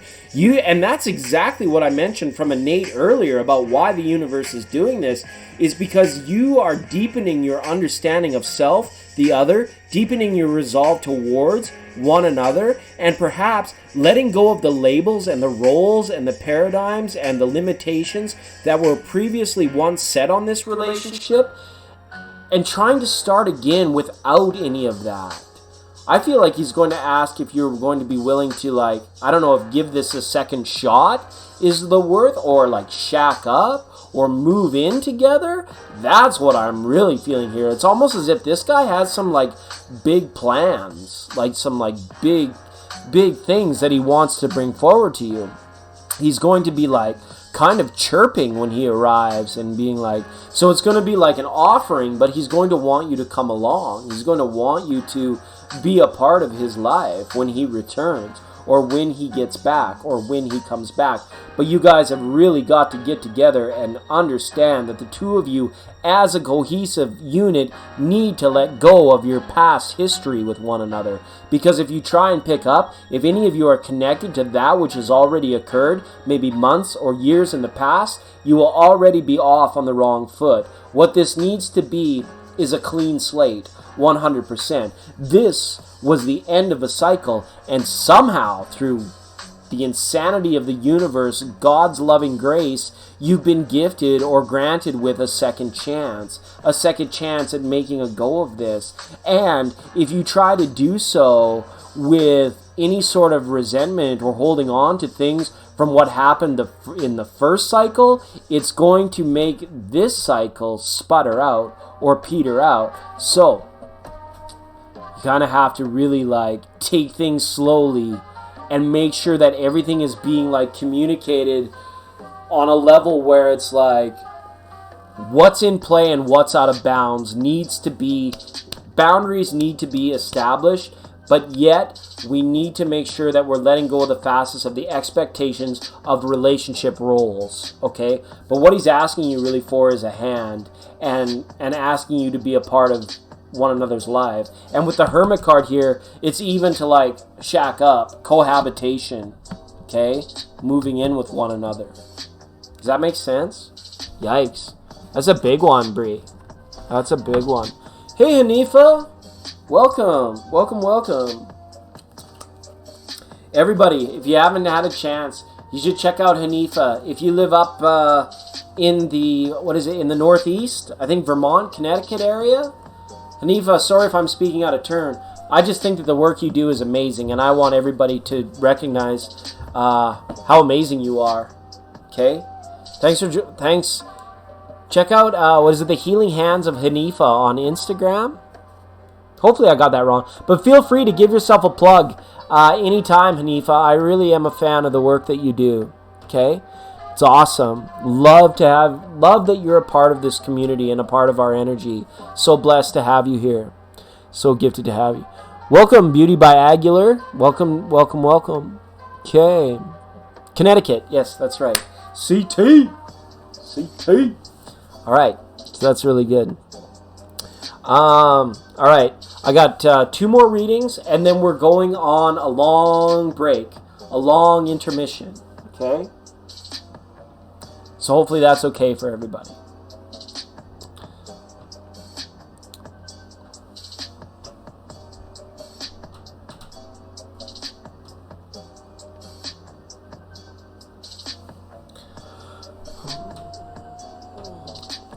Will I have bliss and union with a female again in this carnation?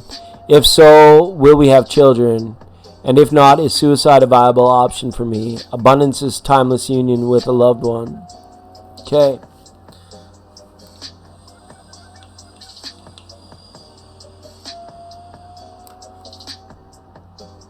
Steve, I appreciate the question. Let's have a look here. I'm going to go into the Dreams of Gaia Tarot for you. Okay. There's some crossing of the veil going on there again. Okay.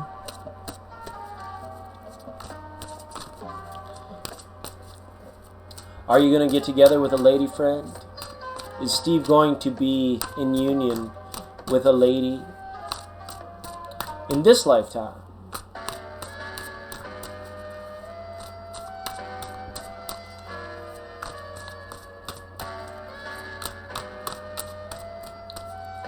Let's have a look.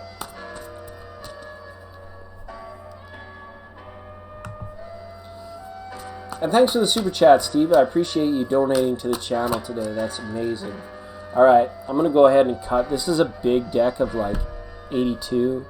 These are some of the biggest tarot cards that I own. We don't normally read from this deck. But this is a life question. This is a big life question. Two of Fire. That's a yes for me in terms of your union, okay? In terms of having someone in your life that compliments you, okay? Let's see about the bliss. I think you're going to have more lovely ladies in your life? You know, Ace of Cups is there. This is an Ace of Water, an Ace of Cups. Okay, so this is something that's nurtured here. So the dragon is a happy dragon. Now, we mentioned earlier, Steve, that it's very tough, especially in an awakening consciousness, to really have this process of finding the best version of ourselves or becoming like truly enlightened and having a relationship. Now, I feel that the amount of knowledge and bliss and fulfillment that you've been able to derive from investigating philosophy, religion, just the whole enlightenment and health process, you've climaxed in regards to that. It's now time just to say, I want to swim again. I want to be a part of the energy again. I understand what this energy is now. I understand my place in the universe. I understand why it's all here. So, you're kind of letting your foot off the gas in regards to individual healing and enlightenment. And now you're ready to begin swimming again. You're ready to jump back into the bigger pond. Okay? You got a Queen of Air here. Now, bliss, okay? Or what is it? Samadhi or samadhi. Bliss is like a light switch for you. If you want to turn it on, you can turn it on. But I feel as though the limitation that's been placed on it, the big swinging sword of the Queen of Swords, the Queen of Air, is that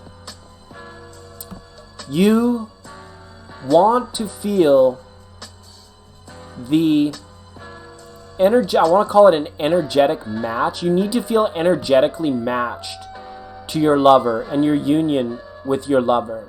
Okay? I see yes. The possibility for a child is still there. Okay? If that's what you want. But you see how this is almost like the reversal? Like if we look at his hands, this is almost the reversal. So the bliss of it all is just like, it's yours to turn on or to turn off because of your understanding. Alright? So I've got, yes, you're going to be in union with female. The child is in the realm of potentiality for you, but the bliss is not dependent on either of these things. Okay? The union is very much a so. Okay? Look, we're off to find the hero of today, right? I don't really feel that crossing the veil on your own accord is of your best interest anytime soon.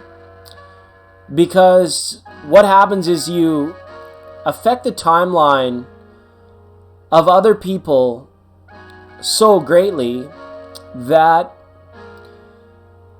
the relief or happiness, I guess, as it were, of doing so is not worth the, I guess you would say, the adversity that it causes the people that are already in your life that you share your love with. It affects their timelines too greatly, which is why I don't really see it as a viable option. Okay? This is the maiden.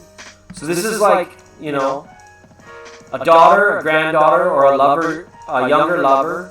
Could be all three, right? Your respect of the divine feminine for what it is. You've attracted it all your life. There's been times where subconsciously or unconsciously you may have pushed it away. Or there may have been times, as we, just through my knowingness, I've known where it's decided that, you know, if it wasn't up to your energetic match, it just disappears or it just dissolves. But I would hold out hope in this situation. I love this card right here, this Nine of Air. I would hold out hope in this situation that as time goes forward, people are going to be more attracted, not just romantically, but they're going to gravitate and want to come into orbit with that which is of a more sagely nature. And by sagely nature, it's like they don't necessarily pick your brains, but they realize that through your innate mundane behavior that you have achieved the answers that people spend lifetimes looking for. So that becomes a very attractive energy, okay? So I see lovely ladies in your life. They're abound, okay? But this is about to what degree you allow them access to you. And so it's almost as if when you're trying to achieve bliss from it, and it goes beyond like making yourself vulnerable to the connection or to the day or to the situation. But that Queen of Air is reversed up there. It's more about relaxing into a vibration that allows you to see that you have nothing to gain from them, but everything to give. And that's when it's going to come. And you're not actively having to go out of your way to give it. You're just, in essence, just being. Okay? Now, as far as like proactively making this happen for yourself, Steve, you don't want to beat your head against the locker. You don't want to come down to a level where it's like it feels like a constant fight. The Queen of Fire, the Father, the Five of Air here. You don't want to have to fight against it. You don't want it to have like it's pulling teeth. So this is about it's a test of your patience is what it really is.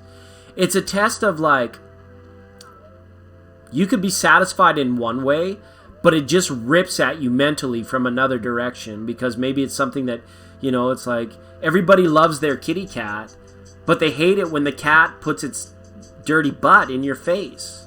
But the cat doesn't know any better. The cat's just trying to show you affection, but it puts its dirty butthole right in your face while you're asleep, and you're like, yuck, I don't want. So it like makes you upset. Feels as bliss through union, because it's much different than it was from when you were 20 or when you were 30 or even when you were 40. Now it is much different. And when we like think of like David Bowie and the golden years, the dynamic will have changed so much that the type of relationship will be so unrecognizable for what it actually is that it's going to feel like the very first time. It's going to feel like so very new in on that, okay? All right. Okay, and I'll ask an oracle here for you as well. Okay? I'll ask an oracle here for you as well. It's just kind of, I'm going to consult the Goddess Power Oracle for this. Yeah. All right.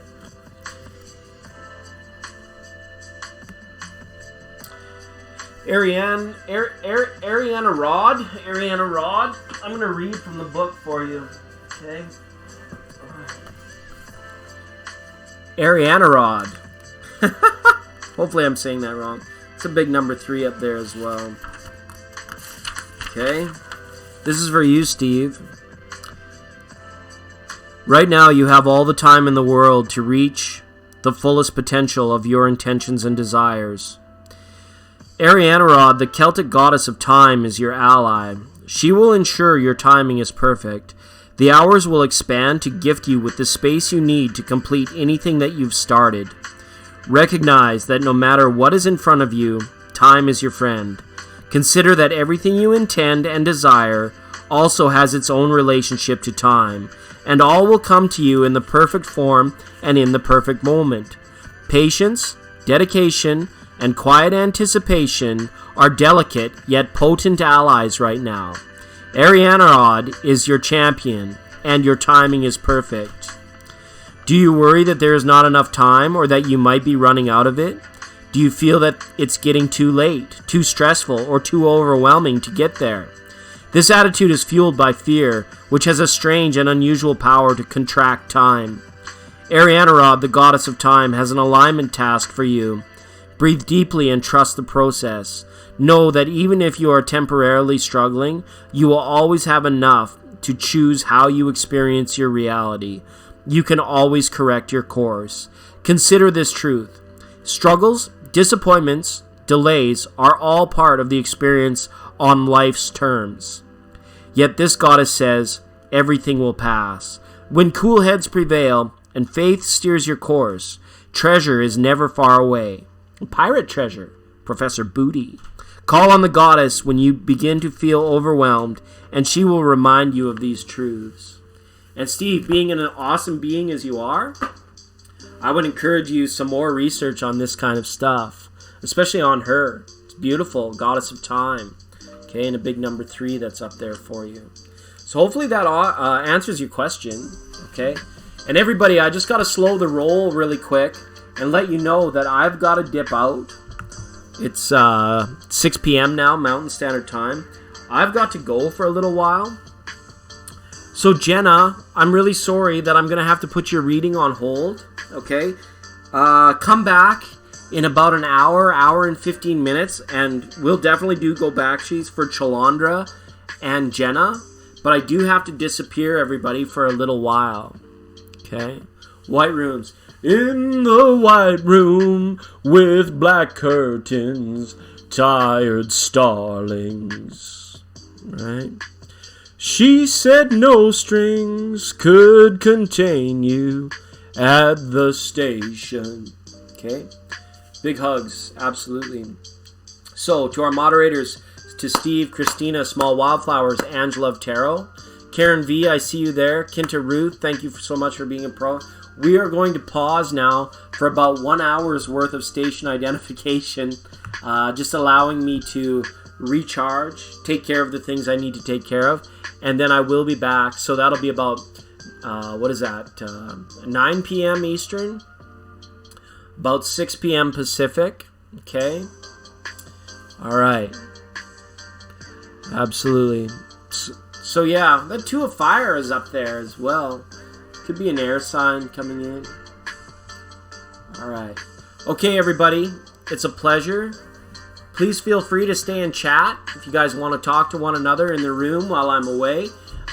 If you want to turn it off and come back later, absolutely feel free to do that as well. Okay, I'm going to just type... absolutely. Yeah. Just come back when you're feeling it.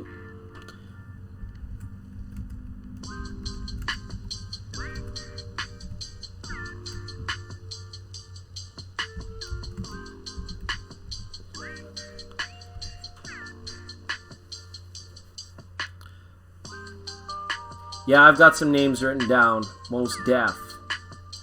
Ned Lee. Not the actor, but most definitely. Okay. Thanks, Shalandra. We'll see you all again very soon.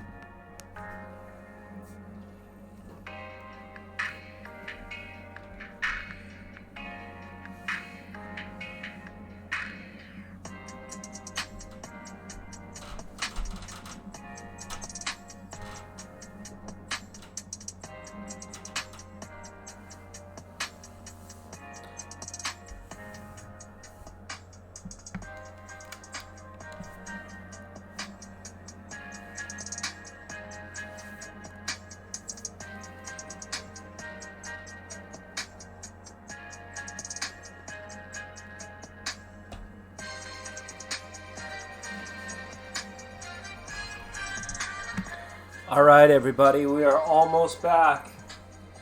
We are almost good to go. If anybody's still here.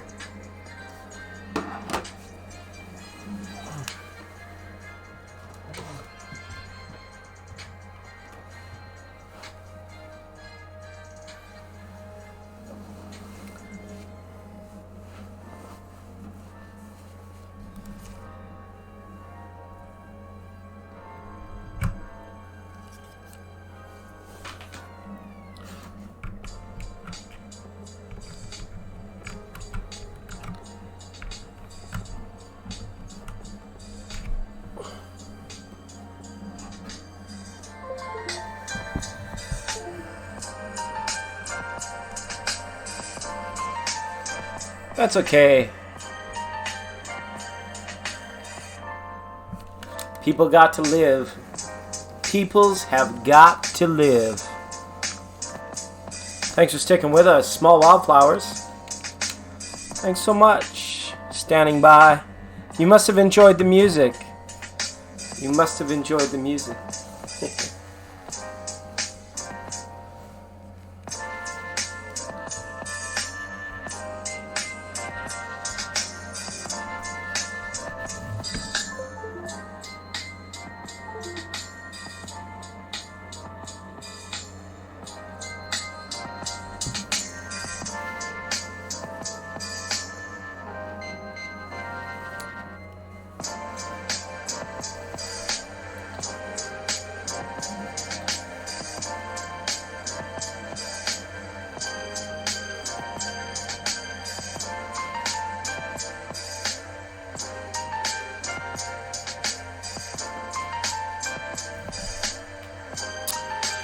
And Cholandra, thank you for waiting.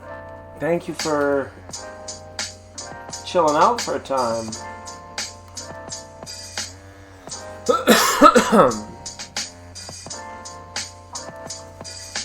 Test all the functionality, everything going on.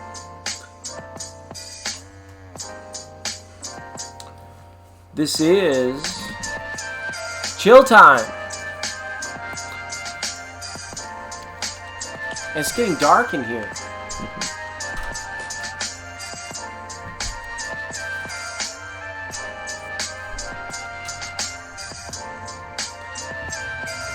The Small Wildflowers, did you have any more questionarinos?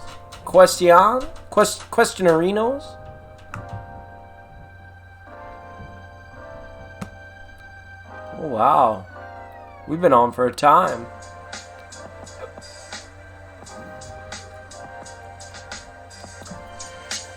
I'm back a little early.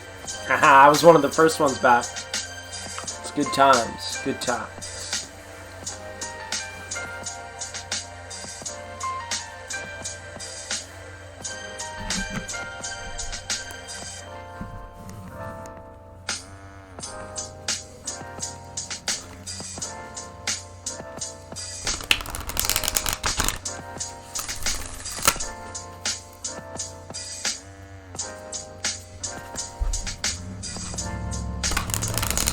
Right now I'm trying to clean the garbage. Yes, I'm back. I'm not fronting, I'm back. Welcome, Calandra. Small Wildflower was right. Your timing is divine.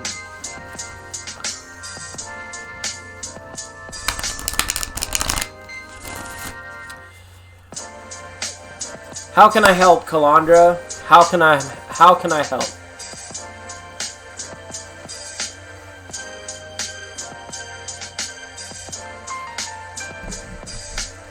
And thanks for joining up. Thanks for checking us out. This is your first time here, if I'm not mistaken. You said you're from the Philippines. Is that right? Is that right? Is that right? Oh, I know what I should be doing. I should be getting my deck prepared.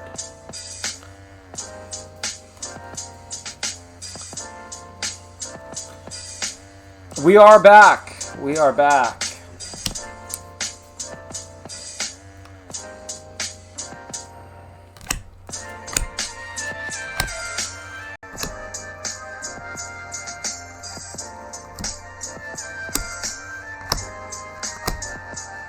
Well, some of us are back. We ain't fronting. We're back.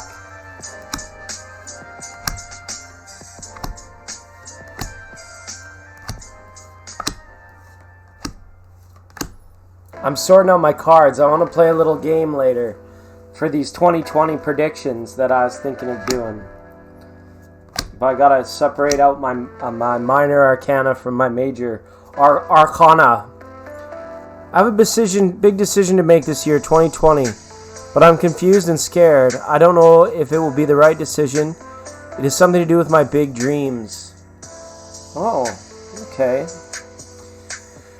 A lot of times when we're running down a dream, so to speak, we often have to make the tough decisions, and they usually involve like some form of sacrifice, and that's tricky. Because it feels like you got to leave something behind, or you need to like deviate from one particular path to get to the next one, right? Or to make a go of it. Give it all your energy, all your focus. There's almost always some sort of like compromise of security or leaving something behind.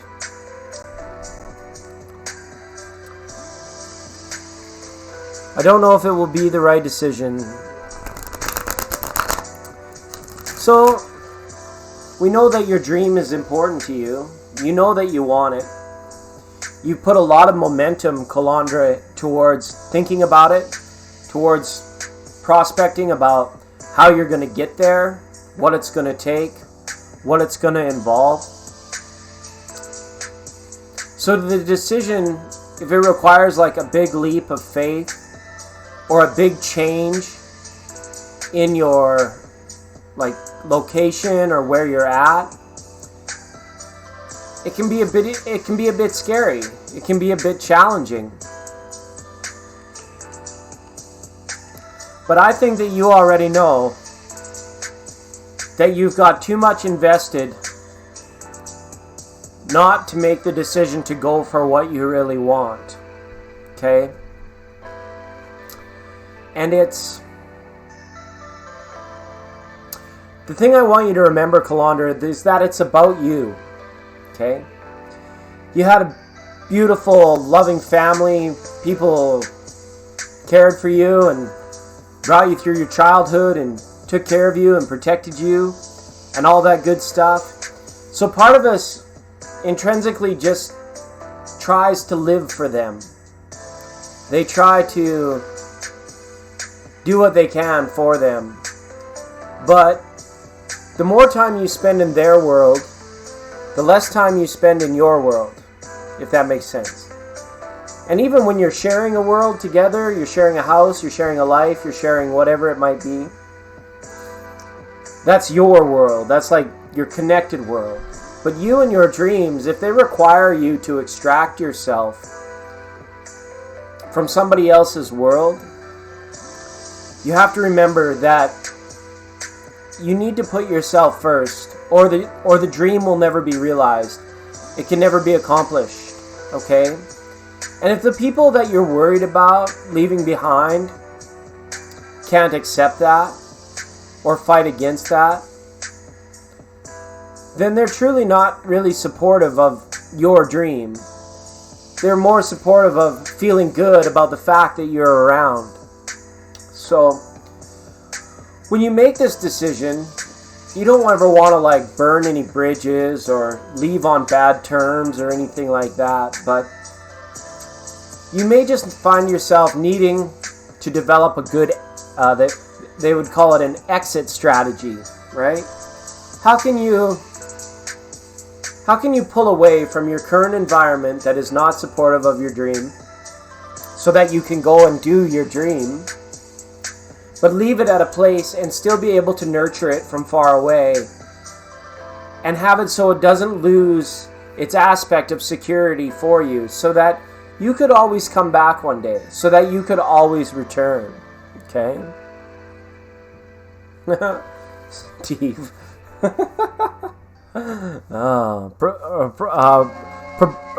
Proposed marriage or just proposition? Hey, it's Mr. Maurice. Hi, Maurice. I'm just about to do a reading for Calandra, and then I will do you, okay? Alright, we'll have a look at that, Maurice. Just let me pull some cards for Calandra. We're talking about a tough decision that she has to make. And you look like you have a tough day up tomorrow. Tomorrow you got to see the manager. Somebody all up in your business, right? People up in your business. Hopefully today wasn't too bad. Mondays are a call dang travesty sometimes. They can be just like really tough. And thank you for the super chat, Maurice. Appreciate that. Let me just get some cards out for Calandra, then we'll talk to Maurice. Alright. Take it over to center stage for you, Calandra. About show me Calandra's big decision. Show me Calandra's big decision in 2020. I wish you all the best in all things. Peace, prosperity, joy, bliss, abundance, happiness, health, and well-being. Okay. The Nine of Swords comes reversed here. Alright. So, what I can tell from this card, Calandra, is that it's going to be very important for you to try and preemptively determine what the outcomes may or may not be. Accept the fact that you're going to chase down your dream. You've given it momentum. You've given it push. Okay? 99% of the things that we worry about never happen. Okay? I want to let you know that. It's more so about worrying about being let down or letting other people down and stuff like that. But that hasn't happened yet. And it totally doesn't even need to happen. So, the phantom worry, it needs to go away. You got a King of Cups here in your environment. This is somebody around in your situation that could be a little bit manipulative. They may be dependent on alcohol or drugs even, or some sort of like self-serving prophecy that keeps people around them almost like addicted to them or forced to kind of bend to that person's will. So this person may be laying a guilt trip on you about what you want to do in terms of following your dreams. So that's not good. You probably need a healthy, energetic break from this person or this situation.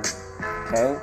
We've got the Moon card coming up here. You may actually have people in your environment, Calandra, saying to you that you shouldn't do that, that's not good for you, that, you know, these are just dreams and you're never going to be able to make that happen, right? But you have to satisfy the higher self. You have to satisfy your own conscious mind to know that no matter what happens, at least you have made the most legitimate attempt at doing it. So, the timing of the decision and forcing the decision, okay?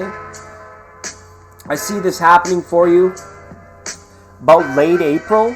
There's going to be big news about the decision or about kind of like a date coming up in April. But I see you walking away from this person. It's like it has a male energy to it. It has somebody that like tries to lord something or hold something over you that you kind of maybe are just done with it. You're tired of it. They kind of, you know, to be honest, they kind of shit on your dreams when you talk about doing this kind of stuff. That's because it can be quite self-serving at times. I do not like this person, whether this is a brother, a father, a husband, or somebody in your situation that is telling you that you can't do it. You know, I see you inevitably maybe having to make this big sacrifice to go out on your own, okay? And look, false fears about finances and money are simply that. They're false fears. You don't have to worry. You're a very resourceful person, and it can be as such. A lot is coming to light about this. I think that by Friday next week, you've already going to be making plans to like solidify or set some things down in regards to like telling people about your intentions, about what you've decided to do, because remember, it's your life. not theirs. And, you know, you don't have to burn a bridge in this situation, but you have to make this person that's holding you back, you have to let them know that, you know, you're not there just to be subservient to them. You've got dreams of your own, and you've got a life of your own that you want to live. And when we look down the road at 2020, intuitively, what I can see is that it's attainable for you. You know, if you're driven, if you remain driven, and you do everything to the best of your ability, there's nothing that really can keep you from this particular dream, okay? So the decision, I feel, is more just about laying it on the line with somebody and saying, I'm out. This is what I'm going to do. This is, you know, I love what we've maybe built together or where we've come so far, but I need to do this for me. Your life would feel, you would have regret, I feel. Your life would feel a little bit incomplete if you didn't do this for yourself, okay? So I'm saying go for it. Whatever this decision is that involves you kind of going out and making mastery of your own life, don't ever let anything have dominion over you. And I know the decision can be tough, you know, and if there's like, if there's vulnerable people involved in the situation, make sure that you have a good exit strategy, a good plan of contingency, so that you're able to manage things that may be far away while you're out chasing your dream. Does that make sense? Yeah, I would go for it. And if people don't understand what you're doing or why you're doing it, that's okay. That doesn't matter. That doesn't have to affect you. Okay? All right. Thank you so much for being a part of the energy here tonight. All right. Mr. Maurice. Welcome to the program, Mr. Maurice. You had a bad day at work and you don't want to see the boss tomorrow. Fear of reprimand, fear of critique or judgment, that sort of thing. Let's have a look, Maurice. I'll shuffle some cards up here for you. We'll see what we got going on.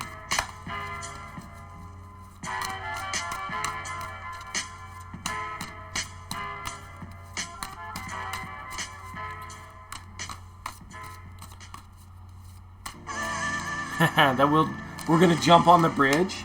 Jump off the bridge. Yikes.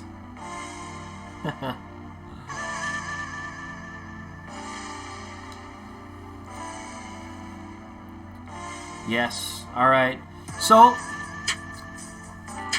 and I know you've been struggling. Is this the same workplace that you were struggling with before? Or you had lost your job and this was particularly a new one? Let me just tap into your energy here, Maurice. Get these cards shuffled up for you. What can Maurice expect tomorrow? What can Maurice expect tomorrow?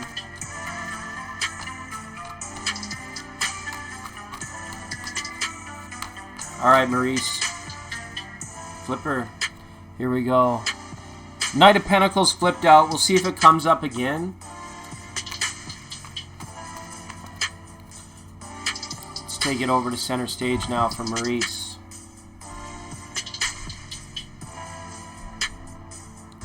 Wishing you all the best in all things. Peace, happiness, joy, bliss, abundance. All right. Got a 10 of Cups up here. Wow. We've got a 6 of Cups up here. A 3 of Wands. Yeah. You're feeling held back, Maurice. It's almost as though you're quite well aware that management in this particular situation, they're just like doing things by the book, and they don't really question like things like, what are we actually doing here, and how can we make things better for everybody? You're, in essence, what's happening is you're being forced to deal with very, like, I want to call them mindless people, and this might have been a part of what happened today, just kind of through the unconscious mind, is that, you know, you had reached a point where you were like fed up with the the process. How, I want to call it stupid for a lack of a better word, how stupid things actually had become around there. Why things that could be so much easier, where you were forced to do them in a much more difficult way.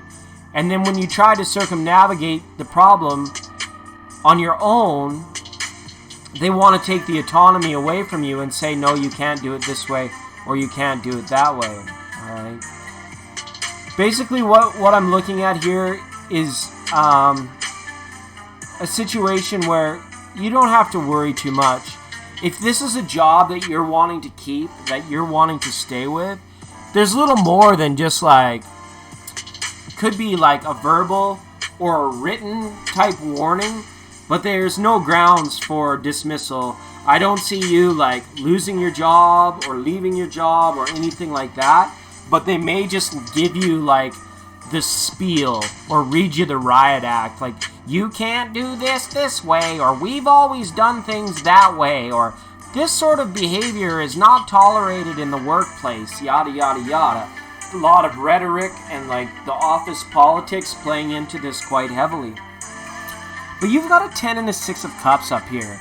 I feel that you're justified, Maurice. I feel that you were in the right about something, but that just did not jive. So, I don't know if you have an opportunity to like talk and explain and problem solve something.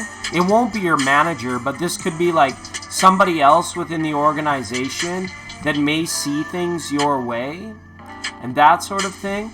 But again, whatever this was, in regards to like having to go see the manager, you're looking at a situation where your job, it's like stalled out. Whatever has happened here, it's like, I don't see you being the person that you're speaking with decides to leave or decides to go away. It's almost as though you've been flagged in a way, Maurice, where they're like, oh, well, Mr. Troublemaker over there, or whatever it is that happened on your bad day, you know, if you flipped out, if you got mad, if you had to walk away because you were frustrated, you know, you certainly have a point, because we can't force to just be like ultimate robots and machines. We are human beings. We all have these tendencies.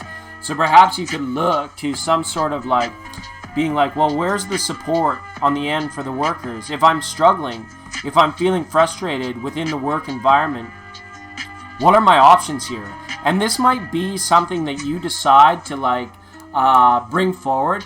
You don't have to like feel like less of a person or vulnerable, or you don't have to feel like you're taking the easy way out. But what you can do is, if they're going to reprimand you for anything that had to do with your temperament or the way you did something, then you can simply say, well, you know what? I wouldn't mind a little help here. What is the company's policies towards helping like me, the worker, me, the person, so that, you know, I don't find myself in these situations like blowing up and getting frustrated and stuff like this, because you are normally a very content and happy person, I feel. But you've been like kind of, you know, kicking the locker for a while when it comes to your career. It's like you're being blocked and stymied on many different ends, I feel, Maurice. And it's quite challenging for you, because I feel that what Spirit is really telling you is that you have potential. Tons of potential that's not being used at this particular workplace. And this, again, can be a reason why you tend to like get frustrated or lose your cool at this situation. Not because you're like a short-tempered person or a short-fused person, but because there's trapped, unused potential that's inside of you, where it's like what you're doing with your time and with your work is just not satisfying Spirit in the way to say that you have so much more to offer, so much more to give, so much more that you could actually learn. But I know you're just trying to get a leg up, get ahead, so that you can actually feel in a place where you're safe enough to explore like entrepreneurial ideas or ways of like making more and earning more for your time and sharing your gift with the world. But so it's like this vicious catch-22 that you find yourself in. So what I'm saying, sometimes you just got to go through and take your lumps. But you know what? As if you go in with an attitude of like, all right, I screwed up, I fucked up, I was wrong, You know, you're right in knowing that I was wrong. I try not to get frustrated. I try not to have these kinds of bad days. But you know what? There's just so much here that causes it. Can you offer me some sort of support or some sort of more understanding? Right? And if they can't, or if that option isn't available to you at your current workplace, moving forward after tomorrow, you may just have to take your lumps tomorrow and then try and find yourself a way. Like, again, we're looking at another one of these escape hatches or exit plans, you know, over the long term, where it's like perhaps you just need to, like, you know, shore up your living expenses, save all your pennies as best as you can, and then look, it's back to the internet or to the old newspaper to find yourself something that is going to allow you to find the potential that you have inside of you. Because the work that you've been doing, especially like over 2019 or even for the last little while, like, you made some great friendships, and you know, you've come a long way. But don't let your work define you. You are responsible for defining you, and I know that there's so much more potential that you have to be kind of being in this zombie mode with all these people at this organization that are just wandering around like the friggin' Walking Dead from Monday to Friday, 9 to 5. So I would really hope that 2020 for you, really the Hermit is going to take some charge for you and say, let's start investigating. Let's start creating again. Because this reversal on the Magician and the reversal on the Three of Wands lets me know that, you know, sometimes you pay attention to your creativity and some of your gifts and all of the, you know, the right brain thinking, all that artistic stuff that's like deep down inside. But you may lack the discipline, or you may lack the desire to like give it too much attention. But this is going to be the year, because the more you find trouble in the mundane work life, the more inevitable it's going to become for your creativity to be unleashed, and for you to actually find a place where you're given the room and the autonomy to drive your potential to the next level, right? Yeah, don't just search for a new job. You can search for a new job, but if you, like, say you search for a job for like 20 minutes, also spend 20 minutes writing a book. Search for a job for 20 minutes, you know, kind of feel frustrated and mad for 10 minutes, and then, you know, paint something beautiful, or go and create something for 20 minutes. Because that's the sort of balance of the energy, especially of this Six of Cups energy, that I feel like would be very beneficial to you. Because, you know, the grind is the grind. There's a reason they call it that. And the more it grinds, the more it slows down, to the point where there's so much friction that it stops and it's just stuck there. And then everything it overheats and blows up, okay? But for you, I'm saying grease the squeaky wheel. And you're the squeaky wheel. So, you know, do the grind, work the grind, but you owe it to yourself to investigate much more than just the next little bit better job, or maybe the next best thing down the street. You owe it to yourself to be the boss, to be your own boss one day. And I know that requires a lot of discipline. And it's funny because you're looking and worried about tomorrow about going into the manager's office to receive discipline from another person. Yikes, we don't like that, right? Because that's never a comfortable feeling. So this reading was all about, who cares what he says to you? He's going to be like, you were wrong. Yeah, I was wrong. We get it. Everybody, hurrah, hurrah, hurrah. And then you're flagged, and then it's like, okay, I better not screw up again. You know, put your head down and get back to work. Great. Who cares?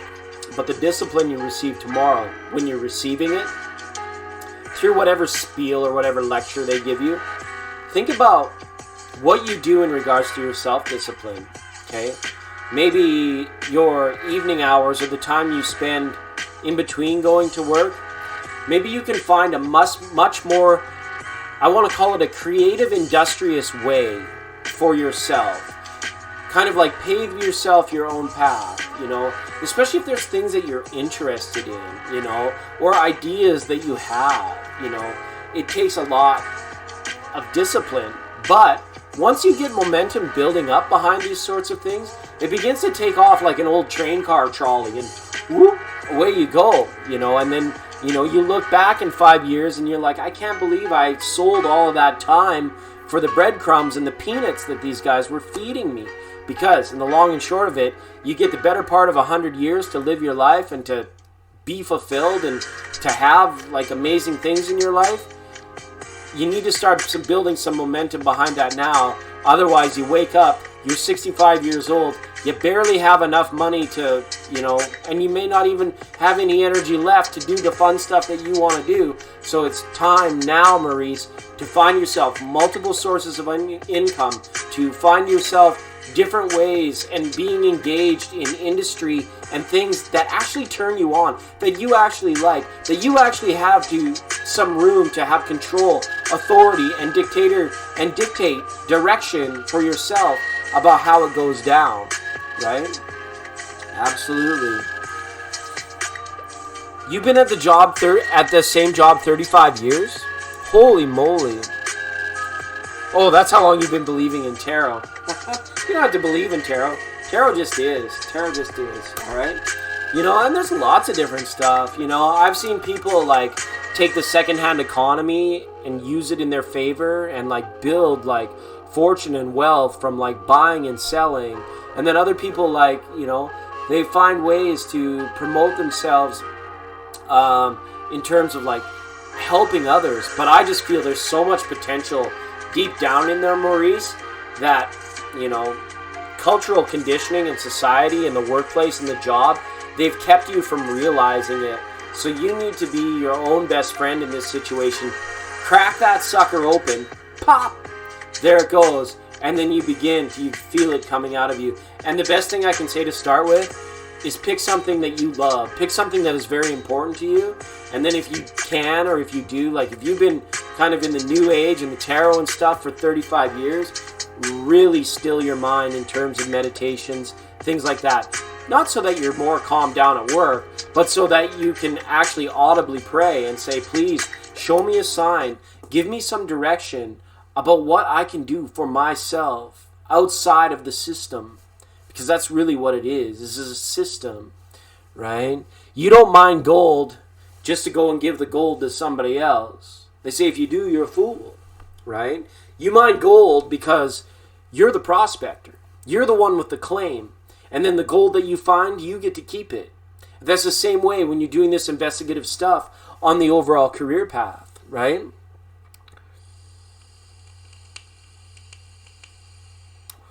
All right, Maurice.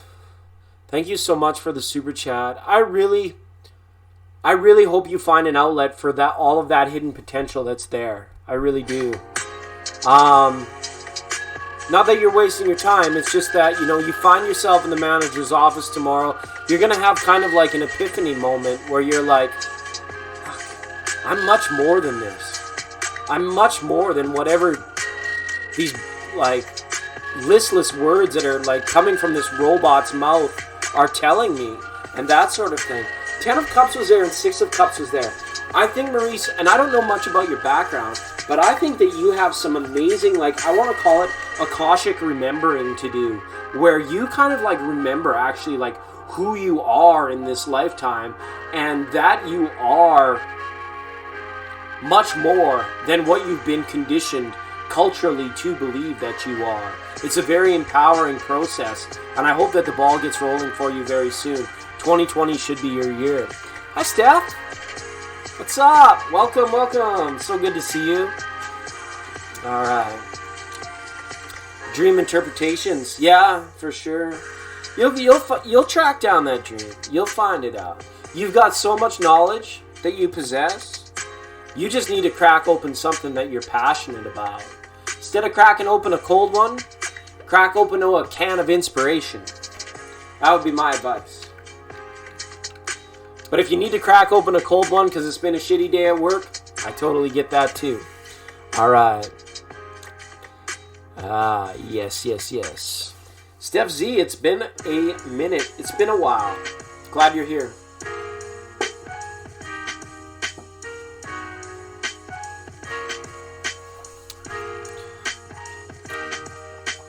What's the name of your channel?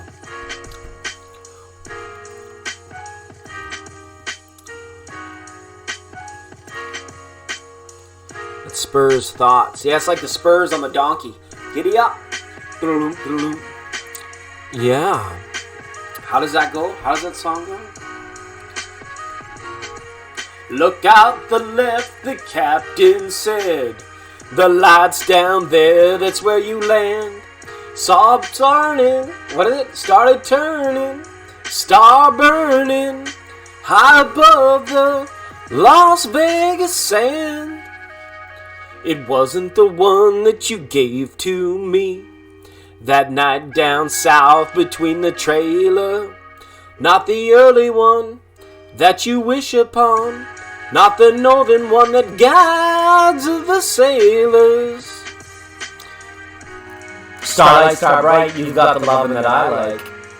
Turn this crazy boat around. It's definitely cool that you got on this flight tonight. Absolutely. Shades on and everything. Yeah, what are they? Gotta be one of the cool kids. Only the cool kids know how to ride a hot rod skateboard. Hot rod spray ship. Get on a spray ship.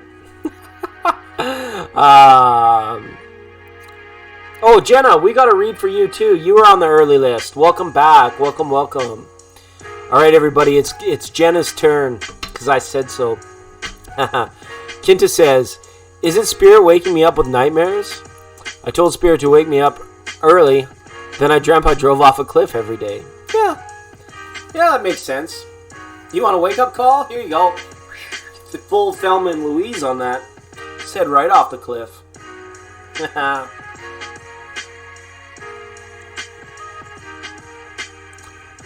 Ruth hot. Ruth is hot for a read. Okay, I'll read for Jenna, and then we'll read for Kinta Ruth again. All right. And Marilyn asks if you feel stress about something. Yeah. It's interesting. The whole cliff scenario is like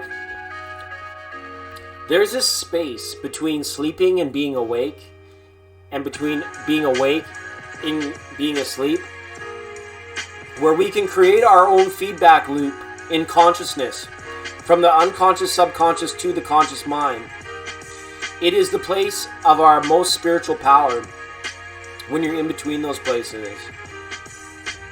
Right now, you don't have the awareness of that space, and perhaps that's what that dream is trying to show you. That it's like there's awake, there's asleep, but there's also that place in between. And that's the place you need to pay attention to twice daily. Okay? Dreams are totally weird. I agree, Steph Z. Jenna says, yes, thank you. Can I get a general reading? Yes, thank you. You can get a general reading. Can you do the can? Yes, I can do the can. Ba-na-ma-na-ma, Baby Yoda. Can you do the can you do? I gotta say Baby Yoda 50 times so I get the AI clickbait. I was teasing my kid this weekend that he loved Baby Yoda. I was like, you love Baby Yoda. You love, don't deny it. You love Baby Yoda. Everybody loves Baby Yoda. What a can of trash that is. Be your own alien. Don't fall in love with theirs. Their manufactured one. Love your own.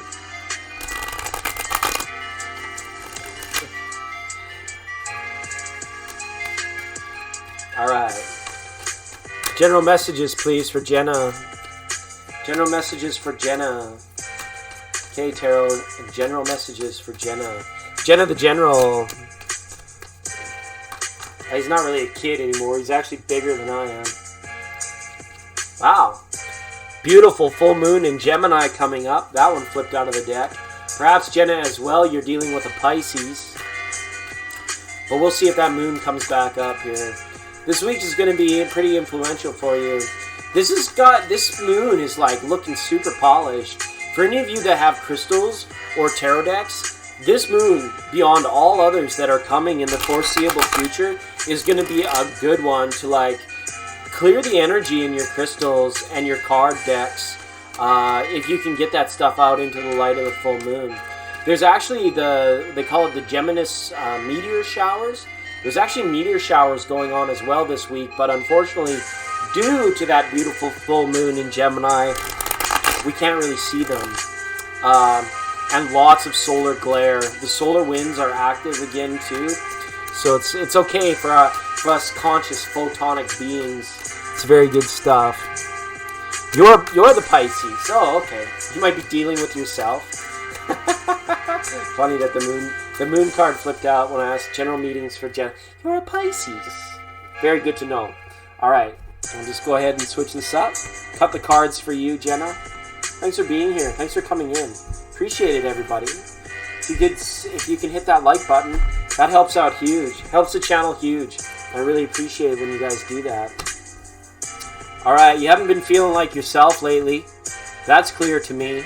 You're going to have to kind of be on guard, Jenna, against like kind of certain types of escapism. You know, whatever the problem is, this card wants me to let you know, like, putting it off or running away from it is not helping the situation whatsoever.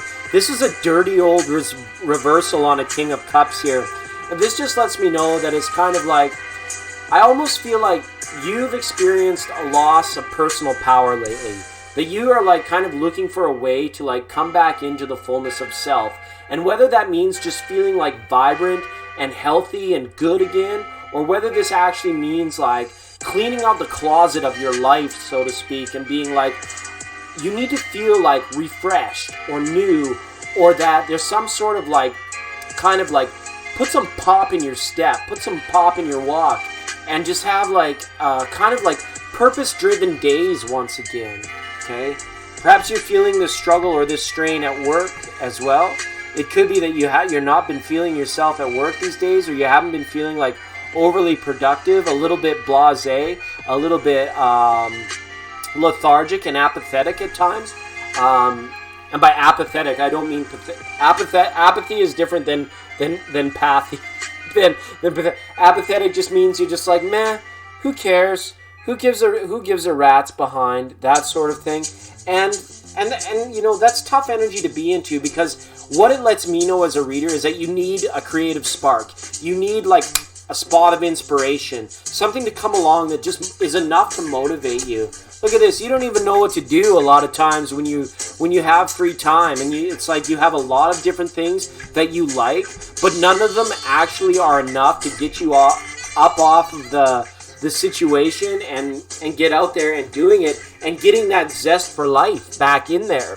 So it's asking, the cards are really asking you, saying like, pick something to pour your heart into, rather than just kind of like remaining in this place of indifference about many things right now. Okay, and it's a lot of mirrored energy. This is a lot of reversed energy for you in Pisces. Okay, you could be thinking about the past too heavily. Hopefully you're not dealing with any depression, Jenna. But when I got a 6 and 7 of cups, along with the dirty old king, and it's all reversed, it lets me know that you might be kind of like looking on the past, you know, when you should be like remaining optimistic about the future and like being present and motivated in the present moment. You spend a little bit too much time thinking in the past. So whatever it is, forgive yourself and forgive others, and just kind of know that wherever you were back then in that space and time, like everybody, including yourself, was doing their best from their space and consciousness. Okay, nothing could have been done differently that could have like made things any better or anything or any worse. Because what the cards are really saying, Jenna, is like, you owe this to yourself. You owe it to yourself to be more fair within kind of like, what I want to say is, it's not that you have to cater to spirit, but you have to be in recognition when you are kind of, what's the word I'm looking for? Backsliding almost. When you're backsliding almost, it's not fair unto yourself and unto your journey. And I know that you've dealt with a lot of shit. Unfair situations, like you maybe even were treated very badly in your past at situations like this. But it comes to a point where it's like, the truth is that forgiveness and happiness are your choice. And if you even just choose to forgive the other people in the situation back then, it's going to feel like a weight is lifted off your shoulders. The Ace of Swords is the card of inspiration, and this is exactly what you need. You need to feel inspired, but in order to do so, you have to stop thinking about the past as heavily, I feel. Okay? And with the Ace of Swords here, the truth stands. The truth will always stand. So, we know the truth. You know the truth about what happened. But the truth for now is, and it's kind of where it teeters with this Justice card, is just like, do you forgive yourself? Deep down, do you forgive yourself for what happened? And even if you weren't the cause, can you forgive that other person, not because you want to get back with them or you want to make things right with them, but just give them for the sake that it helps you move on, right? You do it as just kind of like in a little bit of like ritual and saying, you know what, it was what it was, but the past and the future are fictitious places. The only thing that matters is right now. So if you think about that in context, if you're seeking motivation, if you haven't been feeling like yourself lately, the key really is to know that the power exists within you, and the activation point is knowing that you're present right here in this very moment in space and time to do something about it. And if that means pulling out pen and paper and notebook and like writing down some inspiring things for yourself, then absolutely go ahead and do it. If it means that tomorrow, instead of doing the same old thing that you've been doing for the last 3 or 4 months, you're going to go a different route. You're going to take a different way to work. You're gonna try, instead of like that routine thing you do when you get home, maybe you pull the shades, pour yourself a glass of wine and turn on Ray Donovan or whatever's playing on Netflix. Instead of doing that, you're going to challenge your mind, because that's where the big message is here. Absolutely 100%. The world is your oyster, but you need to challenge your mind. You need to find some sort of like something to conquer, something that makes you feel rewarded for doing it, rather than the old Staples button. That was just easy. That was too easy. Or it's the same old shit, different day, same old thing, different day. Okay? Now, this card, especially up with the world, this is huge. This is saying, reach out around the world, almost like you did here at this channel here tonight, Jenna. You reached out, you got a reading, and I didn't mean to pick on you, saying, but I can get a sense of how heavy this apathy that you're feeling feels towards you, and how out of sorts and much unlike yourself you've been feeling lately. Like you rode this big high, and then now you're in like this bit of a low. And what I'm saying to you now is, it's like you've got to be your own Kickstarter. You've got to be the one that kicks yourself in the ass and find that thing that's inspiring. So start sending out message, start doing research, start keeping your ear to the ground about that which you love, that which is a mystery, that which provides you with like a little bit of desire to like overcome it or to be challenged by it, because you've elevated your state of consciousness. But in doing so, it's almost as if the world didn't have anything left to offer you, and then you got a little kind of like bummed out by that and be like, well, what am I going to do? I'm just going to rest and take it easy. And you could have fallen too far back in terms of a comfort mode, your comfort bubble, the hermit mode as they call it, and then everything just sort of seemed very automatic, very blasé. And now it's saying it's time for you to break that mold. It's time for you to be the shooting star. So, develop for yourself a personal truth that you want to live by, and then stick to it. Okay? Alright. Sorry, I didn't mean to be so harsh with you on that one. But that's what I got for you, Jenna. Alright. Look at that. I see Gallo in the house. Awesome. Good to see you, Gallo. Yeah. And you know what? It's good. I wanna show you this. Oh, not that. I don't want to show you that. We're still rolling through the universe. Where's that thing I wanted to show you? Oh, there it is. There it is. See this over here in Pisces? See that in Pisces? That's the old Aqua Fork. That's old Neptune over there, alright? And he's kind of there, just kind of, it's not like it's energy, like that's pulling you down, being in Pisces, but it is also this energy that's causing you to like almost come into a full-on dead stop of your momentum, so that you can just like completely hit a reset button, clear your mind, because you're at the beginning of a new chapter in your life, but you just don't have any like spark. No, it's like the old Pink Floyd song, like you're at risk of missing the starting gun here, because when it goes off, you want to get out ahead of this kind of stuff, and you need to find out where your power is, and then go and find that power, and once you have it, create beautiful things with it. Absolutely. And big hugs out to Jenna, everybody. It's never fun to be in that situation, but like 99.9% of us go through that at some point in our life. We find that where it's just like, ugh. It feels like when you run out of gas and the car just kind of like, and then it stops. And then you're like, well, what? I step on the pedal and it doesn't go. But you're forced to actually get out, take action, that sort of thing. The Ace of Swords is a brilliant tarot card. It's one of my favorite cards in the entire deck. And when you get the Ace of Swords in the reading, it means that you can leap on top of the truth. You can develop an understanding for yourself and then be motivated by it and take inspiration to the next level, to an activation point of doing it. And once you got it, it's yours. It's yours. Okay. All right. Jenna, thanks for being with us. Thank you so much for checking in and clicking in tonight. It was a pleasure to read your cards. And come back anytime. Come back anytime. We're always happy to have that. Okay. So, Steve forwarded a super chat. Thank you, Steve, for Kinta Ruth. And she wants to know what Dr. Pepper is. What DP stands for. Deep persona. Depth of persona.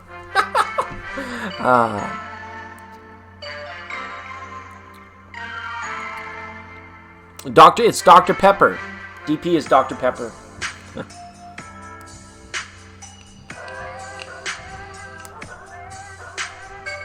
Right. You don't necessarily have to do it all in one day, Jenna, either. I would start very much in like a research mode. Meditate in the morning, open up your mind, and then once you're feeling satisfied, you've done your breathing exercises, you can go ahead, you can open up the internet, or you can open up the whatever resource you have, and stick to your guns about learning and investigating, and let it kind of lead you on a journey until you're like, kind of get this feeling like, whoa, I never realized that existed. And if it inspires you, then dive deeper into those things, right? Because sometimes, especially in winter, like getting out of the house, what do? Go run around the block in a blizzard? Especially if you're in the northern hemisphere? Nah, that doesn't make much sense. That's just cold and irritating and uncomfortable. But when I talk about getting out there, I mean getting out of the mindset. Okay, a mindset that keeps you like, you can have some really good thoughts, but then 10 minutes go by and you find yourself thinking about, something in the past and that sort of thing. Now, the rut that you experience, this is simply just that. It's a rut, and it takes a change in direction. Sometimes you got to try a few different things. You have to turn the wheel like different ways in order to get out of that rut sometimes. But I know you can do it. Yeah, constantly stuck. And do you meditate, Jenna? I guess that's my big question for you. Because meditation is like medicine. Okay, it's why it's got med in it. Meditation is medicine. Okay? It's the only homeopathic remedy that most any of us really need. Because our minds can do so much. That Ace of Swords, like, your mind has a lot of power. And whether it's working for you or working against you, that's the question. Okay, that's the rut in itself.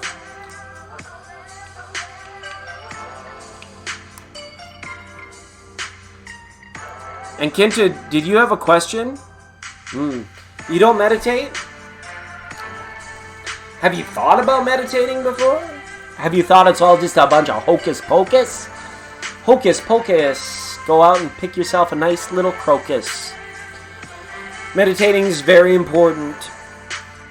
It's very important you gotta like, your mind is like a bucking bronco or like a bull in a rodeo. It's like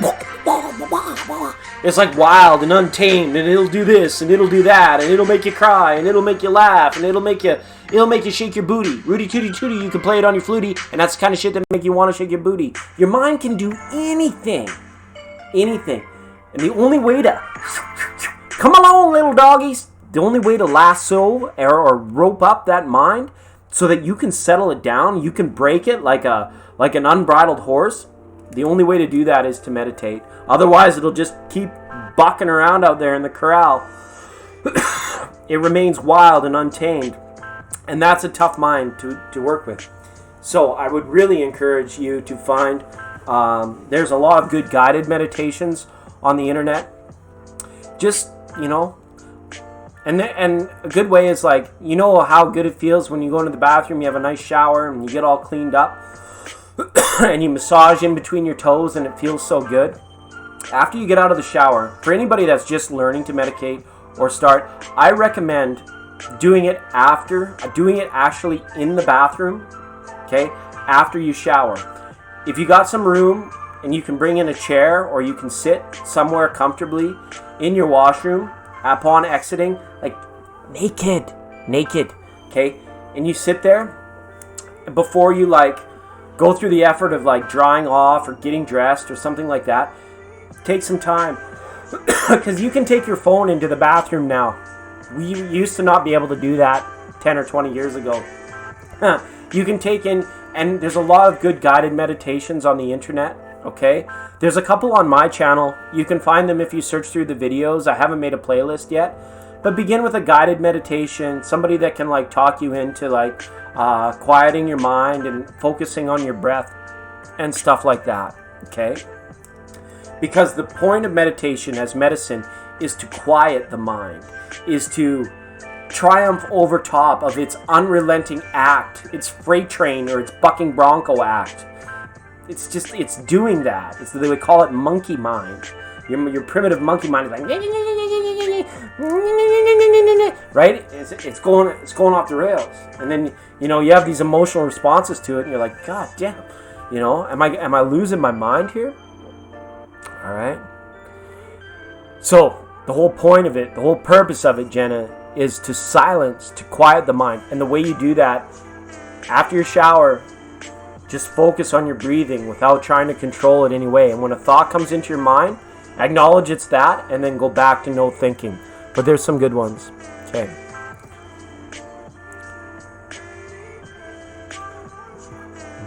Yeah, we all, if you're feeling sick or if you're feeling stuck, meditation is the answer. Is your friendship with Alistair over? Did I make the right decision cutting him from the business? And will he last with Priel? Okay. We can look at Alistair for you, Kinta. We'll look at Alistair for you. Thanks, Steve, for forwarding that super chat for that reading. Yeah, no thought meditation. And once you get good at meditating, then you can meditate like, what is that, Olivia Newton-John in Greece? Meditate in my direction. It's a huge erection. Oh. Sorry. Yeah, you gotta relax. So that hot shower thing and like, just like, try not to force yourself to do it in the morning or at bedtime. You've got to want to do it. You've got to have a little bit of discipline. Okay. Alright.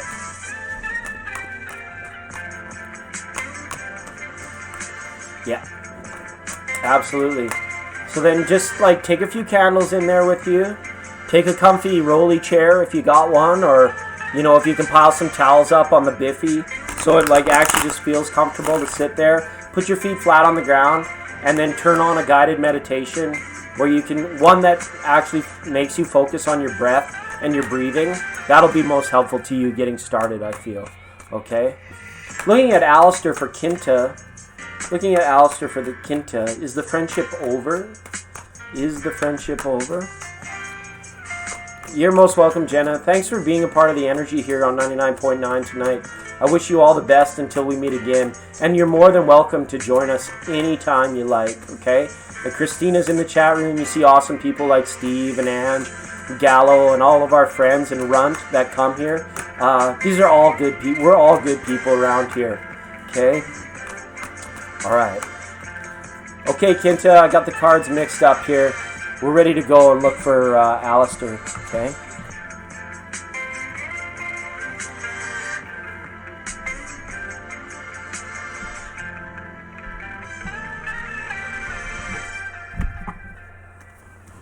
All right. This is some grounded yet stuck energy, right? Wow. Yep, you did the right thing. Absolutely. I get a yes, the friendship is over, and yes, you did the right thing, okay? There was some, like, ill-gotten behavior or some bad vibes that come when I look at this particular individual. This person was quite standoffish. It was their way or the highway. This person did have a tendency to be quite miserly at times. And this is the second time reading for you today that we've got the Four of Pentacles of people in your environment. I'm not sure what you're doing to attract that to yourself, Kinta, but I really don't see any reason to necessarily come back to this friendship. Okay, another 4. Wow, things are moving pretty fast with him and this other person, this Vinta, or whatever it is. It's kind of like they're almost like at risk of running off the rails here, or running out of money. Money is an issue between the two of them. I'm not sure if they're particularly fighting over money, or if they're not having enough money to make things work or to get their dreams or their enterprise off the ground. They both like kind of taken a hit and they're having trouble getting funding. But I mean, they work very well together, him and this Vinta. Not sure who the Cancer in this situation is, but with the Four of Swords, if somebody's restless, somebody's listless as well. They're having trouble sleeping at night. Somebody in that situation, either Alistair or Vinta, is very stressed out currently, and they're having trouble with that. But with this Alistair person, it feels as though, you know, you did a good thing by liberating yourself from his energy, because there was something there that was kind of like ill-begotten. It needed to be purified, whatever it was. It was almost like some sort of like bad ethics were involved potentially with him or with whatever he was doing. And with this Star card here in this Four of Pentacles, it's like he has a tendency to overreach, to overstep. This is the type of person, you give them an inch, they take a mile. Okay, much like somebody I know. Okay, Prial, yeah. So, I would say to you, you did the right thing. The friendship is over, and whatever's going on with him and this other person, there's a little bit of financial stress that's involved. Okay? Wow, and the Seven of Wands left behind. But he's a fighter, right? I don't know. Life hasn't hit this guy hard enough yet, but I'm just glad that you're out of that energy, and I'm not sure what you do to attract all of this particular drama into your life, Kinta, but it almost seems as though it's like you're moving on from a chapter of your life where you had surrounded yourself with very, like, I want to call them like immature people. They weren't necessarily negative, but they weren't necessarily like woke to the finer aspects of having like grace and understanding in their life. And it was just like me, okay? And you're kind of breaking free of that energy now. So I would encourage you to like stay on your path and to like not return to any of this drama, okay? Someone said he'd come around. Eventually, what comes around goes around, right? You know? And people do come around, but you know what? Oftentimes I find it's when they come back around, it's because they didn't make it on their own. Especially if there was situations where it was like, you kind of left him behind for a reason. You kicked him out for a reason, right? And when he comes back around again, you know, depends how much drama you want in your life. Maybe you like the drama. I don't know.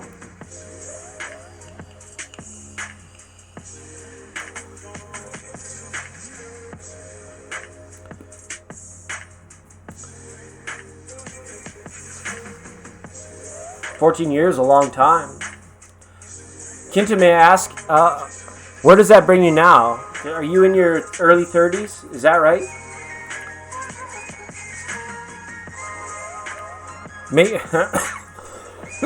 Thanks, Kinta. I don't know. It's like your friend Alistair needs to like learn some really important life lessons, and you're almost better off not being around him when he has to go through these lessons. You don't need to shut no door has to be closed and locked forever. Stuff doesn't need to be like carved out in stone, right? And yes, free will always plays a part. Always, always.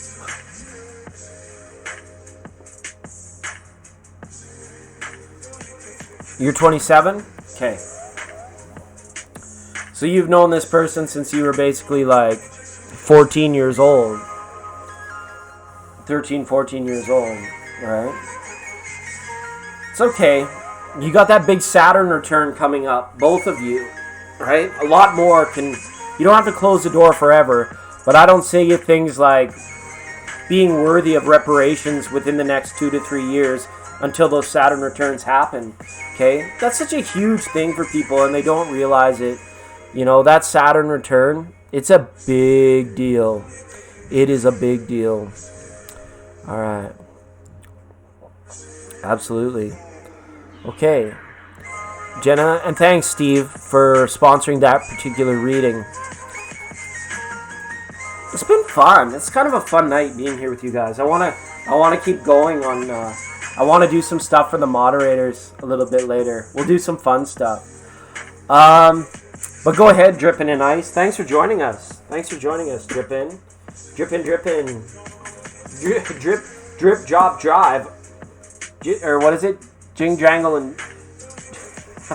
Drambus and Drangle.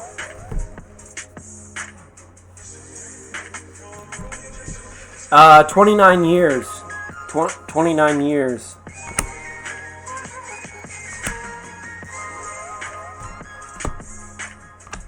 Getting my cards ready.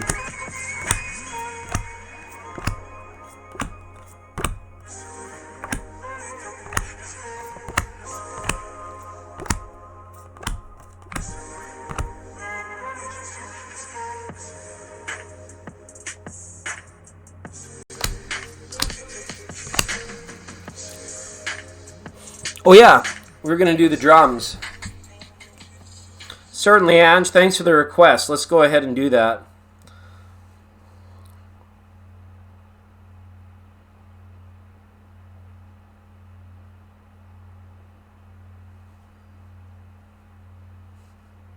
See if I can find it. Oh yeah, here we go.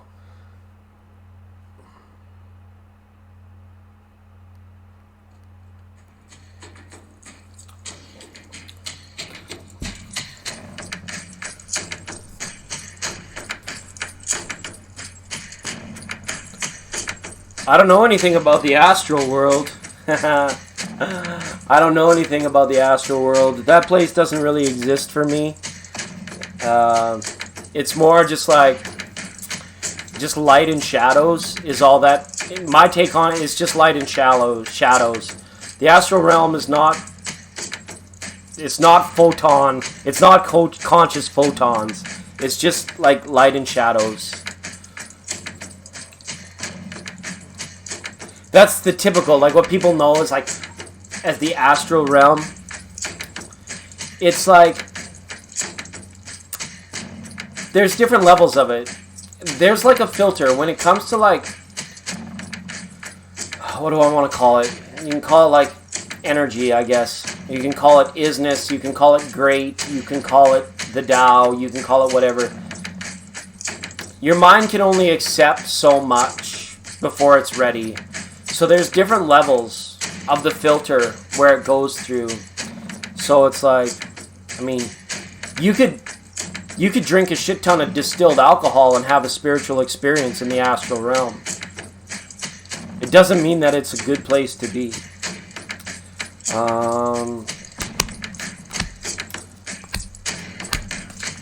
And there's a lot, we are in like kind of like this interesting age where it's like, we need to be aware of things that pose as benevolent sources of spirituality that are exactly the opposite. You know what I'm saying? It's freaky. It's freaky. Okay. Did you see Jacob at the mall today, or is your mind playing tricks on you? Let's have a look. Let's have a look. Sorry, I'm just getting my cards sorted out for a game that I want to play in a little bit. Okay, Drippin' in Ice. Let's have a look. I'll shuffle your cards out now. Did Drippin' in Ice see Jacob at the mall today? Did Dripping in Ice see Jacob at the mall today? Oh, hi Marilyn. I haven't got a reading out for you yet. Yeah, I have some Oracle decks. I do have some Oracle decks here as well.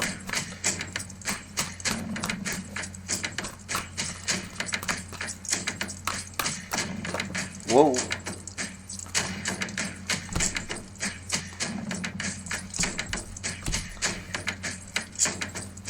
I got Queen of Wands out here in the Ten of Pentacles.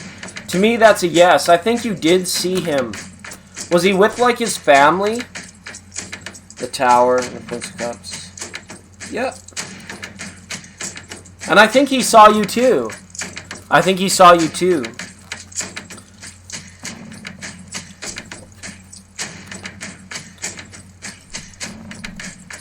I'm pretty sure it was him.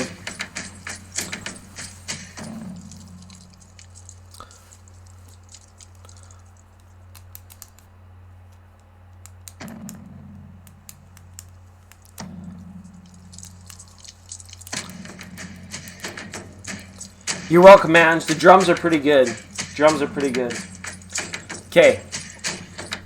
We're on the precipice of a new decade here in a few weeks, okay? So I pulled card number 20. If the camera ever focuses. Okay. So we're going to like not that we're passing judgment, but we're using it as a reference. So I want you guys to ask some questions about like life, the world, society, dreams that you might have to find out if they're going to happen this decade or this particular year, okay? I think it would be fun to do. I think it would be really fun to do.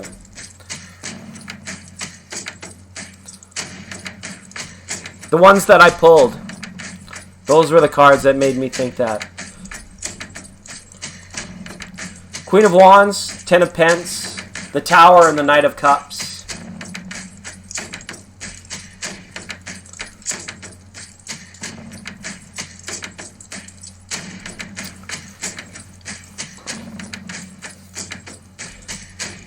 So like I'll start it off.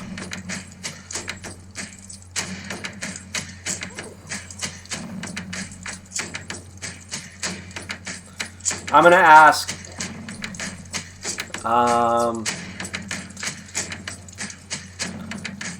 what year, when will they send or will they send the man back to the moon? That's what I'm gonna ask. Isn't it interesting? Judgment. Those, and the next pile is the twos. Two of Wands. So 202 9. 2029. 2029, I predict will be the next like manned mission to the moon. I don't know. Maybe that's not a very fun game. We won't do that. Oh, you had a sister call? Well, we could do that. We could do that. It'd be fun. Yeah, guys have like fun. 2029. That's what Tarot says. They're gonna send the man back to the moon. I thought it would have been sooner, but it looks like it's not going to be any sooner. I feel like no, Drippin'. I feel like no. I don't know if the reason why he didn't approach you today after he saw you is because he was with his family or he was with somebody. That's what I feel.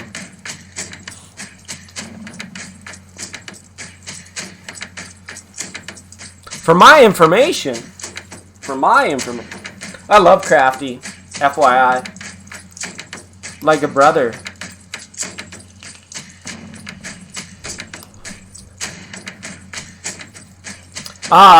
Marilyn, did you have any questions this evening? I haven't gotten a reading in for you yet.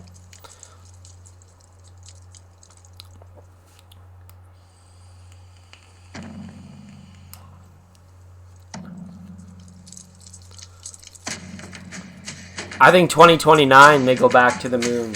Or they go to the moon for the first time. Should be fun. Should be a time. Until then, we'll just chill the heck out. Why get so freaked out about this kind of stuff?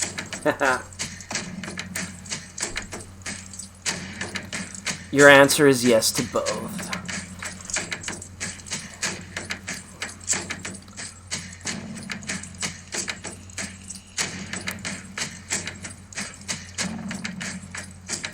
Oh, wow, look at that. Kinta's experienced on the defibrillator. You prefer oracle cards? Cool, very cool. I get to take a much needed break from tarot. Yeah, let's have a look. Let's see what's going on.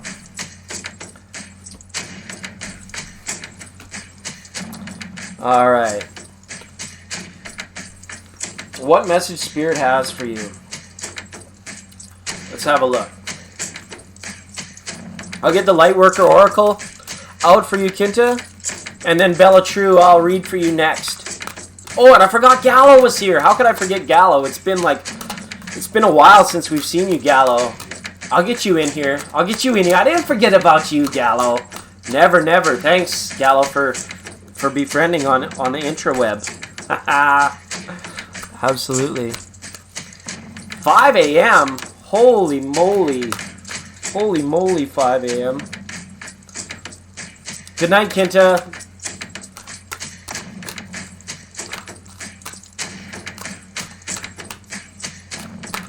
Just making sure I get these shuffled up good.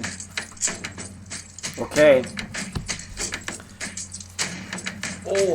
Oh my goodness. I have a strained ACL. That's why I'm not going to. That's why I'm like sitting here relaxing all day. Let's get this back over.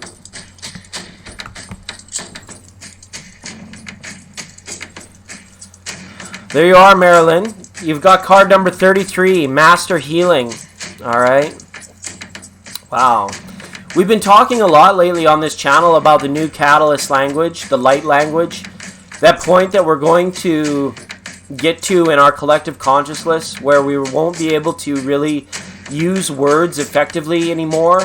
I mean, we'll still use it through text and things like that, but, you know, we're coming kind of like despondent in terms of like the working or the waking world. We say please, we say thank you, we say I love you, all this kind of stuff. But when we start talking about especially esoteric ideas and things of an ethereal nature, our words don't necessarily, we don't have enough right words, is what I want to say. When we just try to describe things, describe our visions, and describe the process of how this stuff happens, English or no matter what language you speak, it kind of begins to fail you, because it's now at a point where we're beginning to be able to wrap our mind around exactly what is happening and what we're seeing and why we're seeing it and what is being shown to us, but we can't explain it to other people. So this card with Master Healing, this is about being able to use light as a tool of communication, okay? Not just like a healing light, but see how the book is in front of her here? And I'm about to do the same. I'm about to read from the book on this card. But the light is above the book. It's above the words, you know. There is no words without the white paper behind it, right? She can't distinguish the ink from being a word if it wasn't for the paper that it's printed on. So it's all about holding things up to a contrast and being able to determine if the opposite of a profound truth could also be true, right? But I'll go ahead and read for you on this, for you specifically. But I feel as though, you know, you have a way of using light as a communication, as a way of communication. Not only like spirit communicating to you through light, but you actually being able to focus the energies of what you feel and you want to say, almost like telepathically to like loved ones and things like that. And it's when you do like pray and when you do reach out in your thoughts and your prayers and your meditations to loved ones, whether they're just on the other side of the country or on the other side of the veil, it arrives to them as light, okay? They can't really hear the exact words that you're saying, but it arrives as light. So this is for you, Marilyn. Your heart is capable not only of giving and receiving love, but of connecting you to a great network of beings that resonate in the highest frequencies of divine love. Through your heart, you can receive information and guidance from networks of light that fill our universe. As you learn to open your heart to receiving these transmissions, your ability to work with group consciousness in a loving way will increase. You shall affect humanity in a loving way, influencing the collective, rather than allowing the lower frequencies of the collective to bring you down. All right? It's a pretty interesting message. And just a little invocation for you that you can use, Marilyn, goes like this. I have gratitude now for the heart transmission that guides me through universal love into the group consciousness that can best serve the greatest good of my own divine destiny. I ask for protection, insight, clear knowing, and clear feeling to guide me through the many groups that I will love and work with spiritually in this lifetime. May all my group involvements be constructive. May love, light, and power increase in me and upon the earth through all group work, blessed by grace. May the unconditionally loving ones help all group endeavors attain spiritual success. Through my own free will and divine love, so be it. Okay, very nice message for you, Marilyn, with that Master Healing card up there. All right. It's good stuff.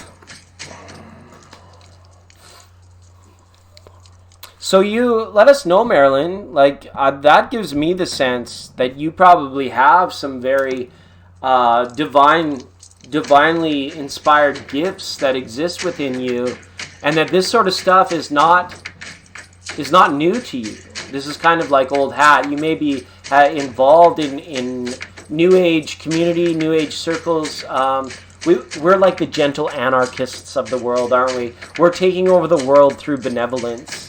Don't worry, we won a long time ago. And thank you for leading the way. So, that's really good. And it is so. Hi, Lainey. Thanks for the super chat. An update for Lainey and David engaged by February. That's very optimistic, Lainey. That's quite optimistic, but I'll ask, sure. Could it happen? Could it happen that fast? Let's have a look.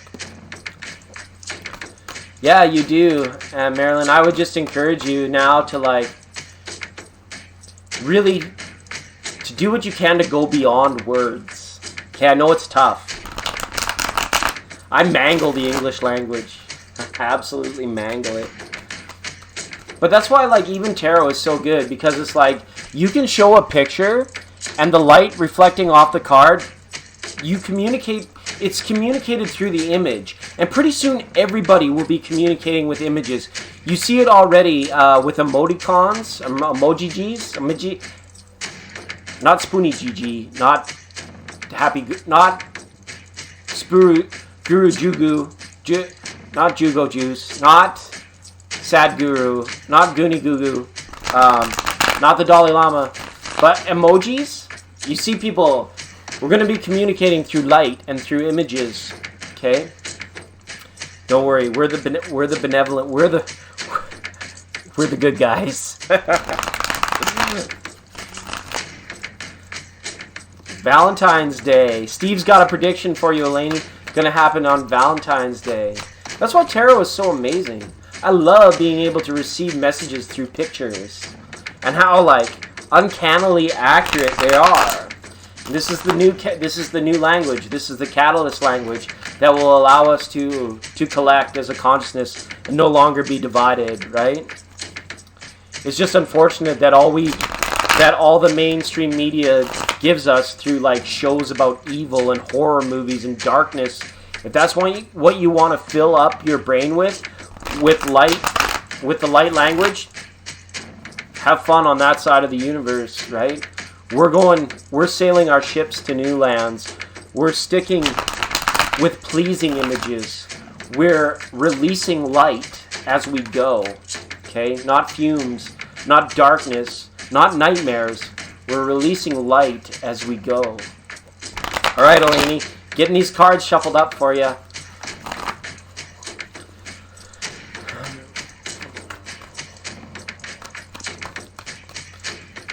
And gals, I should say guys and gals. We're the good ones. Ones and twos. What's going on the ones and twos? All right, Eleni, I'm well shuffled. I'm going to go ahead and cut your cards and get a reading for you out tonight for you and David. Okay. Okay? I wish you the best in all things. Peace, prosperity. Ooh, that was a thick cut, Elaney. That was a thick cut. Let's see. Engaged by February. Ooh, good lovin'. Spoonie Gigi. Ace of Cups. Ooh, this is good resonance. This is good feeling to it. Three of Cups. Oh, we're working well together. Two of Wands in reverse here. Wow.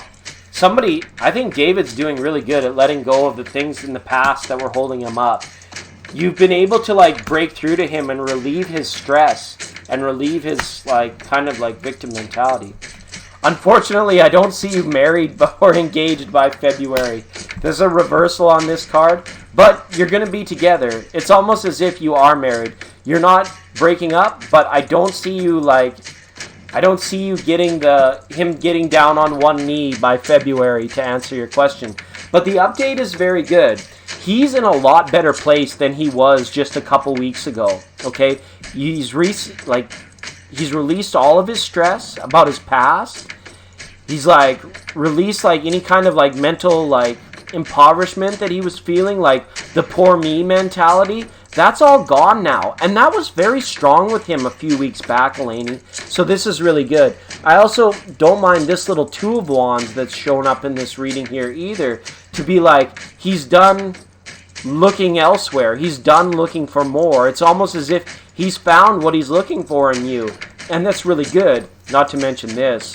This is beautiful. The Ace and the Three of Cups. This is good luck. This is good fortune. This is like a divine selection that has come through to manifestation. You guys work well together. You get along well together. You party well together. You play nicely together. All this sort of stuff. Okay? And solstice is coming up quick. 10 to 12 days away. You guys are, I think, going to be deepening ties on the solstice here as well. But remember, Elaney, and maybe it's something that he needs to keep in mind, is the level of healthy detachment to this situation. It's very good that you love one another, but I don't see him quite being ready to tie the knot yet, okay? These two, oddly enough, are both marriage cards for me when I read tarot. The Devil and the Hierophant, they indicate to me marriage, right? But they both came in reverse. And I kind of put February as a timeline on that, because that's what you typed in. But if we were to see it come up like this, it's not far off. This would be pretty much an assured marriage, which it looks like eventually you could be engaged or together, married, but I just don't see it happening by February. Let me just pull a few more cards, Elaney, to see if I can see that. But the update is very good. It's like you guys are together now. It feels like this is established, that this is for real now. This is established. Five of Pentacles.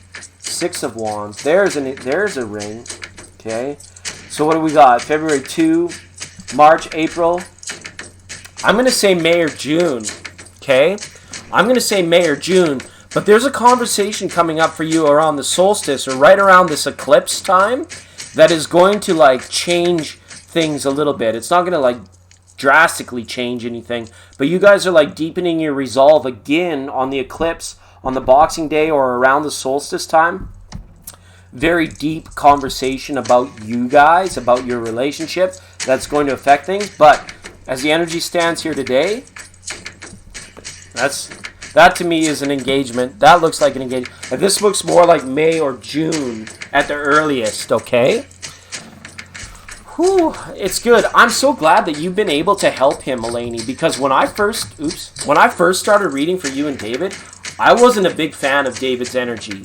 But it looks like you broke through to him. You reached through to him. You've helped him kind of like any fears that existed about commitment inside of him. You've been very good at helping him to dissolve those fears. So that's really nice, Elaney. I like that a lot. I like that a lot. I love how philosophical and on point everybody is around here.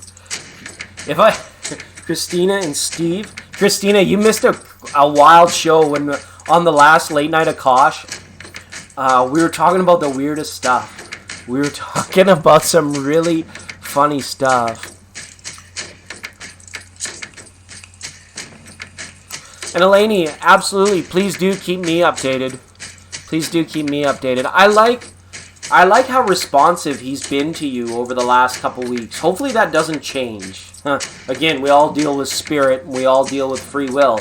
But right now, the work that you guys have done and put in, that's working.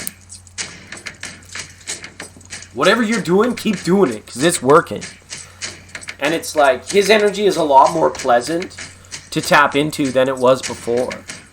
Yeah, isn't that interesting? Like, some people will resonate with, like, different readers. That's why, like, you know, you shouldn't get a ton of readings from a ton of people. But once you find a reader or two that really resonates with you, that's really good. And it doesn't mean that it'll be that way forever either. They can always change, I believe. And, like, I always recommend, like, going to see Robbins or Tati or Gazelle or any of, you know. And it's funny, because there's no cultural bounds to this. I tuned into a tarot channel, and there was a kid, he wasn't even old enough to shave, and he was like reading tarot messages, and they were resonating for people, and I was like, what the heck? This kid isn't even old enough to shave. And of course he had already, you know, discovered his sexuality, but he wasn't even old enough to shave. And I was just like, I was kind of blown away. I was like, holy moly, like, it can come in all shapes and forms, right?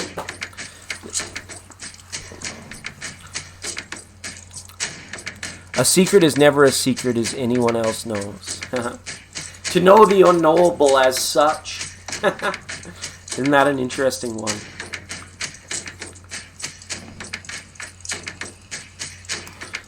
This George the Taurus, George of the jungle, friend to you and me. Let's go ahead. See what George is feeling. We used to read about George a lot back in the summer. George of the jungle, friend to you and me. Hi Nadina. Yeah, just hang tight. There isn't a big wait list right now tonight. It's nice and chill. It's a chill vibe. Elaine's just spoiling us with super chats about reading. We're going to read back. We're going to have a look at George. George the Taurus. Georges. George. Okay. What is George feeling about what transpired between you and George, or between you and David, Elaine? Just to make that... I'm assuming you mean what transpired between you and George. Not about what you're doing. You're not asking about how he feels about what's going on between you and David. You're asking about what is George feeling about what had transpired between you and him. Let's see. Let's have a look.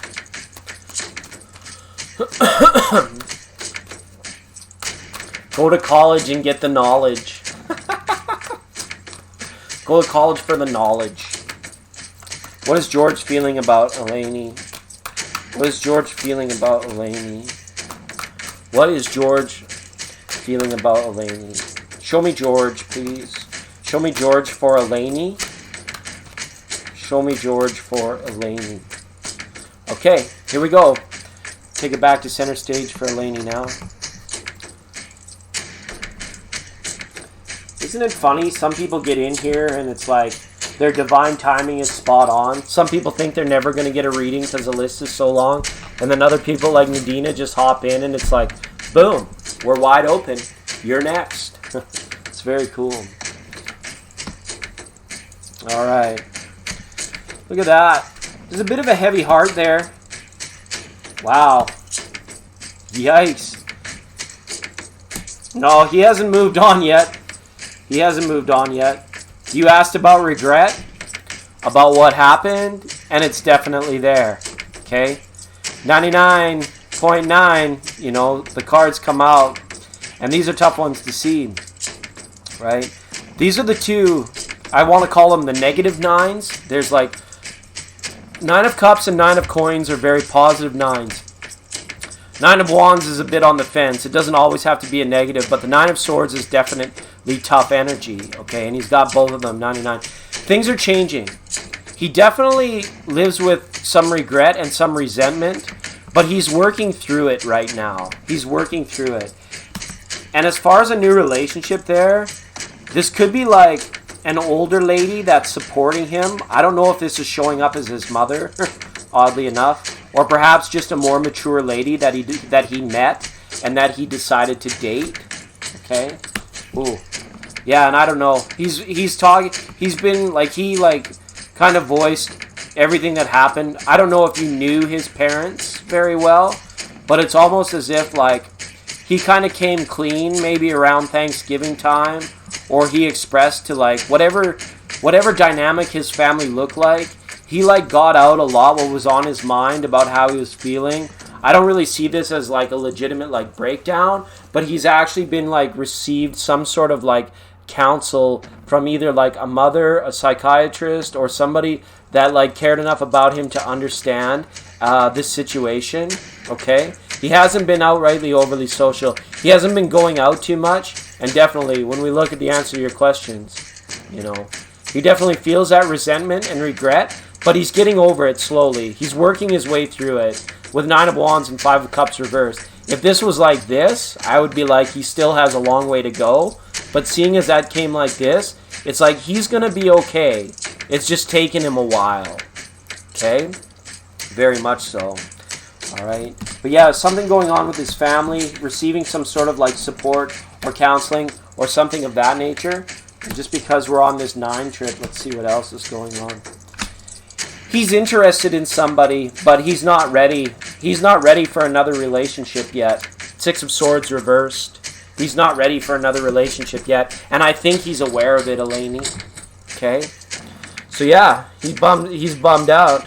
You may even see that I don't know if he has been attempting to contact you, but it's hard to say. It's kind of still in the realm of potentiality that he may reach out to you still.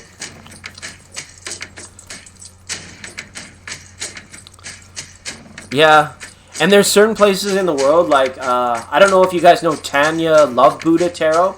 She lives in this island, I think it's like off the coast of Greece somewhere, in like this beautiful like island where like New Age people go. And this island, where she goes to, it has like this crystalline power. It's this very important place on the crystalline grid where that exact thing, Marilyn, happens. When you think it, then it comes about, like literally within a day or two. She was telling me about this place, and it just blew my mind to be like, yeah, I'm kind of careful about, my thoughts, because I don't want the bad ones to turn into reality. So I'm very careful to acknowledge them and dismiss them when they happen, rather than entertain them and dwell on them. But this place, it sounds like even just having the thought is enough to make it manifest, because it's filled with all these New Age people. We're the New Agers. I don't know where that came from. It's good times though. Jeez. Hey, it's the artist formerly known as Tarot. Hey, Tarot. How are ya?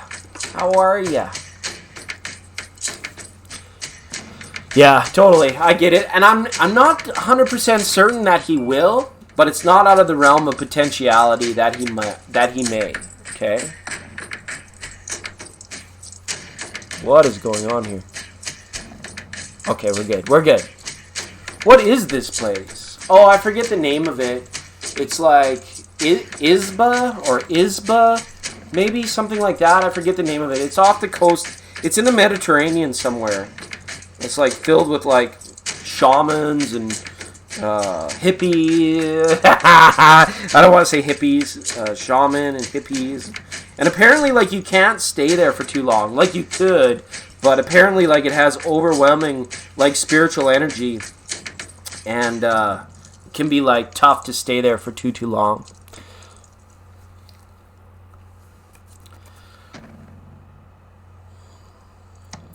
That's good.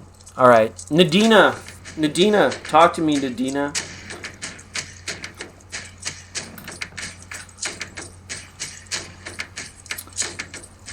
Oh, time for a sip of the good stuff.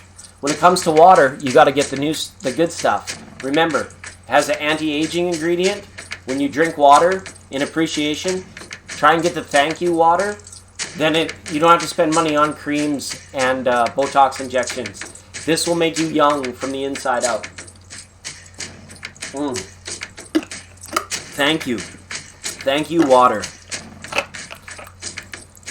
Still too energized. What's got you hype, Tarot? What's got you hype?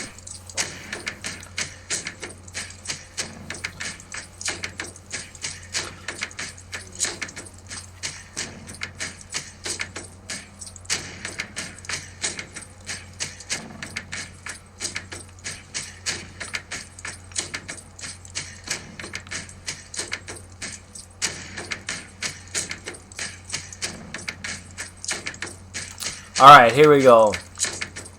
What is Jabril thinking about the breakup?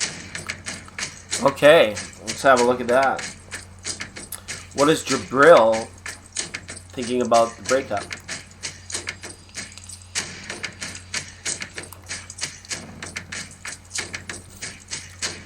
Well, Eleni, I would encourage you just to focus all your energy on the new. It's good. It's good that this year 2019 was a big year of change for many people. I'm glad for you, Eleni, that it's changing in the right direction. Or that which was needed to be exposed got exposed. You know? Overactive mind. Yeah. Yeah, you got it. It's just kind of like about rising above. Like, not even dealing with it. Like, I know that there's other tarot readers on YouTube that talk smack about our community and our friends, but I don't even give them credence. I don't even pay attention to them.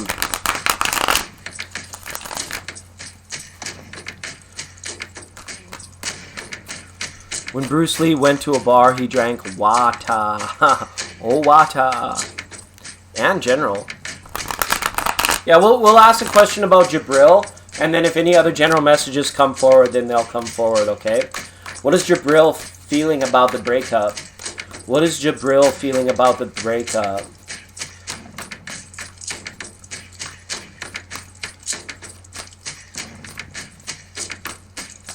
All right. I think we got this under control. Your cards are well mixed, Nadina. Let's go ahead and cut them. I appreciate all of you that have come to watch today. If you're new here, don't forget to like and subscribe to the channel.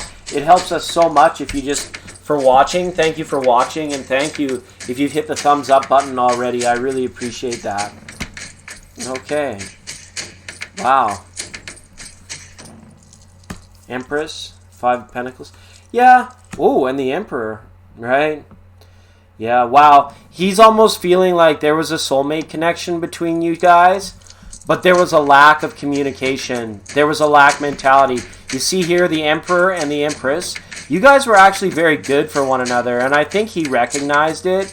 I don't know how things got screwed up, but it looks to me as though there was a lack of communication, or there was unequal sharing, either sharing of resources, sharing of energy. Somebody wasn't putting in as much as the other person wanted to. It's almost as if like somebody fell short of expectations and that sort of thing.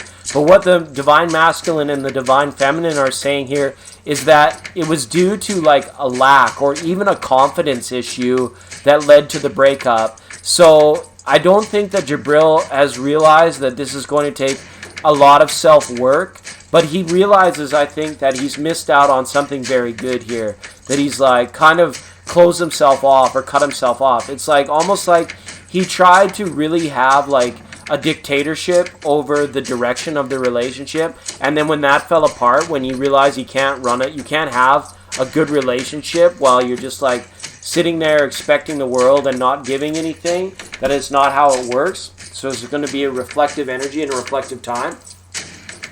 But unfortunately, yeah. And forgive me if I'm wrong for saying so, Nadina, but I get a level of innocence or naivete with this particular reading that makes me wonder, like, I don't know how old you guys are. There's a king here now that lets me know that maybe, you know, one of you is like a little bit older. But this is just kind of a situation where I feel as if you guys are not really young, then this breakup is going to cause or force somebody to grow up a little bit, or somebody to experience like, but I don't get a lot of emotion here. There's very little cups, okay? The Lovers is reversed here. He knows that he missed out on a potential twin flame soulmate connection here.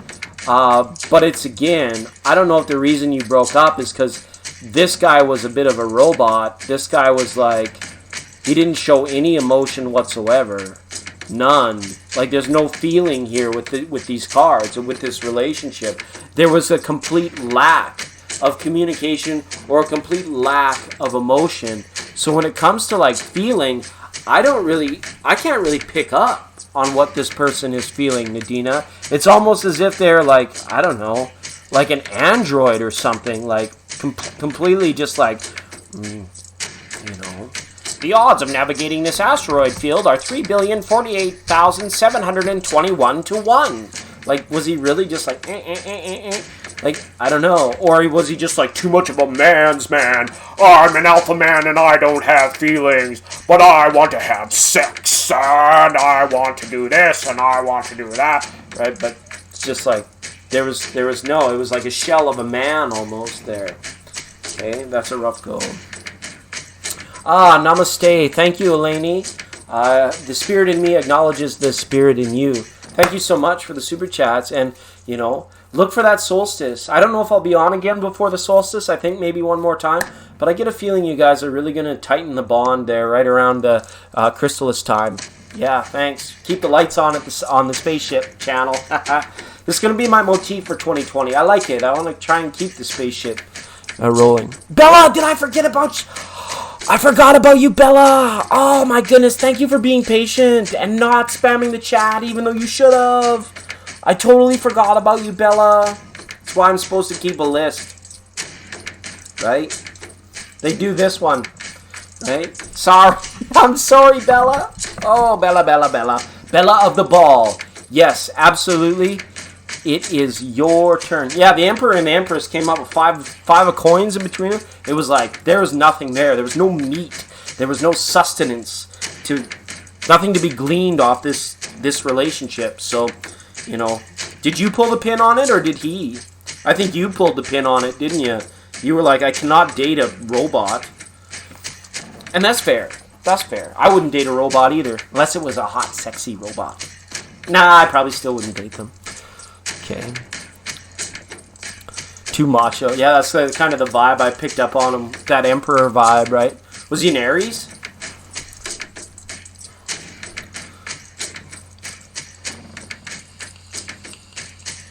Or Capricorn. Aries or Capricorn, maybe. Not that I'm picking on those guys, but, happens. It's okay. We're all here to learn our lessons. Okay, Bella, go ahead and drop your question. I'm ready for you now. These drums make me want to do silly things. We'll end up together long term. Okay.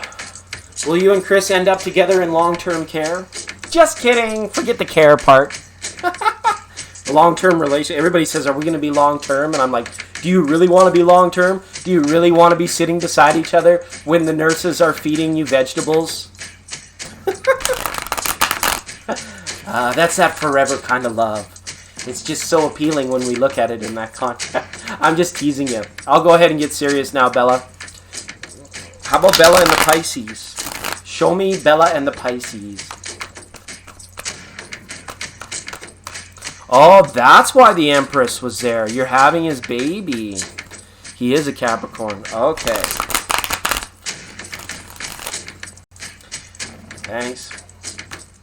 Man, that was on my tip of my tongue when I saw the Empress there to talk about pregnancy, but that's an area I don't really like looking into or asking about. Okay? That's private. That's personal. But thank you for sharing.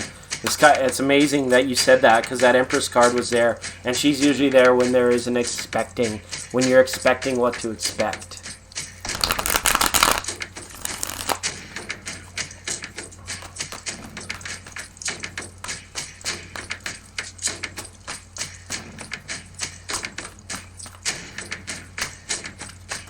Show me Pisces. Show me Chris and Bella.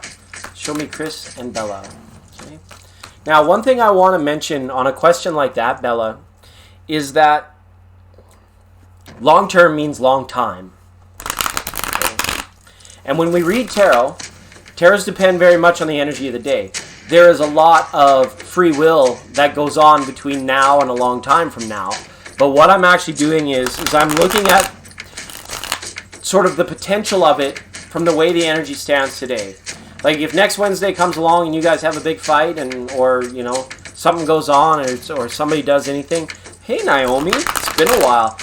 Then that will change again. And you can keep me updated. You guys, I love when you come in and you let me know what's going on in your lives and you keep me updated. But when I look at this long term, this is based on the way the energy stands today. So if I don't really see it, but then you guys go out and you have a magical momental night where you get in deep with one another, this can all change, okay? Because we're looking at a long time. We're looking at long term for Chris and Bella, okay? Chris and Bella now. Jeebus creepers. Jumpy cards. All right, let's have a look now. They're well mixed up for Chris and Bella.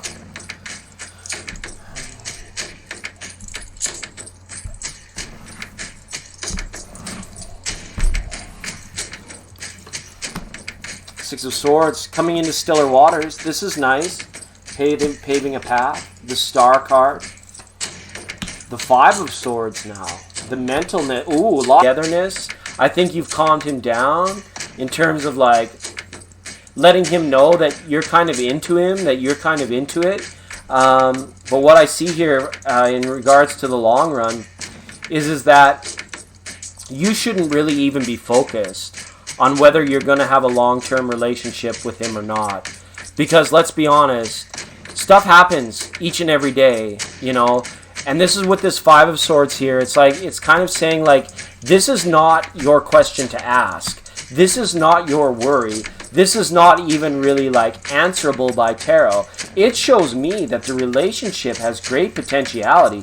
Two of Cups, Six of Swords, even the Star card reversed here is not the worst thing in the world to have for a new relationship, for the beginning stages of a relationship.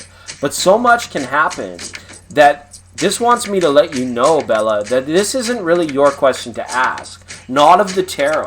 This is more so about if you're more worried about whether or not it's going to be long-term, the chances are is that it's not going to be long-term. Because if you spend too much mental time wondering or worried if it's going to be long-term, it means you're missing out on the enjoyment of today. And if you do that, then that means that you will sabotage the relationship. You will sabotage the timeliness of the relationship, okay? So what I would do is I would forget about worrying of whether it's going to be a long-term relationship and really just enjoy one another's company, be present in today and in the ever-present now, in the moment, and then that way you string those moments together over a long period of time, and before you know it, you've just had a long-term relationship. But if you're sitting there, wondering, what is his motives? What comes next? What about this other person? Why isn't he here? Why did he come up with, is he showing signs that he's not in it for the long? Then you psych yourself out and you actually end up sabotaging the whole relationship. So enjoy the time that you have with him to the fullest, and then you just add those moments all up together. 2 + 2 is 4 + 2 is 6. And then before you know it, you've had a long-term relationship and you're feeding each other peas and carrots in the old folks' home, okay? But tarot has said this is not really your question to ask of the tarot. Tarot wants you to be more in a Two of Cups, a Six of Swords energy. Just be happy and appreciative of where it is today, and that is the catalyst that it's going to be in order to turn it into a long-term relationship, okay? Because if you spend time stuck in your head about whether or not it's going to be a long-term relationship, that's going to be what causes it to sabotage and break down, okay? Because that leads to like vulnerability, trust issues, and it spirals out of control from there, okay? So I'm sorry I couldn't be a little bit more definitive for you on that. Tarot just basically up and said, no, it's too much of a hedonistic. No, that's not right. It's too much of you're too much in your head about that portion of it, and you don't need to be. You absolutely do not need to be. Enjoy this Pisces. Enjoy this person, okay? They're a good person. I like the energy there. Okay? But too many swords for a long-term love question. All right. Artist formerly known as Tarot, and who else did I see? Gallo. Is Gallo still here, or did Gallo have to go? I totally forgot about Gallo.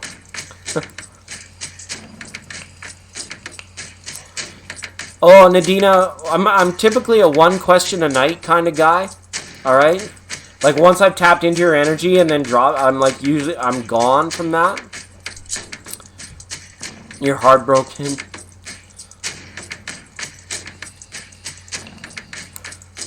Nadina, just hang tight. Let me see if there's anybody else in the room. I know I forgot about Gallo. I feel bad. Or anybody else that's in the room, like the artist formerly known as Tarot. Or if anybody else, I don't want to like go back and double up on people when other people are still waiting for their readings.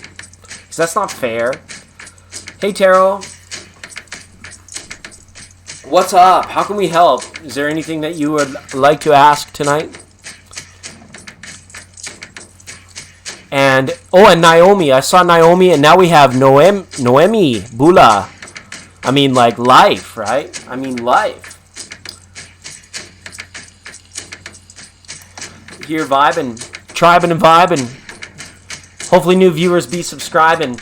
Don't forget to hit the thumbs up button, everybody. Naomi. I knew Naomi was here. I feel bad I missed Gallo. Gallo said he was going to meditate. That was a while back. Holy moly. I'm such a bad reader. I got him on Instagram. I'll find him on Instagram. Hey, you're welcome, Nadina. I've got some other people here that have been waiting for their turn. So, once I've come in and dismantled that, it's tough. Okay. But if you're around again in a little while, we can maybe pull an oracle card for you a little bit down the road. I got about an hour and a half left. Naomi is BRB. It's been a while since I've seen Naomi. I want to get out that old list. I got that old list of people that were around in April. It was like 300 names long, this list. It's supporting some of the lightship stuff.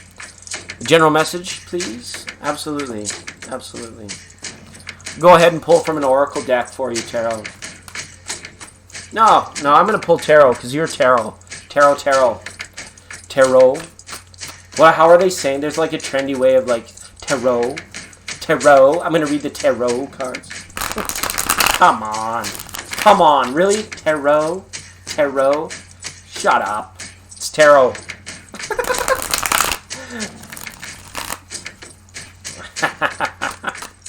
I can skip you. Skip to the loo. Skip to the loo, my darling. Be right back.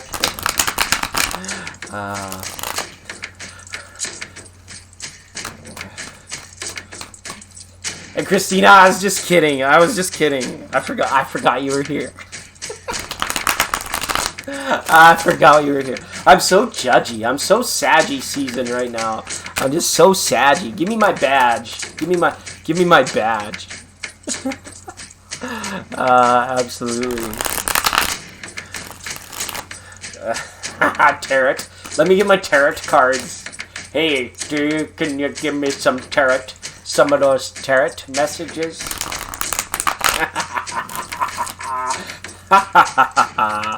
Alright, general messages for Tarot, please. Tarot. Tarot.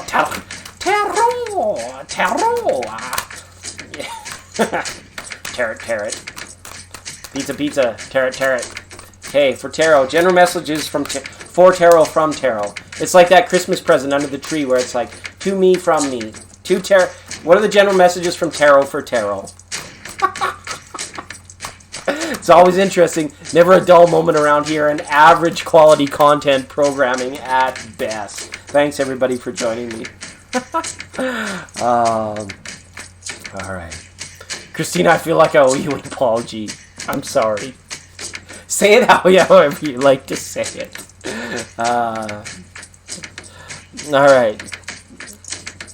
All right.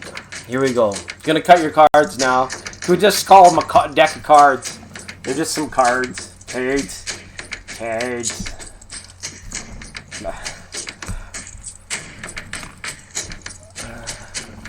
All right.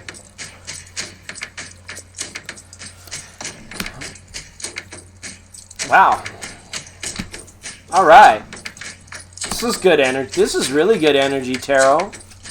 This is really good energy, okay? You've recently embraced a new change. 2019, you were no exception.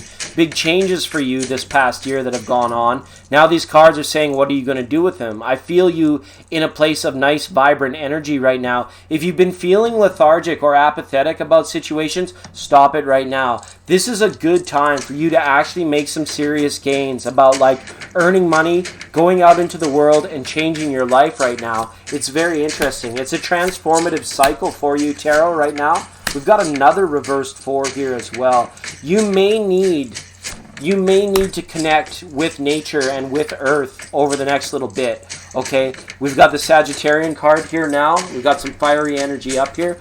This wants me to ask, like, how well are you sleeping at night? Are you getting enough rest, okay? Make sure that this is at your, like, one of your priorities is about your circadian rhythm and your rest cycle, because there is good energy coming in and you are feeling a little bit more vibrant, or you should be feeling somewhat more vibrant, and you have good potential to make a lot of gains in regards to like the money you make, the work that you do, the career path that you're on.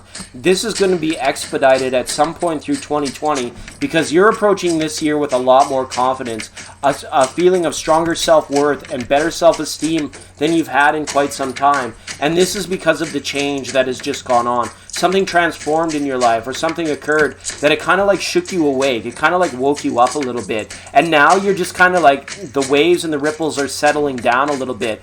And we don't see temperance out a lot here, but with the temperance card here in your reading, this lets me know that you're in a good position of like, and I want to make sure, this is maybe something that could be worked on, but like your mental projections, Tarot, like when you like envision a future for yourself, or when you are just actually like actively dreaming and having visions, you're going to be receiving some blessings and some gifts through the communication in a message or a dream. It wants you to be a good listener. Spirit is asking you to listen closely and to pay attention of the subtle things that are going on around you, okay? And as you take them in, to make sure that you are like kind of like deeply embedding them into a state where it like provides you with a level of like don't let go of this feel-good feeling that you've had over the last little while. All right, because this change that you went through is meant to propel you into a place of greater self-esteem, better mental clarity, and put you in perpetually a better mood than what you've been used to over the last little while. You've come through restless nights, lethargy, apathy. You've come through all that. There's no need to, and it's tough, I know, because when you're trying to break through or break out of an energy like that, you can have like a week of amazing days, and then you can just have like one bad day, and it feels like you've fallen back into it, but really you haven't. Really what this is just like old residual energy, and it's asking you to recognize it as such. You need to almost like, with the cards I'm seeing here, the King with his 4 of Swords and this Temperance card, this is like where the real focus is. Sorry, let me just clean this up. This right here, okay.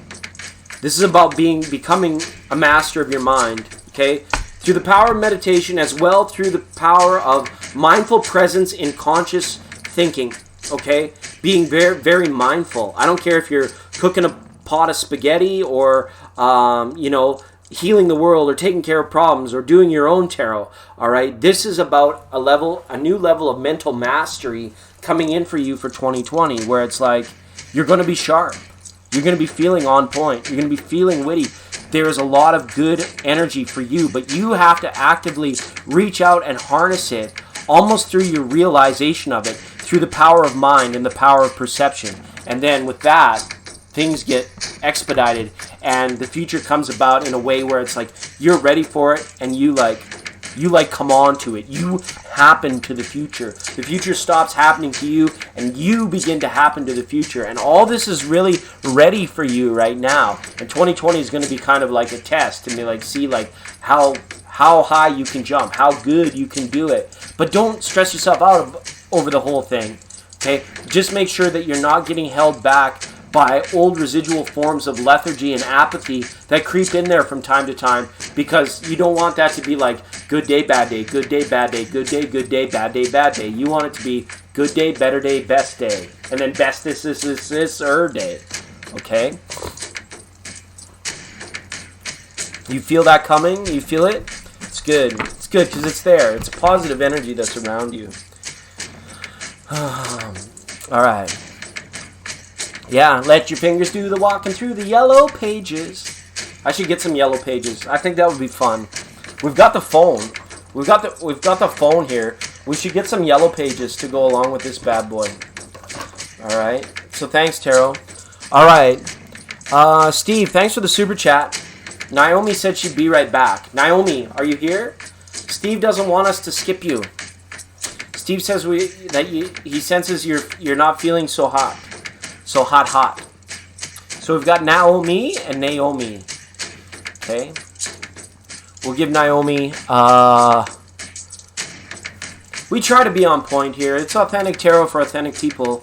But we take a very lighthearted approach. So it seems paradoxical or counterintuitive or contraire, mon frère, but it's not. It's authentic, and the reason that it can be authentic is because we don't take it so dang seriously all the time. Whoa. Oh, there we go. Came back. You're very welcome. And Naomi Bula, thanks for joining the program. Are you new here? Thanks for coming in. It's awesome that you can be here with us tonight. It's really good that you can be here with us tonight. Okay. Noemi. Hopefully I'm saying that wrong. Noemi? Like Amy's not here? Like where the hell did Amy go? Amy's not here. Hey, it's me, Amy. Amy's not here, man. Noemi. Noel.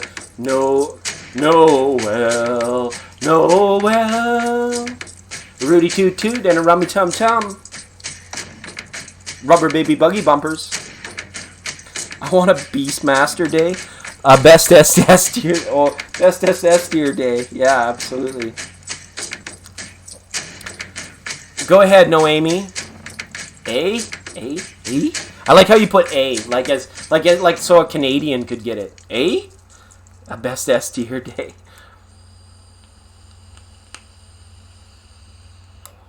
Every breath you take, every move you make, every vow you break, every song you fake, I'll be watching you. Is it Pharaoh? What is the Egyptian name? Taro, fo Pharaoh, bonana, mana, fo Pharaoh, fi, fa, fo Pharaoh. Taro. Let's do ninja, bobinja, bonana, mana, mominja, fi, fa, fo finja. Ninja. Let's do Steve, bobi, bonana, mana, momi, fi, fa, fo five. Steve. Good, sweet Lord, what goes on here? What goes on here? That's what we want to know. Are you guys digging the drums, or should we go back to the lo-fi?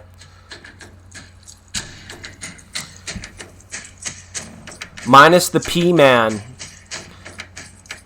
Every song you fake. Yeah. And the truth. Exposed! And the truth comes out. We call it Tarawoki.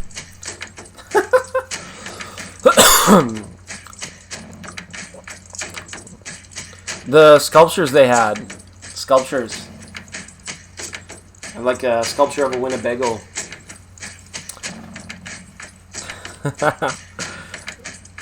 Who hasn't had a reading yet? Who hasn't asked a question yet? Naomi.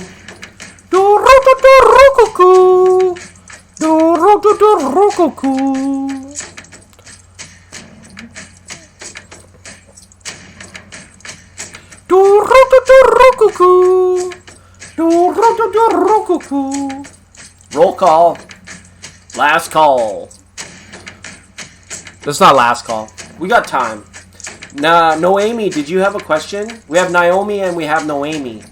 Are you guys seriously just trying to give me a lobotomy? Like, what goes on here? Slice them and dice them and make julienne brain potatoes. Pop. Pop.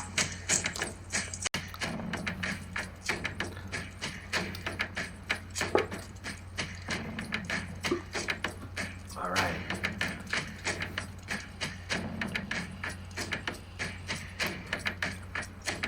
These drums deserve some lyrics. I wish I could think of some. I should be like more creative with pen and paper and start writing some rhythms and some rhymes. I have my turntable set up here today. I just have it because it has cool lights. But I don't have a speaker to play it on. If I did, I could play you guys some of the songs that I sing. I have some other songs and I have and some other stuff that I'm working on. Steve had given me feedback that he would like to see some binaural beats because we're going to be like doing study hour programs, or I'm just kind of more casually here, and it'll just be like an open forum to come and chat and talk to people. Your monkey is down with the sickness. Your monkey get up, he gets down with the sickness.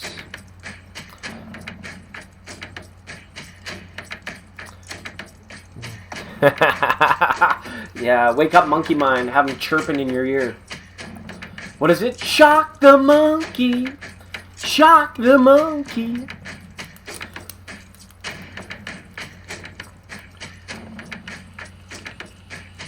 Yeah, I just got to get hooked up to a little speaker and then we can do all kinds of fun stuff. I'm slowly getting a studio together. I've been searching on the secondary economy for a synthesizer, a keyboard, so we can like if somebody asks a terrible question, we can go dun dun dun dun or whatever. Christy, yeah, hi Desiree. Yeah, I'm still doing tarot. You were the very first reading of the night, silly. I was gonna ask Christina if she wanted any messages or anything, and if Naomi is still here. Steve, you sent that super chat for Naomi, but I think we've missed her.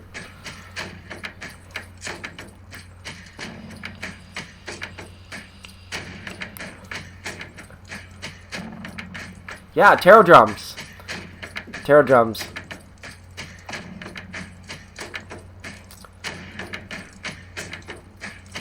Because I love doing tarot, but I have like a little YouTube channel, so I want to like evolve it with my creativity a little bit too, but I still want to make it enjoyable for you guys. So I'm slowly like trying to like gather some feedback and evolve the channel. I gotta tell you though, the space motif, I'm keeping it for 2020. Terrence McKenna has got me on next level through some good stuff. Yeah, and I don't have her on Instagram or anything either. I haven't seen her in quite a while. Hopefully we should maybe just do a quick little invocation for Naomi, okay, off Steve's feeling. Infinite blessings from the tribe to Naomi. Okay, Naomi, you are loved. We love you. Okay, we love you. Don't forget.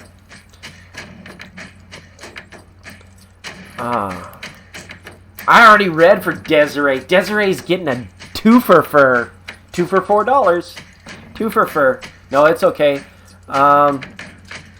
Desiree, well, Noemi and Christina, the binaural beats. Do you guys have a favorite like tone frequency that you like? How many hertz donut? How much hertz is too much hertz? How much tzatziki is too much tzatziki? Can you ever not get enough tzatziki? Just an oracle? Okay, Christina, absolutely. I'll give you the choice, Christina. Goddess Power, the Lightworker Oracle, or the Power Wisdom. You know what? I'm curious. Georgia. Curious. Curiosity killed it. The cat came back the very next day. The cat came back. I thought he was a goner, but the cat came back the very next day. The cat came back. He just couldn't stay away. 432, of course. divine fractal math, geology, metry, Pythagoras, and I wanted a mistress for Christmas, but all I got was Hermes Trismegistus. Okay. Oh yeah, I got a few decks. You see, Noemi, like Steve and Elaney, and so many people send super chats to the channel that I can afford to go out and get new cards for us to check out. So a lot of these cards that you see on this channel were actually paid for by the people in the chat. So it's really awesome that they do that. I also sometimes I read Pokemon. I can read Pokemon cards too.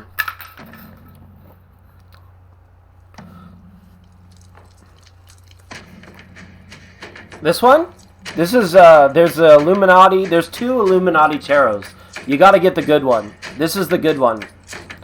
Okay, this is the good one. All my tarot boxes are holding up the stuff behind me. Fa la la la la la la la la. 'Tis the season to spread love. Merry Christmas, la la la la.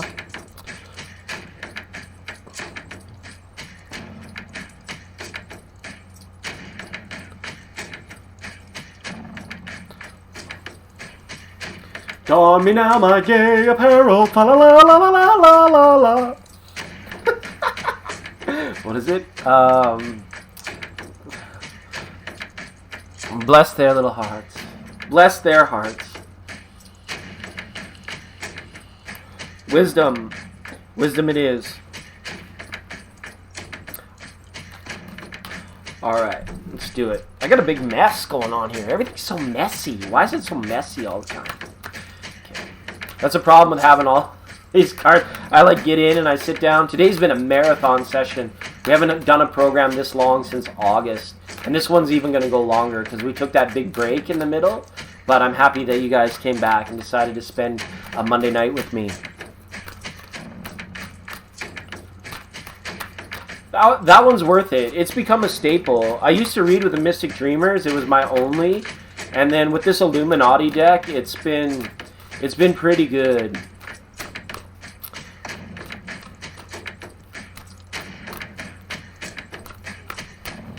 $10.10. All right. Enjoy, Steve. Thanks so much for coming. We'll keep that super chat for Naomi in our minds. If Naomi comes back, I'll be sure to let her know, and we'll save it for next time. Okay. Thanks so much, Steve. Go Bliss. Merry Christmas. Or Kwanzaa or Hanukkah, whatever you like. 1 card for Christina L, please. 1 card for Christina L, please.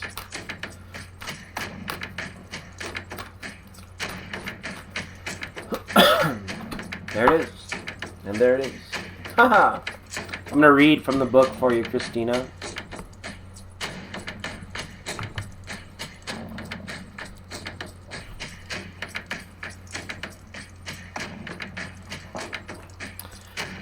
ABU NDA NCEE abundance. Abundance. I like this card for you, Christina. To harvest a plentiful bounty, we must wait for the cycle of growth to be complete. Patiently nurturing and removing obstacles as they arise will allow the fruit to ripen to achieve the best yield possible. After the harvest, we begin to see the rewards of our efforts flow back to us in abundance. You are about to achieve success. You have been working so hard as of late, and you are going to be rewarded for your efforts. Acknowledge your achievements. It is important to remember that worry only creates distance between you and your success. It is only when we begin to trust the universe and the Creator that everything is received in divine timing. Hand your concerns about money directly over to Source and the universe. You will receive assistance to remove obstacles that may be inhibiting your ability to access abundance in all forms. Planning and organizing your finance and assets are essential during this time. Settle financial matters while you have the opportunity. setting aside a portion of your income to assist you through the winter months and prepare you for the season ahead. It is your birthright to live an abundant life. This card reminds you that while you're waiting to receive, you must acknowledge and show gratitude for the opportunities presented to you. The celebration of a season brings the completion of events. It is time now to sow new seeds and begin your next growth cycle. The universe will always provide you with what you need, not always what you want. Reconsider your values. And this is a little affirmation for you, Christina. It goes like this. I am now willing and able to receive the golden flow of universal abundance. I allow my soul to be aligned to my divine birthright, accepting and integrating this energy with love and gratitude. You know. Beautiful Aquarius, you know this to be true.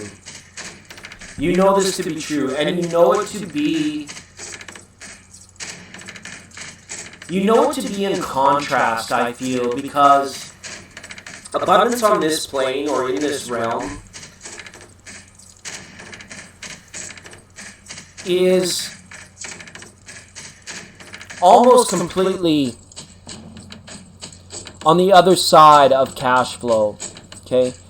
Cash flow is just as fleeting as our life is. You're given the better part of 100 years, right? But the abundance of love and knowledge... Okay, that's the abundance that's unmistakable for the true abundance. And I know I'm preaching to the choir. It's almost as though what I can glean from this is more about, I want to say health, okay? Health is wealth. And I know you take good care of yourself. But you may find that you may decide to shift your energies in 2020, Christina.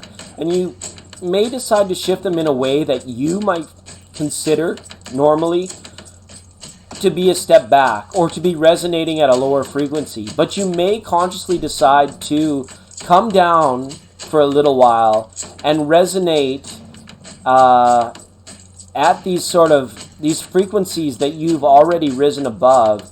And then as you come back down into them, you feel more like, I don't want to say in control, but you feel more like you have a higher perspective of everything, because you know you have the ability to resonate higher and to resonate stronger, but by choice you come down. You know what it's like when you're at the local market or at the supermarket and you just kind of have to put on that air like, oh, I'm just a regular person, like yeah, I totally understand the fact that you get upset because of this, that, and the other thing, when really you're so much more, you've moved beyond that, you've moved past those mundane experiences. Yet when you step back into, I want to call it like a lower level of knowingness that the masses have out in society, that's kind of like where you can like really share abundance. You can really like give yourself to the world while not risking anything of quality or of value, because you've almost had to come down to their particular level. And when you do so, it's like you bring the bountiful harvest with you. You like, I went up and resonated at X frequency X, and then you come back down and be like, okay, well now I have to deal with the local community thing where everybody's griping and politicking about this, that, or the other thing, and you show up and you're like, all right, I'm here to spend the night with you buffoons. But you do it in a much more better, and you're like, but look, here's all the little tidbits of information I got for you. You know, I can help you out with this kind word, or I can give you this metaphor, or this suggestion, or I can speak in riddles and rhymes, and I can help you out. I can come down to your level and make things very clear for you. So your abundance, this is not about abundance coming in for you, Christina, I feel. This is about an abundance coming out of you when you choose to share yourself with the people that need a vibrational hand up. If that makes sense. And I know you do it here all the time too, but like in your community, it's like, wow, you're almost seen as like a cornucopia of esoteric knowledge and good energy and good vibration. So keep that up, because it only creates abundance for you, not only in this world, but in all worlds. Okay? Good stuff. And it's good to see you tonight, Christina, as well. It's been a while. So that's really good. Aloha. Steve says aloha. Okay. That card is warm. It is very nice. Okay. So we've got Noemi and Ange. We didn't read for you earlier. Ange, can I get you a message out or an oracle or anything? You let me know. And Noemi, if you're curious, you can go ahead. I see you kind of a little bit apprehensive to post a question to get entangled with the one they call Dingus. It's okay. Zen for me, Zen for you. Now in Zen, Zen and again. All right.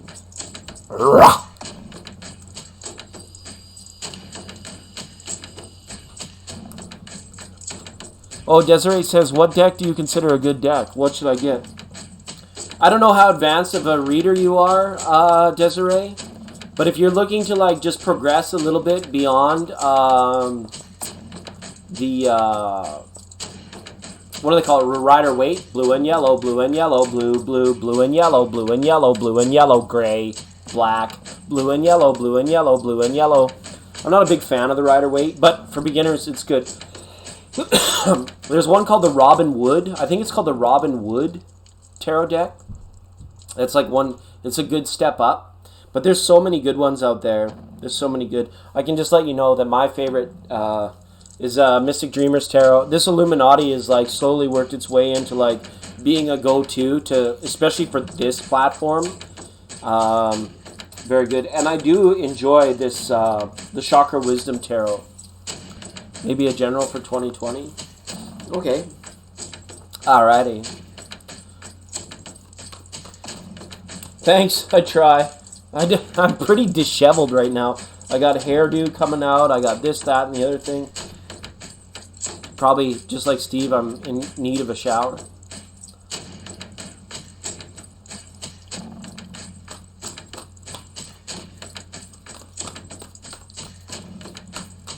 Tattoo Tarot. I think I've seen that one on the shelf. I want to get the Patch Tarot next. But I think I need to order it off of Amazon. Zamzon. Because I can't find it in the store anywhere.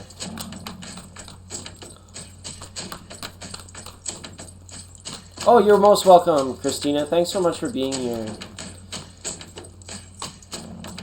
Not the card that I expected to see for you, but probably something in divine timing that you needed to hear as a result of that card.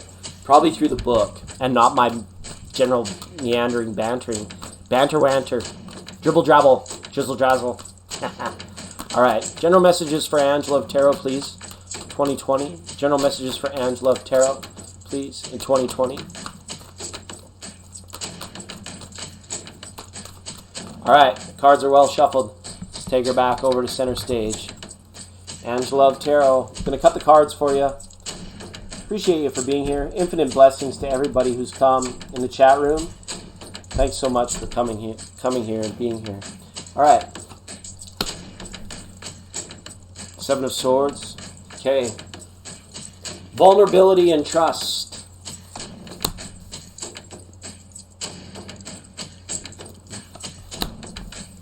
Wow, lots of mirrored energy up for you, Ange.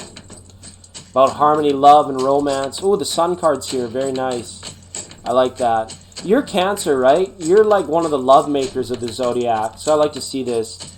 I like to see this situation. The Sun and the Moon. Wow, you got the Moon card up here as well. 2020. Six of Wands reversed. The Judgment card. Wow. And the Death card. Okay. I feel as though, like, you had a lot of changes in 2019, Ange, just from my knowingness and chatting with you periodically.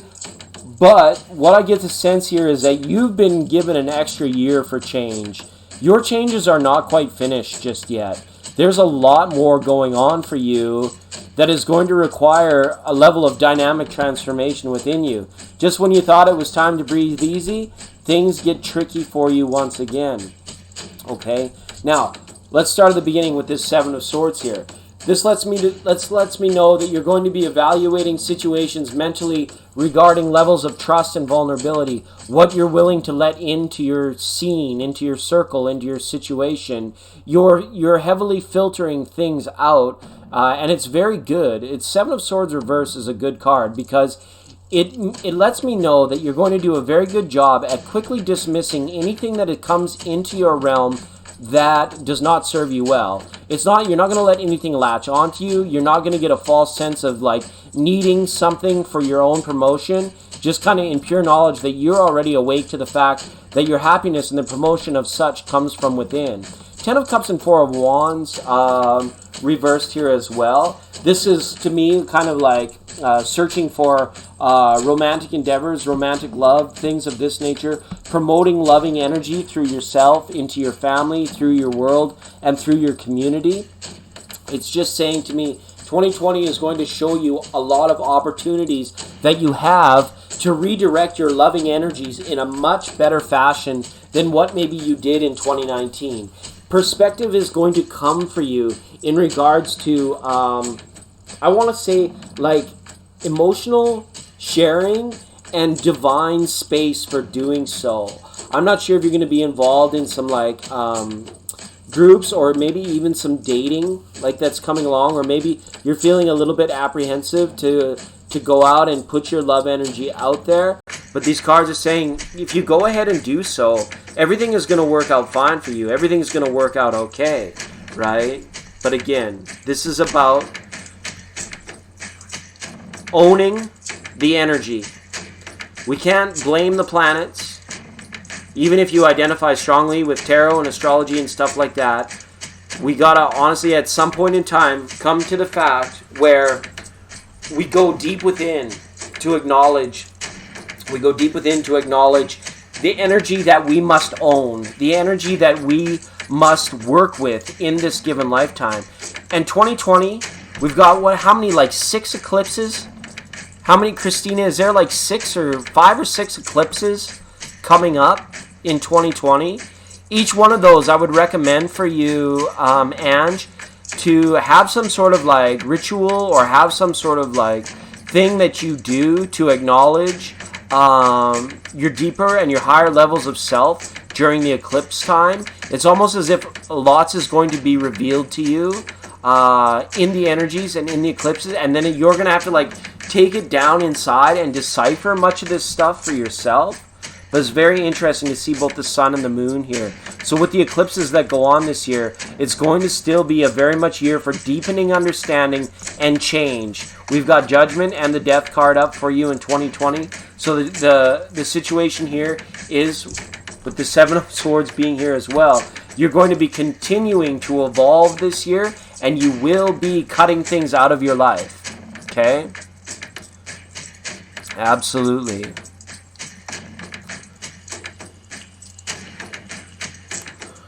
Welcome back, Rebecca. Good to see you. We just did some general messages for, 6 eclipses, right? And these are going to be affecting you. These eclipses are going to be affecting you, especially, I think one of them happens right around your birthday, right around Cancer season, I believe. I can't remember. But one of them is happening very close to your birthday, and that's going to be like an important, pivotal one. There's going to be like a big change for you in July, all right? It's going to be huge. Hi, Becca. Angelini, I'm still here.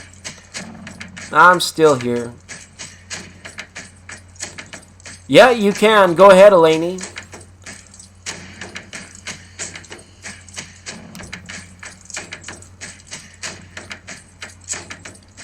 Yeah, that's fine. Doesn't that happens to me too? When I used to go on to chat rooms and get a reading, the reader would start reading my cards and my Wi-Fi would go all crazy. I totally relate to that. Okay, but it's like you're gonna carry a sharp sword with you, Ange, this year. You're gonna cut some stuff out. 3rd in June, July. Okay. The Christmas eclipse is on my vertex. Yikes. That's alright. This one that's coming up, I don't think it's going to be all of that poignant, just because of the conditioning and the culture that is going to dominate more so about like what's coming in and big things being revealed, other than the fact that people are going to be getting back to normal after Chrysalis. That's going to be like kind of how it affects. It could be a little bit draining, this first eclipse, I feel. Good night, Nadina. Thanks for coming in. Appreciate you, and thanks for hitting the subscribe button. Explosion CX, I would be happy to read for you. You're new here, and thanks for being a first-time caller. Don't forget to hit the like button if you could. That's all I ask for payment for a reading. But Eleni spoils us with super chat, so thank you, Eleni. Go ahead and ask your question, Eleni. Oh, is my friend Heat Journey under some sort of spell? Okay, let's have a look at that. Good night, Nadina. Join us anytime you want. Okay, you're more than welcome here. You're always more than welcome here.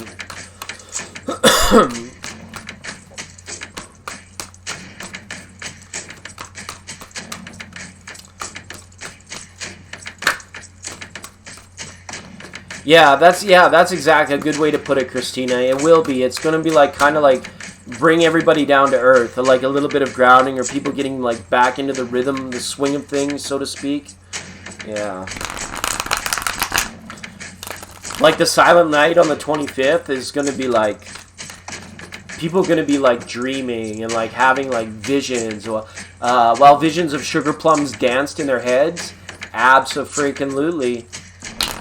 Abso-freaking-lutely. There will be visions of sugar plums dancing in the collective head for sure. It's almost like this eclipse is warranted or well needed. It's like, give me a break me off a piece, and don't overdo it on the chocolate. Okay, have a little bit, just a little bit, have a little bit of chocolate. She thinks she's under a curse or a spell. Okay. How is Heat Journey is Heat Journey's energy being affected by another? Is there malintent around Heat Journey? What sorcery goes on here, should I say?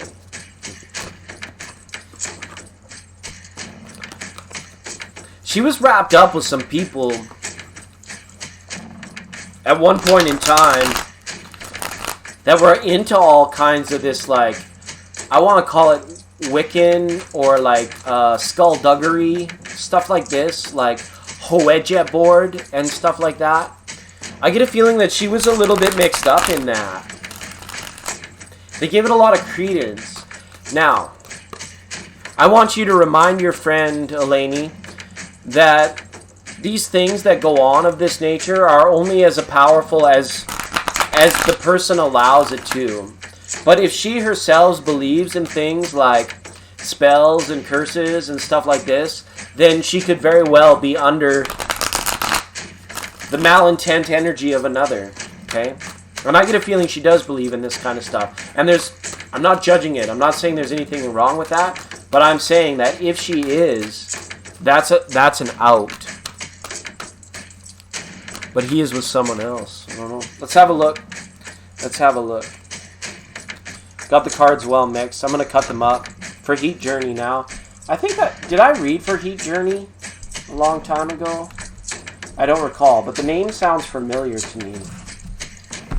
Alright, let's see what's going on here.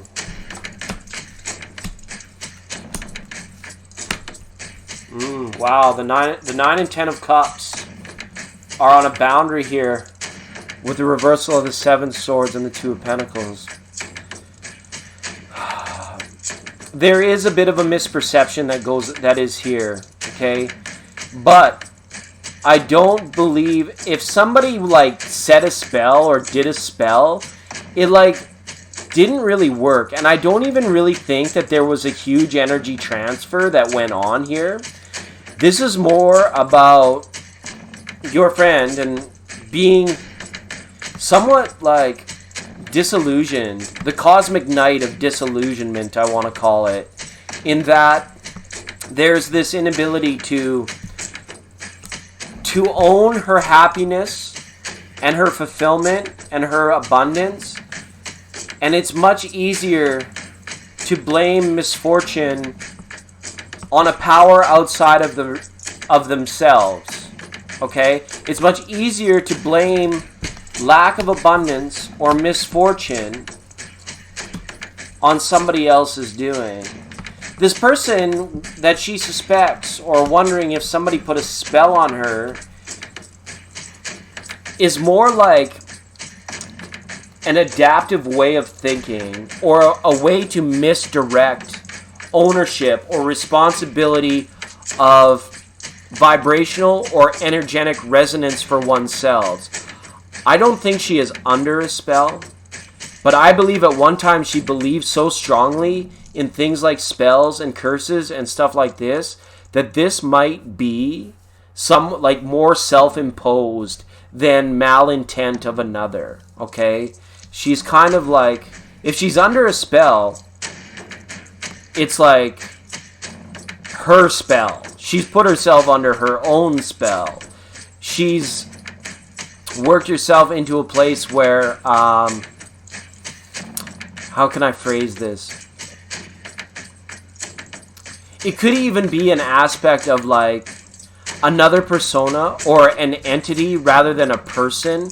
It could be like a spirit guide that is being like very strict with her, as opposed to like a friend from down the street that she used to play Ouija boards with that put her under a spell. It has more of that kind of feeling, that there's like an ancestor, an angel, or a spirit guide that's actually being very strict with her because they want her to own her abundance and her fulfillment and her prosperity. But yet she's kind of like, she's been a little bit lazy, I want to say. I don't know if this is a she, but, right? So yeah, this is about like an illusion of her own, or a spirit guide that's been like very strict with her as of late. Okay? No, I don't really see her ex being much to do with it, other than the fact that she is completely like, this is a large part of the disillusionment, or why she hasn't owned up to her own vibrational responsibility, is because she's lost in like, I don't know, it's either the despair or the false desire of still wanting to be with this person, where the ship has long since sailed. The ship has long since sailed. Okay, this person is only fooling themselves about this. Yeah, I think the ship with the X has long since sailed. This guy is like out, and is, you know, it's like Elvis has left the building. He's not here anymore. Elvis is gone, right? I can flip one more card for that, Eleni, and see. Oops, wrong deck. Let's have a look. Will he journey get back together with their ex? That's a no for me. 2 reversed aces. Okay. No union. Ace of cups. Oh, I got it on the wrong camera. Sorry, these were the 4 cards I pulled for clarity on your second question. Okay. Reversal on aces. Ace of cups. Upside down. Union. Not there. Okay. And the inspiration not coming. It's not meant to be. He needs a break from her, and she needs to wake up in this lifetime about what this is going, what she needs to do for her own level of self-care and self-reliance. It's almost as if this person, and I don't mean to pick on them, but it's like they're very dependent, like they cling on or they latch on to this idea, this thing. But as the way things stand today, Eleni, I don't see Heat Journey getting back together with their ex. I think that Elvis has left the building. They're long since gone. Right? She needs to look somewhere new, but she needs to go through a level of like owning her vibration, owning her frequency, and not putting all of her eggs of happiness and fulfillment and prosperity into the basket of being taken, like AKA taken care of by a man. You know, it's okay to get run, like to have good relations and coitus and stuff like this, but for emotional well-being, she needs to step it up a little bit. Yeah, I hope so too. Maybe if anything you can help her out with is to be like, kind of like tell her to like kind of like drop the nonsense. You might have to almost be like that spirit guy in a way, Elaney, and give a little bit of a tough love to be like, you know, if she's kind of like mopey and sad, you can just be like, you know, be that tough big sister if you have to be, and be like, what are you going to do about it? You know, what's next for you? Like, push her forward. Like, don't shove her with two hands, but gently, like, kind of stand her up on her feet and be like, all right, I want you to talk to me about what you're going to do. Because maybe her just being able to voice what she needs to do will help her be able to get off the rump and be able to do it. Okay, rather than, because I get a feeling that she's into a bit of like wallowing, like sort of thing, like poor me. I'm surprised we didn't see an 8 of Swords there, but we saw the 7 reversed. So it might not be all that bad, but she's definitely kind of like tricked herself out, or she's under her own disillusionment. The cosmic night, I call it. The cosmic night of disillusion. It's always darkest before the dawn, but she holds on to this false image of this light that is her and her ex, and she's got to let that go. You need to help her let go. Good. Yeah, she is lucky to have you as a friend. Absolutely. The beauty of life. All right, Explosion CX, tell us about yourself. Tell us about you. Who are you? Where did you come from? How did you find us? I need to see your. How did you get on the spaceship? I need to see your boarding pass. I need to see your boarding pass before we go any further. Tell us about you, Explosions. Tell us about all of the beautifulness that you are. We want to make your isness our business. Just teasing, but we're a fun group of people. Namaste. Oh, Citron in the house. Citron Industries, everybody. Thanks, Citron. Appreciate the support over on Patreon. Keeps the light ship fueled up with positively charged photons. All you conscious photonic beings. Yeah, 2020, ironically enough, Ange, is going to be a lot like last year for you. And I don't know what you did. I don't know where you're at, but it's kind of like you've been given an extra year to embrace a bigger change, a bigger chapter in your life. It couldn't all fit into 1 year. And now all these eclipses are coming. It's going to be out of control. Pizza, pizza, pizza. That's our sponsor of the month for July. You trying to become more spiritual? Okay. You can do it. And you don't even have to try. Right? We can get there if we try. Becoming more spiritual is more about letting go of trying than it is about trying. But I appreciate you offering that up. Everybody that finds themselves here, I believe, is here for a reason. And we use tarot. We spit a lot of tarot, but it's mostly for propagation of like awakening, enlightenment, and healing, rather than to being like, the ex came back the very next day. The ex came back. I thought he was a goner, but the ex came back the very next day. The ex came back. He just couldn't stay away. Right? All right. So most of the people that come here and hang with us on the reg are actually like people that are waking up spiritually. They're fully conscious, spiritually conscious. They're onto some next level shit, to put it bluntly. But we definitely love to use tarot and to welcome more people into our community to come in and chill out. So I feel like I'm forgetting somebody, but I want to move on and talk to Explosion CX. Thanks for being a first-time caller here. Make sure to ring our bell and know that you're welcome here, provided you hit the thumbs up button. Okay, well, thanks. You must have really good energy, too. You must have loving energy, because in order to see loving energy, you also have loving energy, right? Like recognizes like, always. It's universal law. So that's like my way of saying thank you is to be like, you also are, okay? So, Naomi, you wanted an oracle, or Noemi. I got Naomi and Noemi. I feel like the drums are the side of my head right now. Okay? like and do stuff. Doing stuff and like it. Love it, Citron. Absolutely love it. I've been chirping Capricorn a lot tonight. But mostly lady Capricorns. Ding dong, the grass is riz. Knock knock. Who is it? I don't know. Just losing my mind. So Explosions, did you ask for a love reading? I'm sorry if I missed that. Just go ahead and post one more time for me. And then what we can do is we can pull oracles for Rebecca and Citron, because they earned it. They earned it. Or Citron, if you would like some tarot, you go ahead and let me know.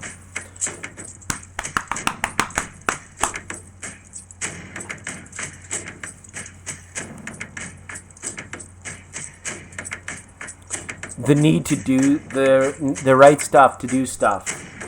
We're always doing this kind of stuff.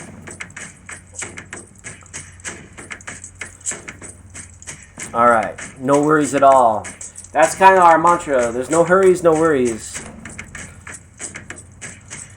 Lady Earth signs in general, yeah. I feel the struggle of coupling season is real. All right, and it is bubbled over. It's not just Earth signs. Gemini, Aquarius, Scorpio have been affected. Pisces to an extent. Dirty desire. Dirty desire. Get you in trouble every time. Welcome, Lillian. Thanks for dropping in. Okay, excellent, Citron. Good stuff. Stay hydrated and honestly take deep breaths. Absolutely. We have a little product around here that actually, they sponsor our show. They're known as the Real Thank You Water. This is next level water. This is the interstellar water. This is the good stuff. So this water that we promote on this channel is called Thank You Water. You can find it anywhere that water is. And what it is water that contains an anti-aging ingredient. So when you think water, think thank you. Go and find some water. It's the Thank You Water. And then when you drink it, you think thank you. It quenches your thirst and it makes you younger from the inside out. It's wonderful stuff. You can find it anywhere on any planet that has water. Like this one. Oh, thank you. It's so tasty too. It's really good. It's really good. Okay.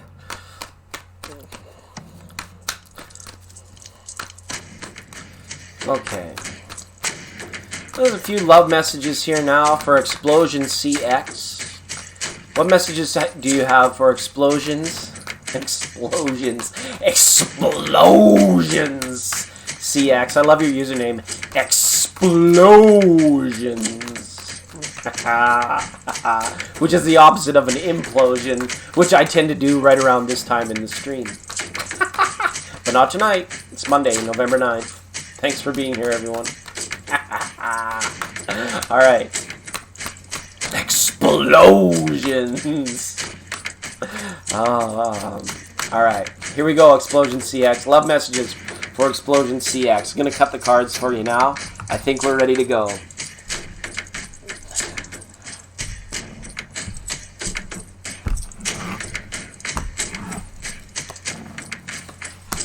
Ooh, the Lover's Reverse card. You might have had a falling out with a Gemini, but also you might just be at a time in your life where it's like you've been single for a time, or you might be recently single. Not sure which of how that manifests for you. But with the Lover's Reverse card here, this is about a portion of your life path that is dedicated to the twin flame soulmate journey. And you can see that very clearly. This is all about perceptions. This is all about expectations and our mental conditioning in regards to love.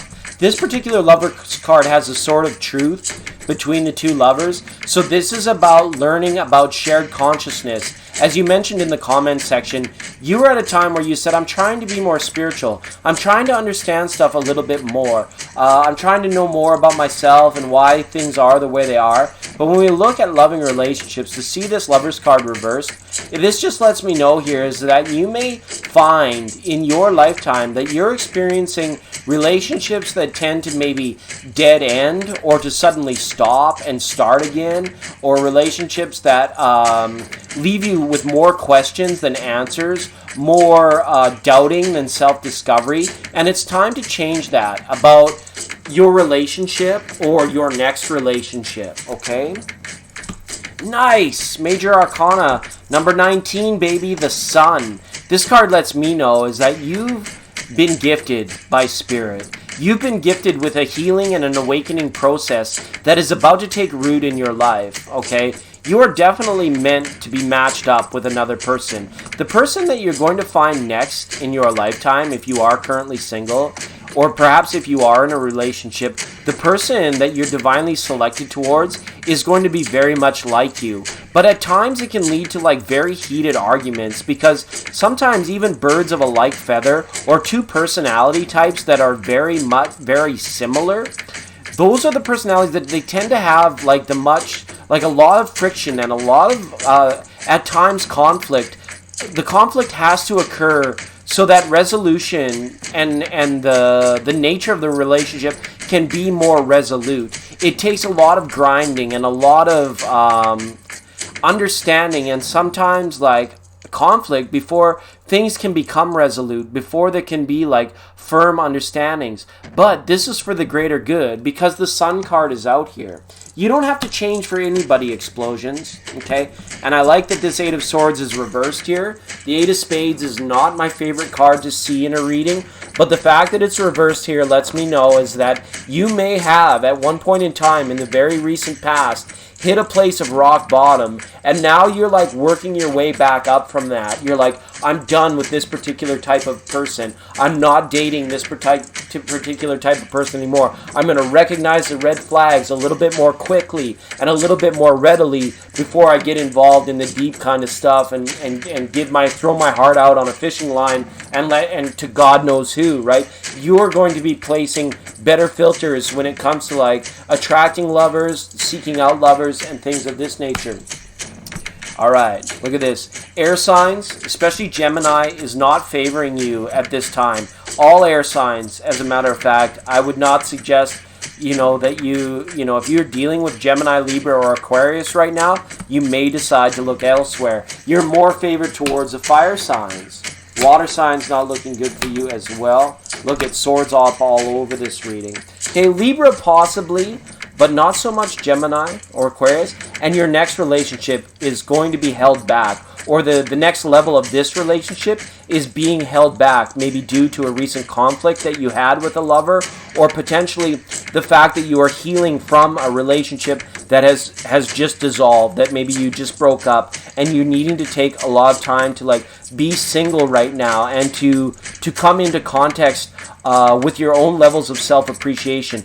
If anything, I don't want you to jump too quickly into a new relationship, or take things to the level of your relationship before you've hashed out and healed up completely whatever the dispute was, or whatever the central issue was surrounding the disruption and the good loving exchange of energy around you. Don't jump in too quickly to avoid cyclical behaviors, cyclical levels of thinking, and cyclical levels of like abuse and victimhood that occur just on the subtle level between like lovers. You're a very fair person, Explosions, but even your name, Explosions, things could be like very explosive around you.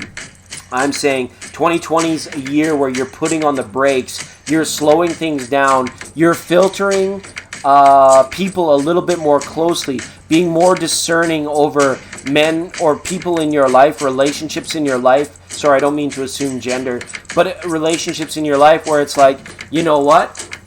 You're going to be very equivocally valuing out what people are giving into a relationship, so you know yourself how much to give back into that relationship, because you're tired of being taken for granted. You're tired of situations where it's like you fall head over heels, but all you end up doing is give, and then at the end of the day, when it's time for Explosion CX to have a little bit of fulfillment in the relationship, it's nowhere to be found. But your next relationship, if you find somebody that has the similar interests, That it's not all about facing off against one another. Like you can go rock climbing or bowling together. You have shared interests, similar activities. Those are the relationships that are fostering good levels of health and nurture for your personal growth. As to the ones where you're just like looking for your other half, you are going to find this year that you are a whole person searching for another whole person. You're not looking for your other half anymore.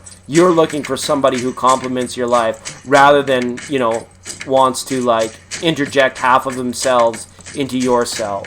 Hopefully that makes sense. I don't know. Who writes this stuff? Just kidding, Explosion CX. Hopefully that reading resonated for you, and it was a pleasure to read your cards and have you on the program tonight.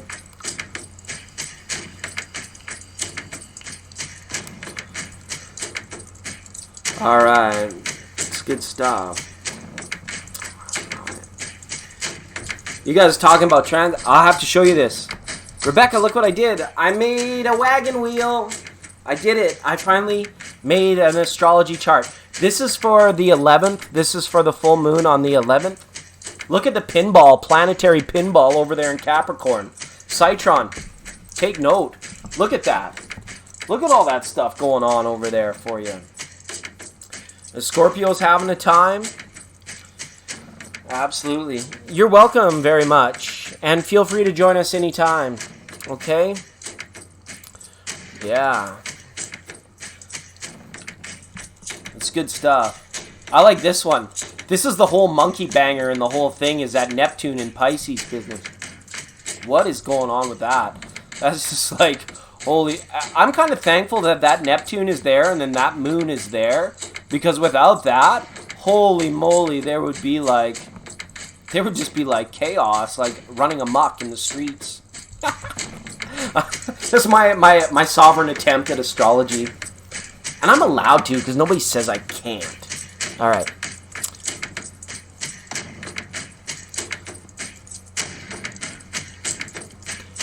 Acid reflux. GERD. They call it GERD. Take some Tums. Okay. All right. It's okay. GERD. Yeah, it was nice meeting you. Join us anytime, Explosions. Have a beautiful rest and wonderful dreams. What the hell are we doing? Oh, yes. Oh, yes, I forget what we're doing. I better take a mini list, because I see some people that have come in. I definitely want to honor Rebecca and Citron right off the hop. Appreciate viewer loyalty points. Rebecca and Citron actually supports us over on Patreon. You can find me there if you want to. Then your name appears in the Starship data bank. You're in the Codex. You're in the Galactic Codex. Thanks, Citron. I appreciate for that. Yeah, Super Chat lines, PayPal, all that stuff is open for those that are keen to donate to the channel. Absolutely.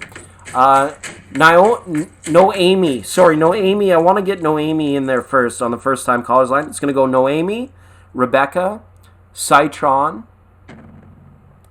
and then who else? Who did I miss? Or who's here in the chat that hasn't received a reading yet?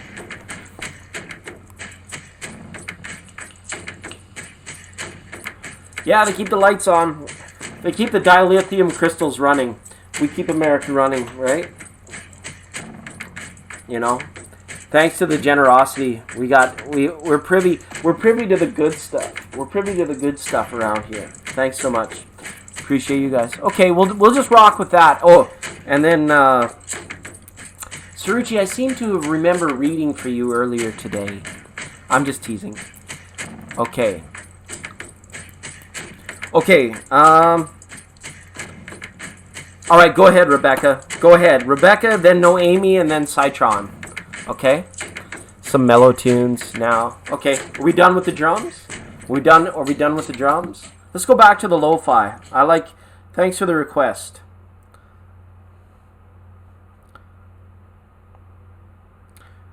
There it is.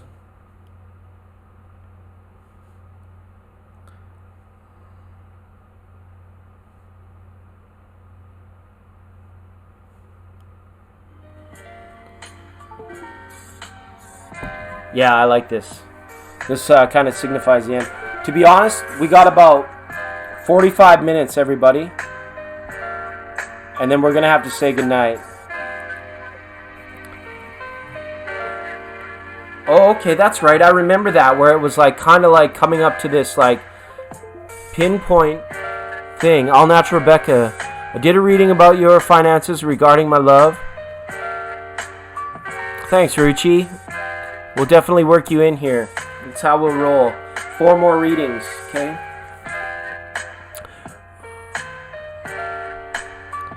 As of now. Okay, good. Because, yeah, I remember it was very touch and go last time. Because we had there was like a 2 of Pentacles up. I remember that reading. It was just like a week ago. And I remembered it was going to be like very iffy. And I told you to get your little fanny in gear. Told you to get your little butt in gear. Otherwise, there was risk of it like might not happening. Maybe not happen. I can't wait for the language of light to take over. Nice. Queen of Wands jumped out of the deck, Rebecca. And forgive me if I'm wrong. Are you a Sagittarius or are you Scorpio? I forget if you're Sagittarius. It's good. You've been doing the right things to support yourself. And Source, Universal Law says, you know, you gotta get up that. Keeping the hyperdrive running. Thanks, Citron. Appreciate that. Alright. Is Rebecca going to be moving in January? Is Rebecca moving in January?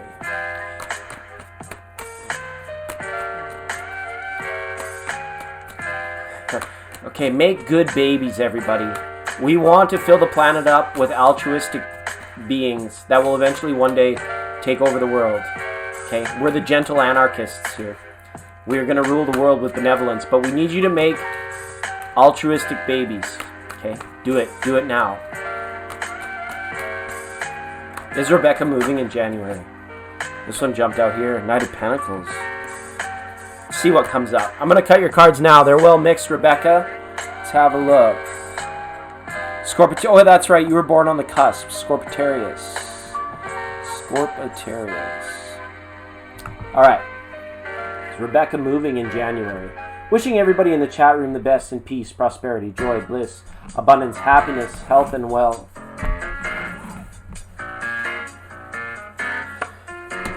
Ooh, the King of Cups. There's that Scorpio side, ready to go. Look at all this worry, all this doubt, all this fear about it actually happening. Okay? But you're not feeling as faded about it anymore as you once were, I feel. You're feeling a little bit more in control about this thing. Wow. There it is. What you want wants you too. And I got a sense of it when I pulled that Queen of Wands when it fell out of the deck. The Ace of Pentacles is a good card to have on the end of this situation because this is letting me know that you can make a go of it. That you're not going to be left high and dry in this. And a lot of the mystery has been taken out of the situation by the work that you have done. Good job by that Scorpio, go-getter, determined side. Chariot reversed. Okay, the means of transportation, that's what I'm seeing. This is the final issue. Scorpio all over the board here. The means of transportation. This is the last key to the situation. I've got a yes for you. Okay?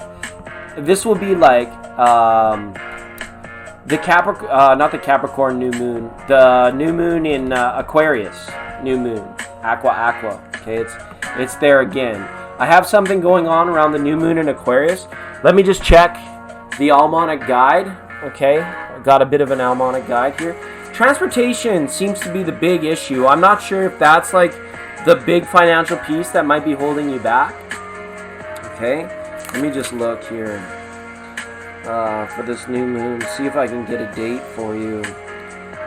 Wow, on Monday. Earth at perihelion. Boating. Floating and boating. What's up with the 24th of January? It's a Friday. It's gonna be like, you're getting new tires next week? Okay.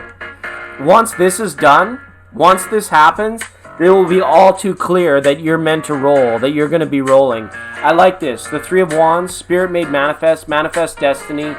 You know, the Ace of Pentacles here.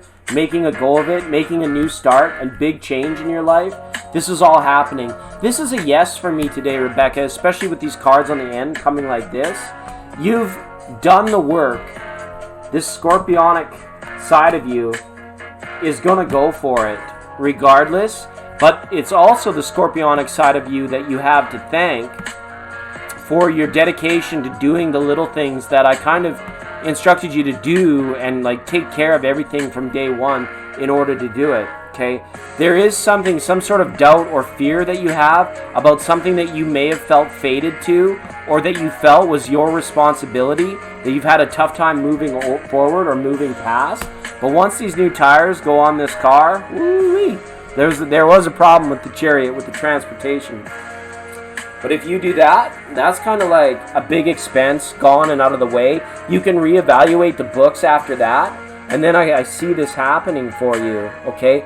But this here, I just hoping that this is like stuff within your mind that you're like, that you don't want to spend too much time in doubt about this now, okay? You've put in the work since the last reading. You're putting in more work by getting all your ducks in a row. So when you lay your head on the pillow at night, Rebecca, envision yourself going, rather than bringing up all the reasons that you doubt that it's actually going to happen for yourself, okay? Because these are the major sticking points of this reading here as well, all right?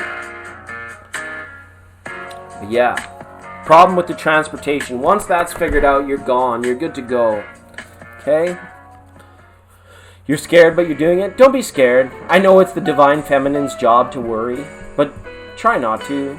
If you can help it, if you can try not to. Envision yourself already there. That Scorpio side of you, right? It's a little bit scary, and you like to feel safe, I know, through that Scorpio side. But that Scorpio side is also the one that's going to be there to be like, come hell or high water, this is my golden opportunity. This is my chance. So why not live it out, right? It's good. You're welcome, Rebecca. Thank you for coming in, for being here. All right. Okay. Noemi, you had asked for an oracle card. Is that right, Noemi? You're a first-time caller here, so what I'm going to do, for all of our divine ladies, we have these goddess oracle cards. I'm going to pull one for you. Okay. You've never moved anywhere. What a great adventure. What a grand adventure. There's love to be had for the taking.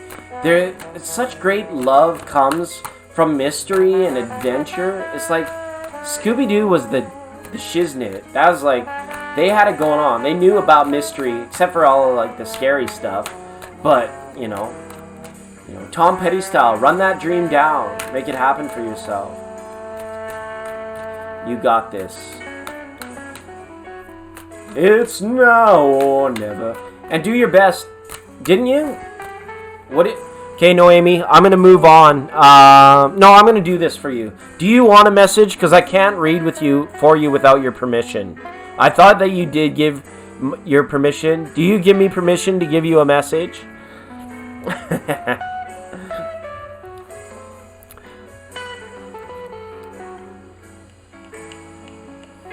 You're welcome, Rebecca. Thank you for being such an amazing part of our community. And keep us updated as you go. If you pull into a Wally World or a Mickey D's and you got your phone and you see us live, come in and let us know where you're at. I'll make a thing. I should make a thing, an all-natural Rebecca tracker, so we could like watch you driving across. We could have you driving across the country. Oh, okay. That's what I thought you said last time. It's going to be an amazing adventure. It's going to be an amazing, astounding feat. Not like my feet. I've got a strained ACL right now. I've been sitting in half lotus for quite a while. I got to stretch it out. When spiritual people do sport, it's good, but we have to be careful. Absolutely keep us updated. All right, this is for Noemi now.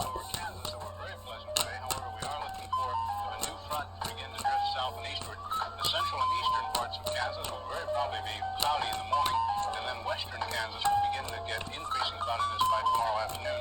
Today, however, very, very pleasant reading. 73 up in the Goodland area, 72 in Garden City. All right. Reported by Dodge City. I like this for you, Noemi.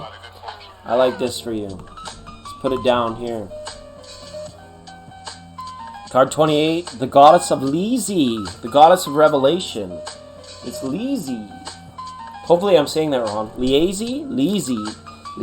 Number 28, as it were. Okay. That's a 3. This is for you, Noemi. There are moments when synchronicity brings all the elements together for a flash of insight to rise up in a glorious epiphany. Whatever was not clear becomes crystalline in an instant. It is as if you are able to simultaneously perceive every facet in a diamond. You know without a doubt that you are on the right track as deep understanding sinks into your very soul. In this moment, change and transformation takes place. A transcendent moment is offered to you as an extraordinary gift. Now is one of those times. The goddess Lizzie, mother of lightning, brings revelations into your life with a flash. She gifts you as a result of all the hard work you have put in to dismantling your old self and making space for who you want to become. This is a very auspicious time for you. Wow, that's huge. She knows what's before her. She sees what's before her. She likes what's before her. And that's what you want. This is a good energy. You could have like that aha moment or a serious epiphany surrounding the solstice or the eclipse, I feel. It's almost as if something makes itself known to you, like a very eclectic or esoteric thing suddenly becomes instantaneous truth for you. And definitely keep us updated on that, because you found the right people now. Okay, Noemi? This is who you want to dance with. If you're going through any kind of healing or awakening process, come and jive with us from time to time. There's a lot to be attained just from, doing the right things, the best things with your time. But it's gonna, the oracle said it's gonna come in like a flash, like Kai the Hitchhiker. Boom! Boom! It's almost as source is gonna like light up your entire path in front of you. Okay? Which is very good. Alright? And go for it. It's my 3 favorite vegetables: lettuce, turnip, and pea. Alright. Oh, welcome back, Lillian. Okay. So Citron. Oh, and Saruchi. Go ahead, Saruchi. Saruchi, then Citron. Some of these jams are quite loud. Saruchi, then Citron, and then we're going to do an oracle card for Lillian for being awesome. And then I gotta go. I gotta call it. Okay? But it's been fun flying around the galaxy with you guys. It's been most awesome. Thanks. I appreciate you too. Appreciate you coming here. Tell your friends about us. You're awesome, Noemi. You are awesome. I like that goddess card for you as well. It's just like sitting out there with remember those moments between falling asleep and being awake. Those are the ones that you want to focus on. You can create your own feedback loop of consciousness in those moments between being awake and being asleep. Don't forget that. Don't forget. Feel like your grandma. Eat your vegetables. Go to bed early. Don't forget to pay attention when you're falling asleep and when you're waking up in the morning.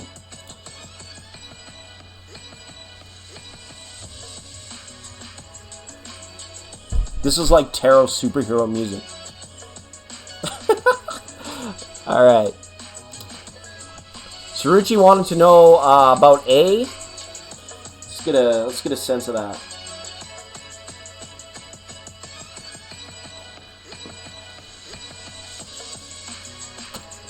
Whoa. This flew out of the deck, Saruchi. The Fool. You're going to Minnesota, Saruchi. How does A feel about Saruchi? Going to Minnesota? That's what I want to ask, Richie. That's what I want to ask. How does he feel about you going to Minnesota?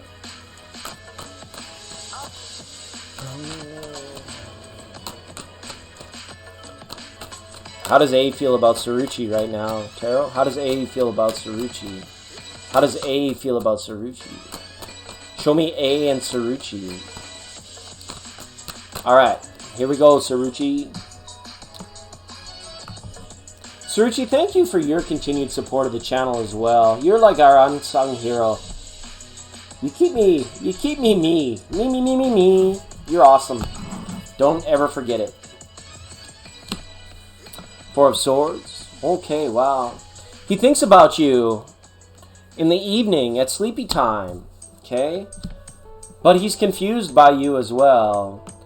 This person, I don't know, for some reason it seems like romance conflicts with what he wants out of life right now. But he still thinks about romance a lot. He doesn't really think too much about your past experiences together.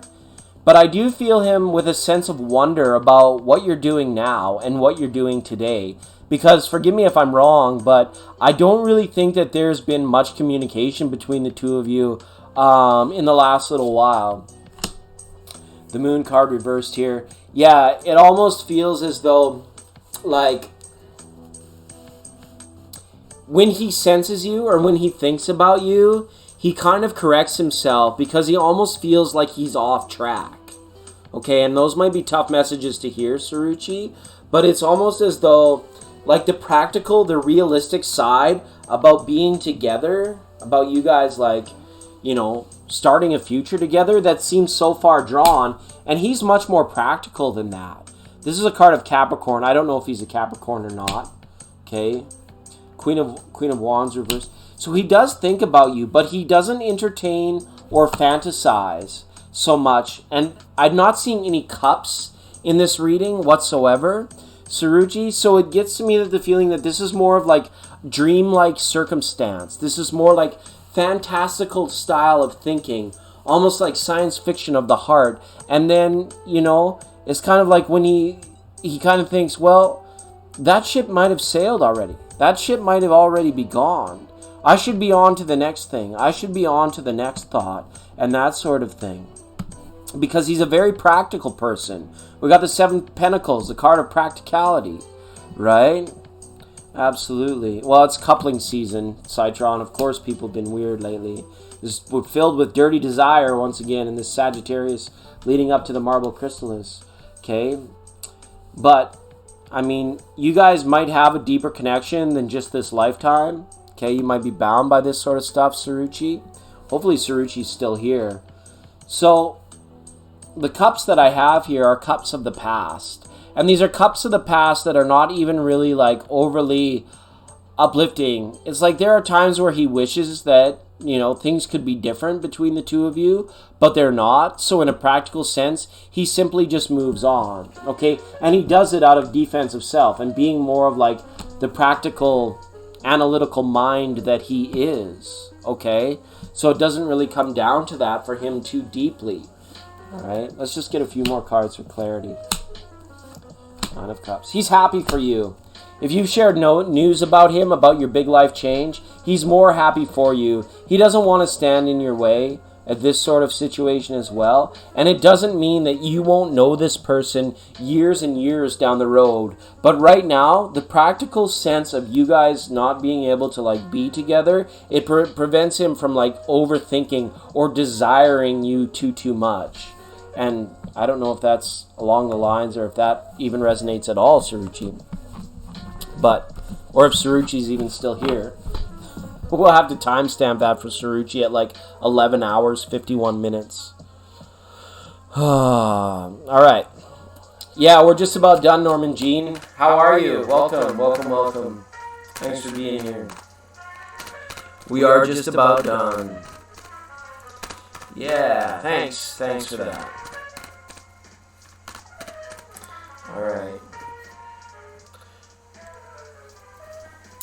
Alright. Pizza with sausage. You guys are all in late night snack mode, I can tell. Go get your late night snack. Alright. All right.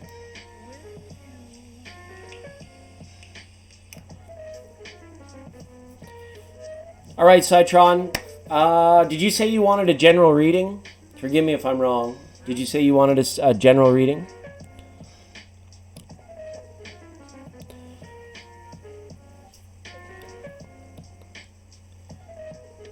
All right, well, I've only literally got about 20 minutes left before I got to go. So I'm going to read for Citron. And then what I can do is I was going to pull a oracle card for Lillian. And then Norman, if you have a quick yes or no question, I can definitely try and fit you in, all right? Hello, good night. Good night, hello. Hi, Christina. Christina, you keep changing your name on me. Thanks so much. Thanks so much for coming in and hanging out with us tonight. Rich Christina Torres. You went from peasant to rich. That's right, General. All right. It's general readings for Citron. Welcome to Vanessa's Variety Show. Good to see you here, Vanessa. Thanks for jumping in. Welcome, welcome. Is this your first time here, Vanessa? I think you've been here once before. Thanks for joining us. Appreciate you for coming into the chat. Yeah, Saruchi, I did.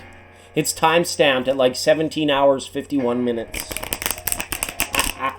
Or whatever. Just like a few minutes ago. Yeah, I read for you. That's okay. That's okay. The cards were not favorable to happy endings with A, unfortunately, Saruchi. But you know me, I read them like it is. But that reading is there for you, okay? You're going to Minnesota. You're going to be a Viking. Rah! Rah! And thanks for the super chat, Saruchi. I appreciate it. Thank you as well, Citron, for the super chat. General messages coming for Citron. You're not wrong, Citron. People have been acting a little bit funny.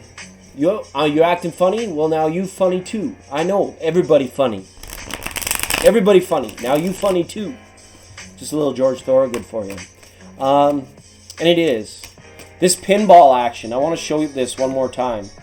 Okay? Just because I'm real proud of it. You see all that pinball action there in Capricorn? There's a Saturn-Venus conjunction coming up, right, Chicken Louie? This is a big one. Okay, and there's a lot of stuff going on this month, which is going to have people acting auspicious and funny, as you call it, so to speak. All right? Just to get grounded in some of this nature of this thing. This is on the 10th, so tomorrow Venus and Saturn become conjunct. And then we've got the Venus-Pluto becomes conjunct. And then the big one up here with the eclipses going on. All right. And then the Pluto-Saturn thing. Right. Pluto and Saturn been sitting in a tree. And their big conjunction is coming up here too. So people, this is about realization. Okay, we looked at it last time in the reading. It's like disillusionment is going to end for a lot of people. And they're going to be acting funny because it's going to be like people are realizing that they need to take appropriate action to make correction in their life when, when Skip the Dishes doesn't show up at your door, you go hungry. When Amazon doesn't ship, you don't get what you wanted. And it's kind of like we're culturally moving into this time where everything is like instant. Press a button, order it on your phone. Hit it online, it shows up in real life the next day. But this is requiring a bit of a correction line for people, especially when it comes to relationships. When you stop putting in hard work, you stop being able to benefit the rewards of reward itself, right? With no risk, with no hard work, there is rarely, if ever, any kind of reward. So if everything's coming to us now at the push of a button, it takes away from this sense of reward or fulfillment overall. And this is a correction I feel that a lot of this alignment, and especially what Pluto and Saturn are trying to hash out there. They're like, wow, Earth's technologies and Earth's culture and society have moved it into a place where like the virtue of hard work, the number one virtue that has kept people healthy and happy and fulfilled and feeling rewarded is starting to go the way of the dodo. And so now it's going to be like, what adjustments do people need to be making? And thank God most of the people here in this room they have this great understanding that, you know, what you put in is what you get out. But for many of the people that are walking around like Walking Dead style, zombie jokers, you know, and the instant gratification team, those are the people that are going to be, you're going to be seeing them acting a little bit funny, a little bit weird, because it's like, wow, they're going to be seeking fulfillment and they're not going to know how to get it. They're not going to eventually know how to get it. Okay, Citron, that has nothing to do with your reading. I just needed to get these cards really shuffled while I was talking. All right, general messages for Citron, please. Citronic industry. All right. All right. And some people still get it. Some people truly still get it. I care for the people. I care a little bit for the people. Hey, we showed a wheel, we get a wheel. Wheel of Fortune. You might have a decision to make very soon, Citron. This is a decision I feel from an 8 that is regarding it's almost like that, you know, that game, Which Would You Rather? It almost feels as if in the next little while you're going to be confronted with one of these on a real life venue or on a real life purpose, where it's going to be like someone or something is asking of you, what are you going to do? Are you going to get with this or are you going to get with that? Do you want to roll with this or do you want to roll with that? And I have a feeling that you're going to be posed with a which would you rather kind of situation. We'll see what the cards say. 2 of Cups. Some dating, some romance coming into the forefront.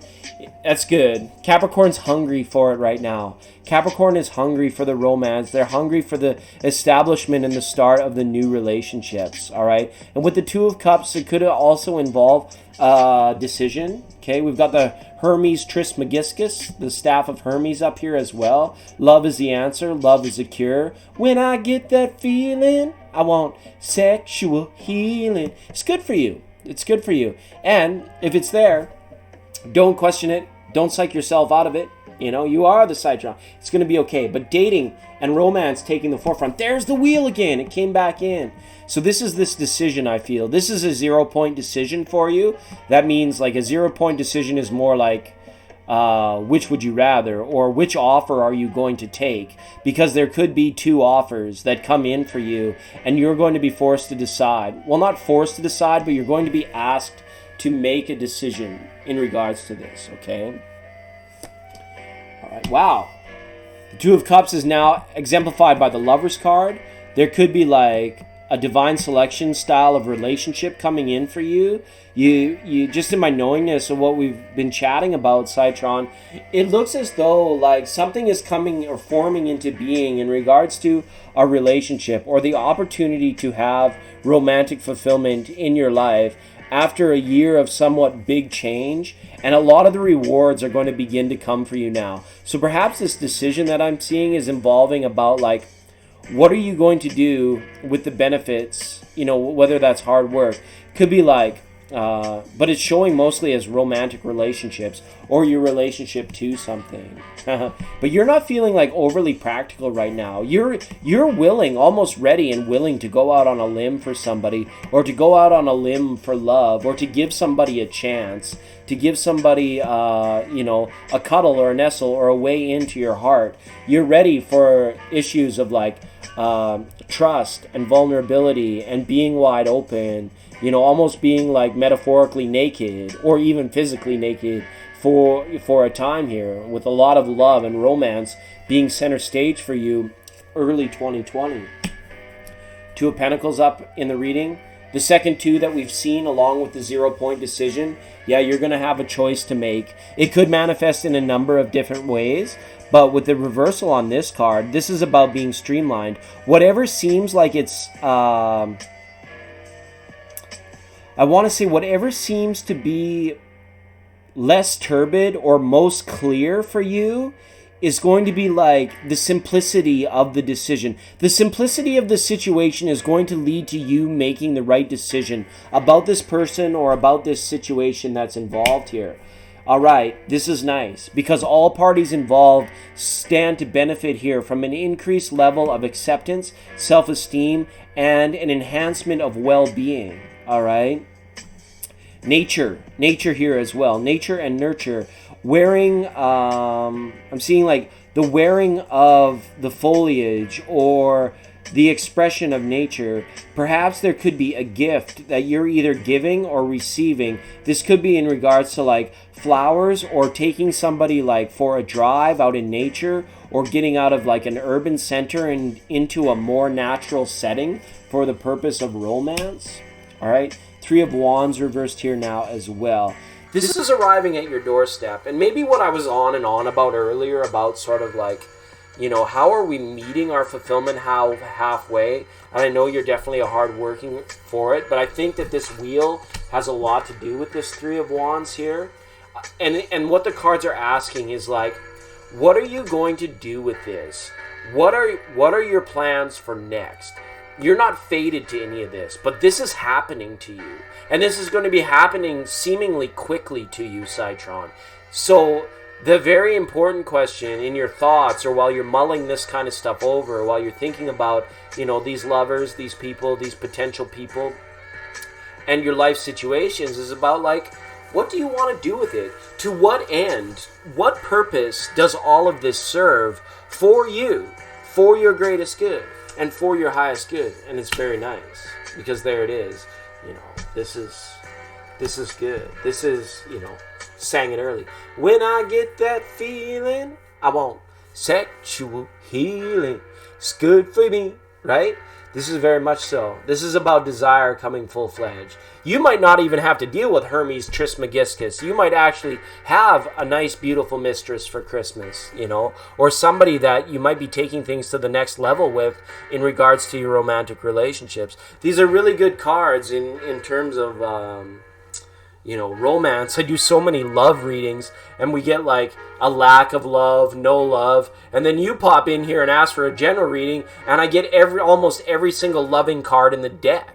Right? It is very good stuff. It's an amazing combo for you. It's like, you know, the 60 other readings that I did tonight, they would have dropped their drawers to see these cards, but you know, they've saved themselves for somebody who's like put in a lot of hard work, been excruciating. Your time of waiting is over. You've been very patient in terms of waiting for blessings to come into your life, all while not worrying about like, poor me. You did things absolutely perfectly to a T now, and now your time of waiting, your time of patience and needing to be patient is coming to an end.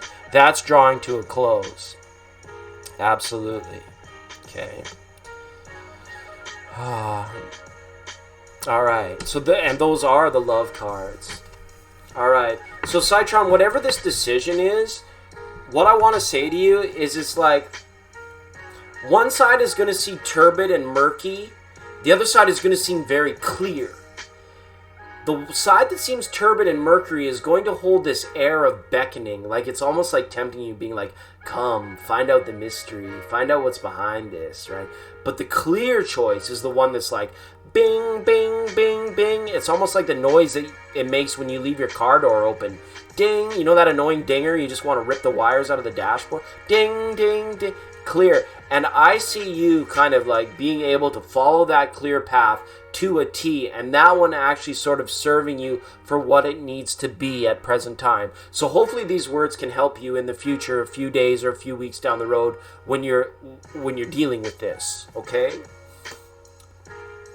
All right. Very good stuff. Love is in the air. I knew I smelled something. Just kidding. Just kidding, everybody. It's a family-friendly show. And speaking of the fact that it is a show, I have to let you know that this show, it's almost time to go. All right? Because I roll to and fro. Where it stops, nobody knows. Right? Because we hit the highs and we hit the lows. And my hair is so curly, it's almost like I got afros. All right? It doesn't matter what you choose, that is what you chose. And I don't care if it's on your fingers or if you wear it on your toes. All right? And if it smells, it's probably just your nose. All right? Absolutely.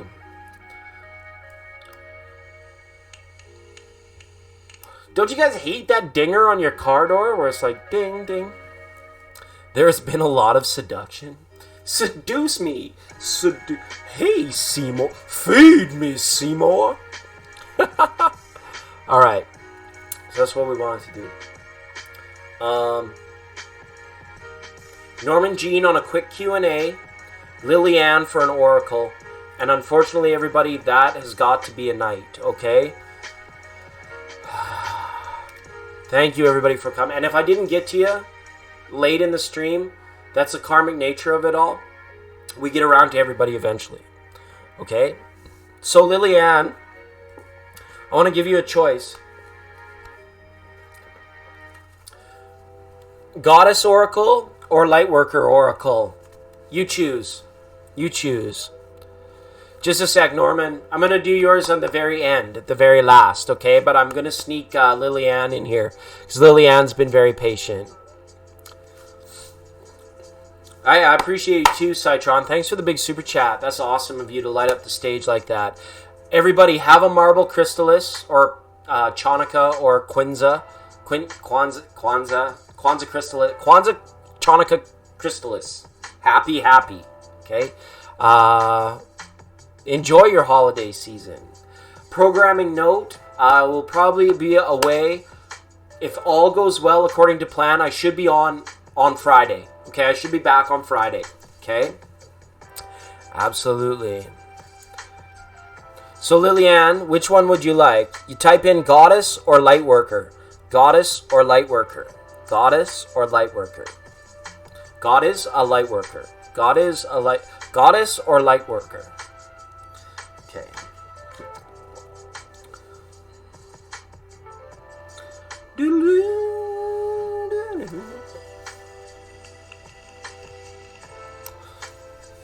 That's right. That's right.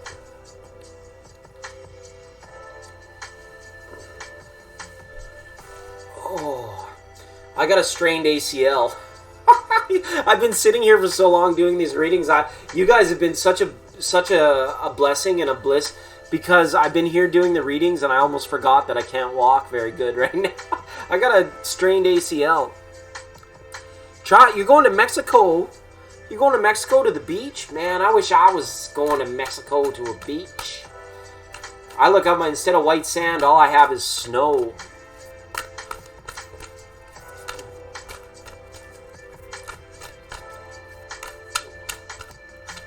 There it is. All right, Lillianne. Wow, this is kind of interesting. This is very, very interesting. You've got the goddess Hera. Okay, card number 20. She is the goddess of alliance. Okay, I should be more read up on my legend and my mythology. I think she was like the first wife of Zeus or something like that. Hera. She was like the one that like got cast out or something. Let's see. Yeah, there it is. It says right here in the book. No wonder I remember that. Okay, this is for you, Lillianne. The Greek goddess Hera, wife of Zeus, knew intimately that positive alliances led to great power. At this moment, you're magnetized to receive assistance from people who have greater wisdom and can help you to know the next level. Perhaps it's a mentor who appears or someone in the know. Making connections with others and finding strategic partnerships are favored right now as you explore the nature of becoming empowered by association. This works well if you have a healthy sense of self-worth and if you are able to learn without diminishing yourself in any way. Right now, Hera is supporting you to form beneficial alliances for the greater good of all. When called to action or faced with a decision, ask yourself, how does this benefit me, and how can I serve the highest good as a result of this connection? You may also be called to give help to another who needs your mentorship.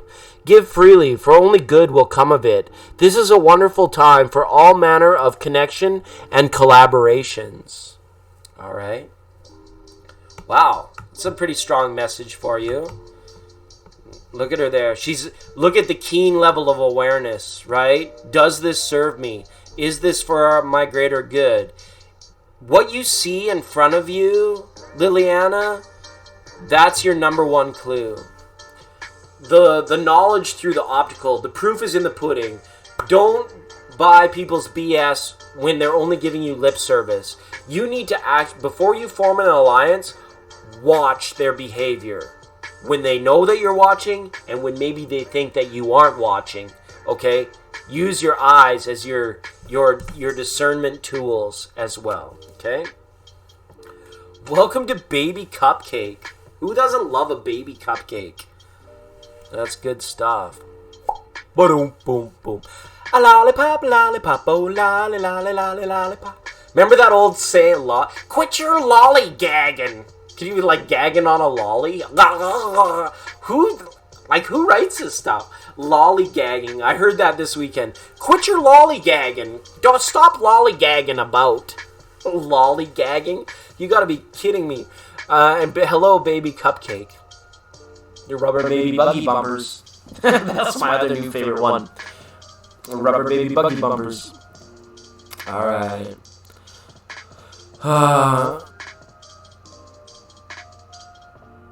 Alright. Yeah, welcome, Baby Cupcake. You've caught us at the very end of the stream. Okay, Norman, can you repost your quick Q&A? And I'll go ahead and get a few cards out for you.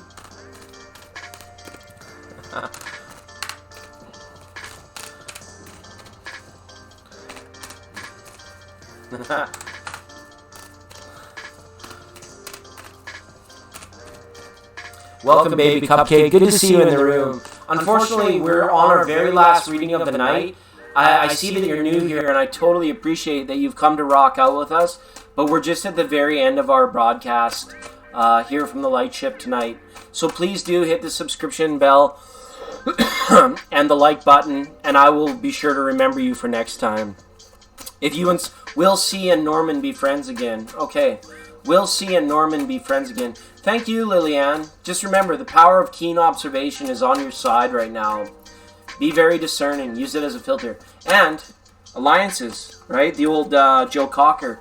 I get by with a little help from my friends. All I need are my buddies.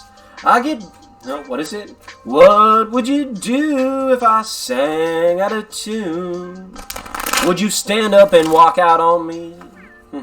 Lend me your ears and I'll sing you a song. I will try not to sing out of key, baby, now. I get by with a little help from my friends. All I need is my buddies. Alright, welcome, Rob. Yeah, sorry, you caught us right at the very end of the broadcast. We're on our very last reading. But if you do hit that bell and the subscription button, Baby Cupcake, I will definitely remember you for next time.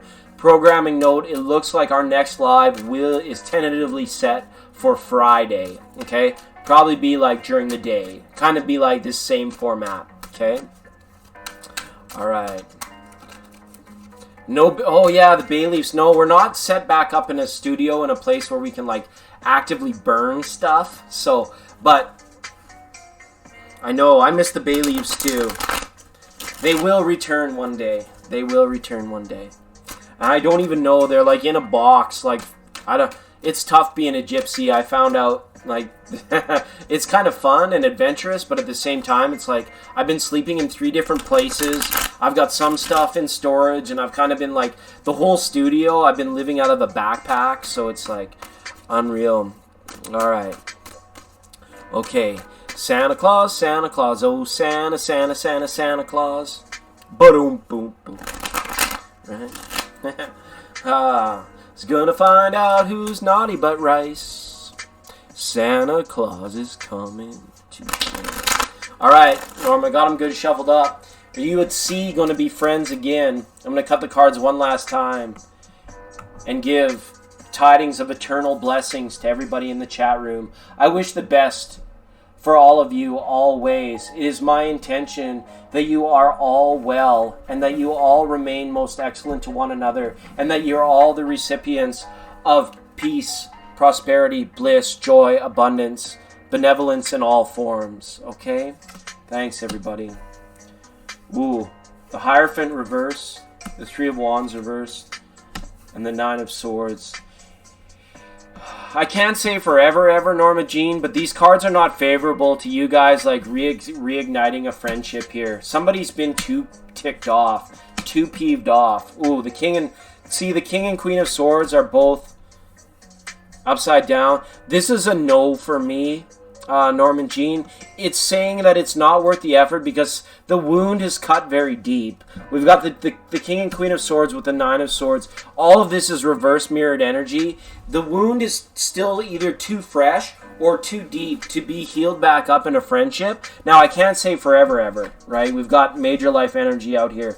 There's nothing to say that years down the road, you guys, can come to a point of patching things up, and it's not that you both don't understand the art or the nature of forgiveness, but the wound here is too deep or too fresh, one of the two, all right? And whether it's like this C person just really does not have the desire to put in the energy to like bind things up. You guys may remain amicable, but as regards to like friends, like going out and like shopping at the mall or shooting a little ball or whatever it might be, I don't necessarily get a sense of this returning into like the way things were. The friendship as it was known has been dismantled. The wound is fresh, the wound is deep. You may remain amicable to one another, but as far as being like tight, like friends, like hardcore friends, like where you like really share and you really like make time out of your busy work week and your schedule to like go and do stuff together, I don't necessarily see that as a result of these cards. Okay? So Norman Jean, you know me, the cards say what the cards say. What was this wound? This wound cut deep, right? Yeah, King and Queen of Swords were just like, they kind of came out and just gave a resounding no. And Jolly, we're at the end of the program. What's coming between you and...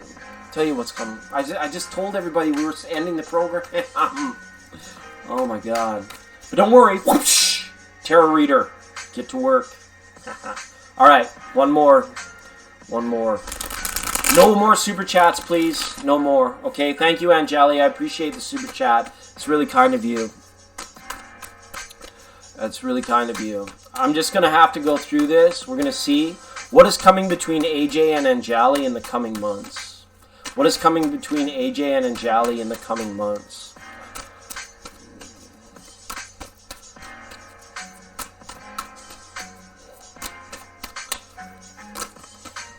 Got a couple flippers and poppers. We'll see if those show up. Eight of Pentacles, Princess of Cups, reversed, okay?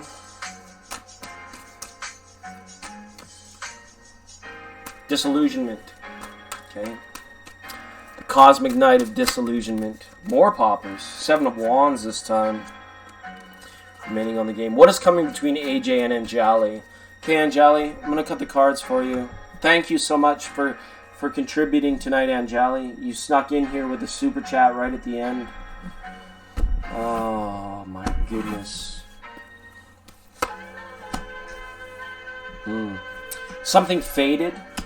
A faded meeting. You guys are going to run into each other. The Empress, the Judgment. Lots of major arcana up here. High Priestess. Ace of Pentacles. Wow, really? And Seven of Pentacles. You guys are going to have a surprise meeting. Or he's going to make a surprise offering to you. It's almost as if something's coming out of the blue. Is he very busy? I think this person is very busy. And he doesn't often make a lot of time for you. But you guys are still in communication. Forgive me if I'm wrong. You guys are still in communication, but he holds back from you. And what's going to come is going to be like a surprise, like he's going to like show up surprisingly or make some sort of offer out of the blue for you guys to get together here, which is very nice. I like this, but he hasn't really decided what that's going to be about yet. Now, the coming months, not much. Being faded to the responsibilities of the season. He is very busy, so he's like taking care of responsibilities. The Seven of Swords is up here in reverse. This lets me know he's trying to take care of all those responsibilities, and as well he's trying to like live life very altruistically. He's out there busy like establishing and making connections and doing a lot of networking at this time. With the Empress card here, it lets me know that he still has plans to like develop a deeper relationship with you, but finding this time is very difficult for him. And it's not as though like I feel like he's made you like a very high priority, but it's going to hit him all of a sudden. One day in the new year is going to come along where he's like, I'm going to treat Anjali to like a nice weekend or to a nice strengthening of bond, and you guys are going to be in union here in the early portion of 2020.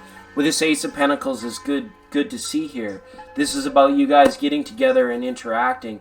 As far as like very deep developments and things of that nature in your relationship, the High Priestess reverse is saying he is either going to make it very clear to you about what his intentions are, or he already has made it very clear to you where you stand and what your intentions are.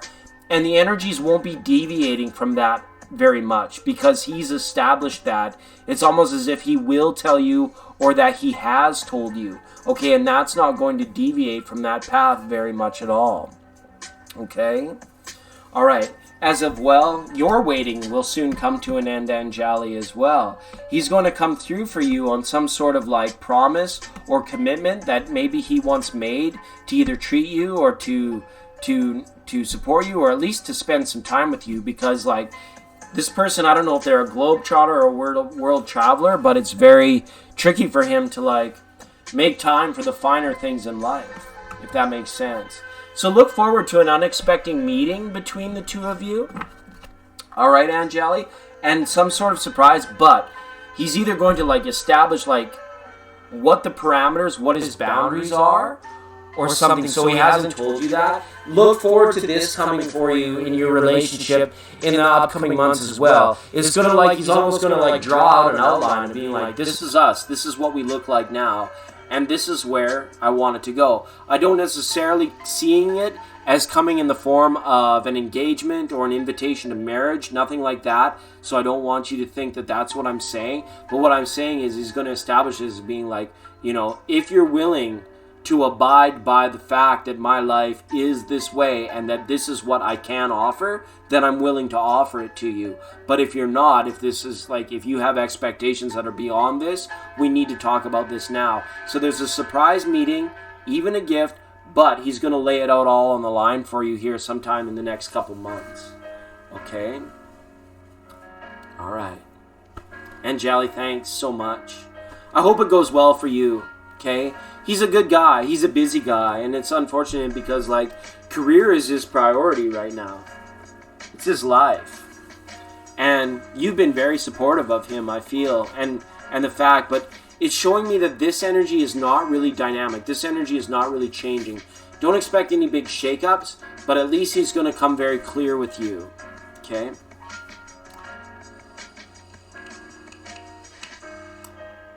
All right. That's right. The readings are closed. Thank you, Christina. Let's see where we're at. Wow.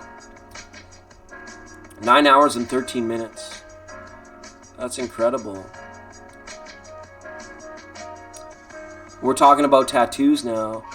That's true, yeah. So, yeah, it's going to be good when he comes clear with you, Anjali. I really do think that that's going to be the way she goes, right? At least he's going to, like, he doesn't leave you guessing.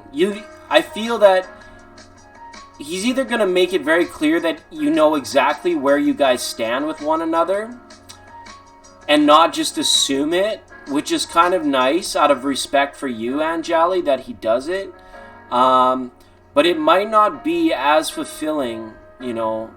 And I just hope a lot happens between now and then so that, you know, he puts a little bit more importance on, you know, relationships and the finer things in life for your guys' benefit. Hey, thanks. I wouldn't do it if it wasn't for you guys, Christina. I wouldn't do it if it wasn't for you guys. You guys make the world go round. You guys make this channel what it is. I'm simply just here as a facilitator, and I have the guilty pleasure of feeling some bliss and euphoria and just being able to connect with you guys. Even though the cards I can't give you yes when I desperately want to give everybody what they want to hear. It just can't be done. So we take the readings in stride, especially the tough ones. So, but thank you all for being here, being so understanding, accepting, open, receptive.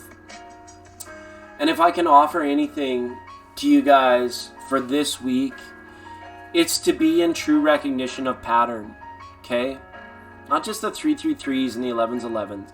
True recognition of pattern, okay?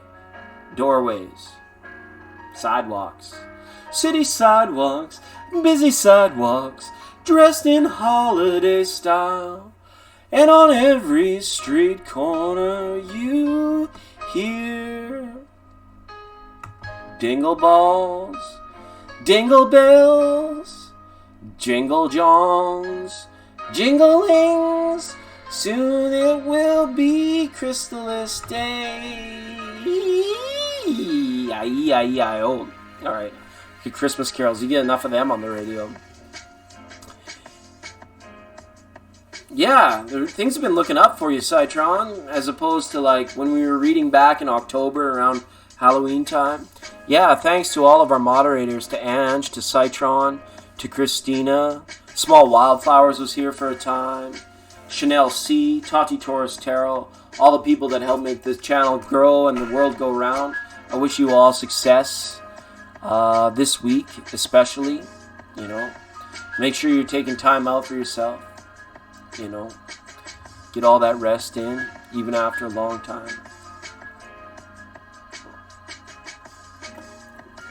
To our sponsors, the good people at the Real Thank You Water. To Silver Winger Stock Car Emporium, who have continued on being our house provider, providing us with the space. To our sponsors of the month, Wu Wei 9D Technology. Enter the 9th dimension with invisible action. When you think spirit, think Wu Wei. Alright. Yes, absolutely. Absolutely. So to all our moderators, all our viewers, all of our super chatters, all of the people that have dropped a fantastic light here, thank you so much. We're going to be signing off in just a moment. I want to wish you all the best, as per usual. Okay. Good night, everybody. I'm just going to leave it open a minute for you guys to be able to chat, and then before I hit the red button. But I got to stretch, and y'all don't want to see that. Good night, everyone. I remain.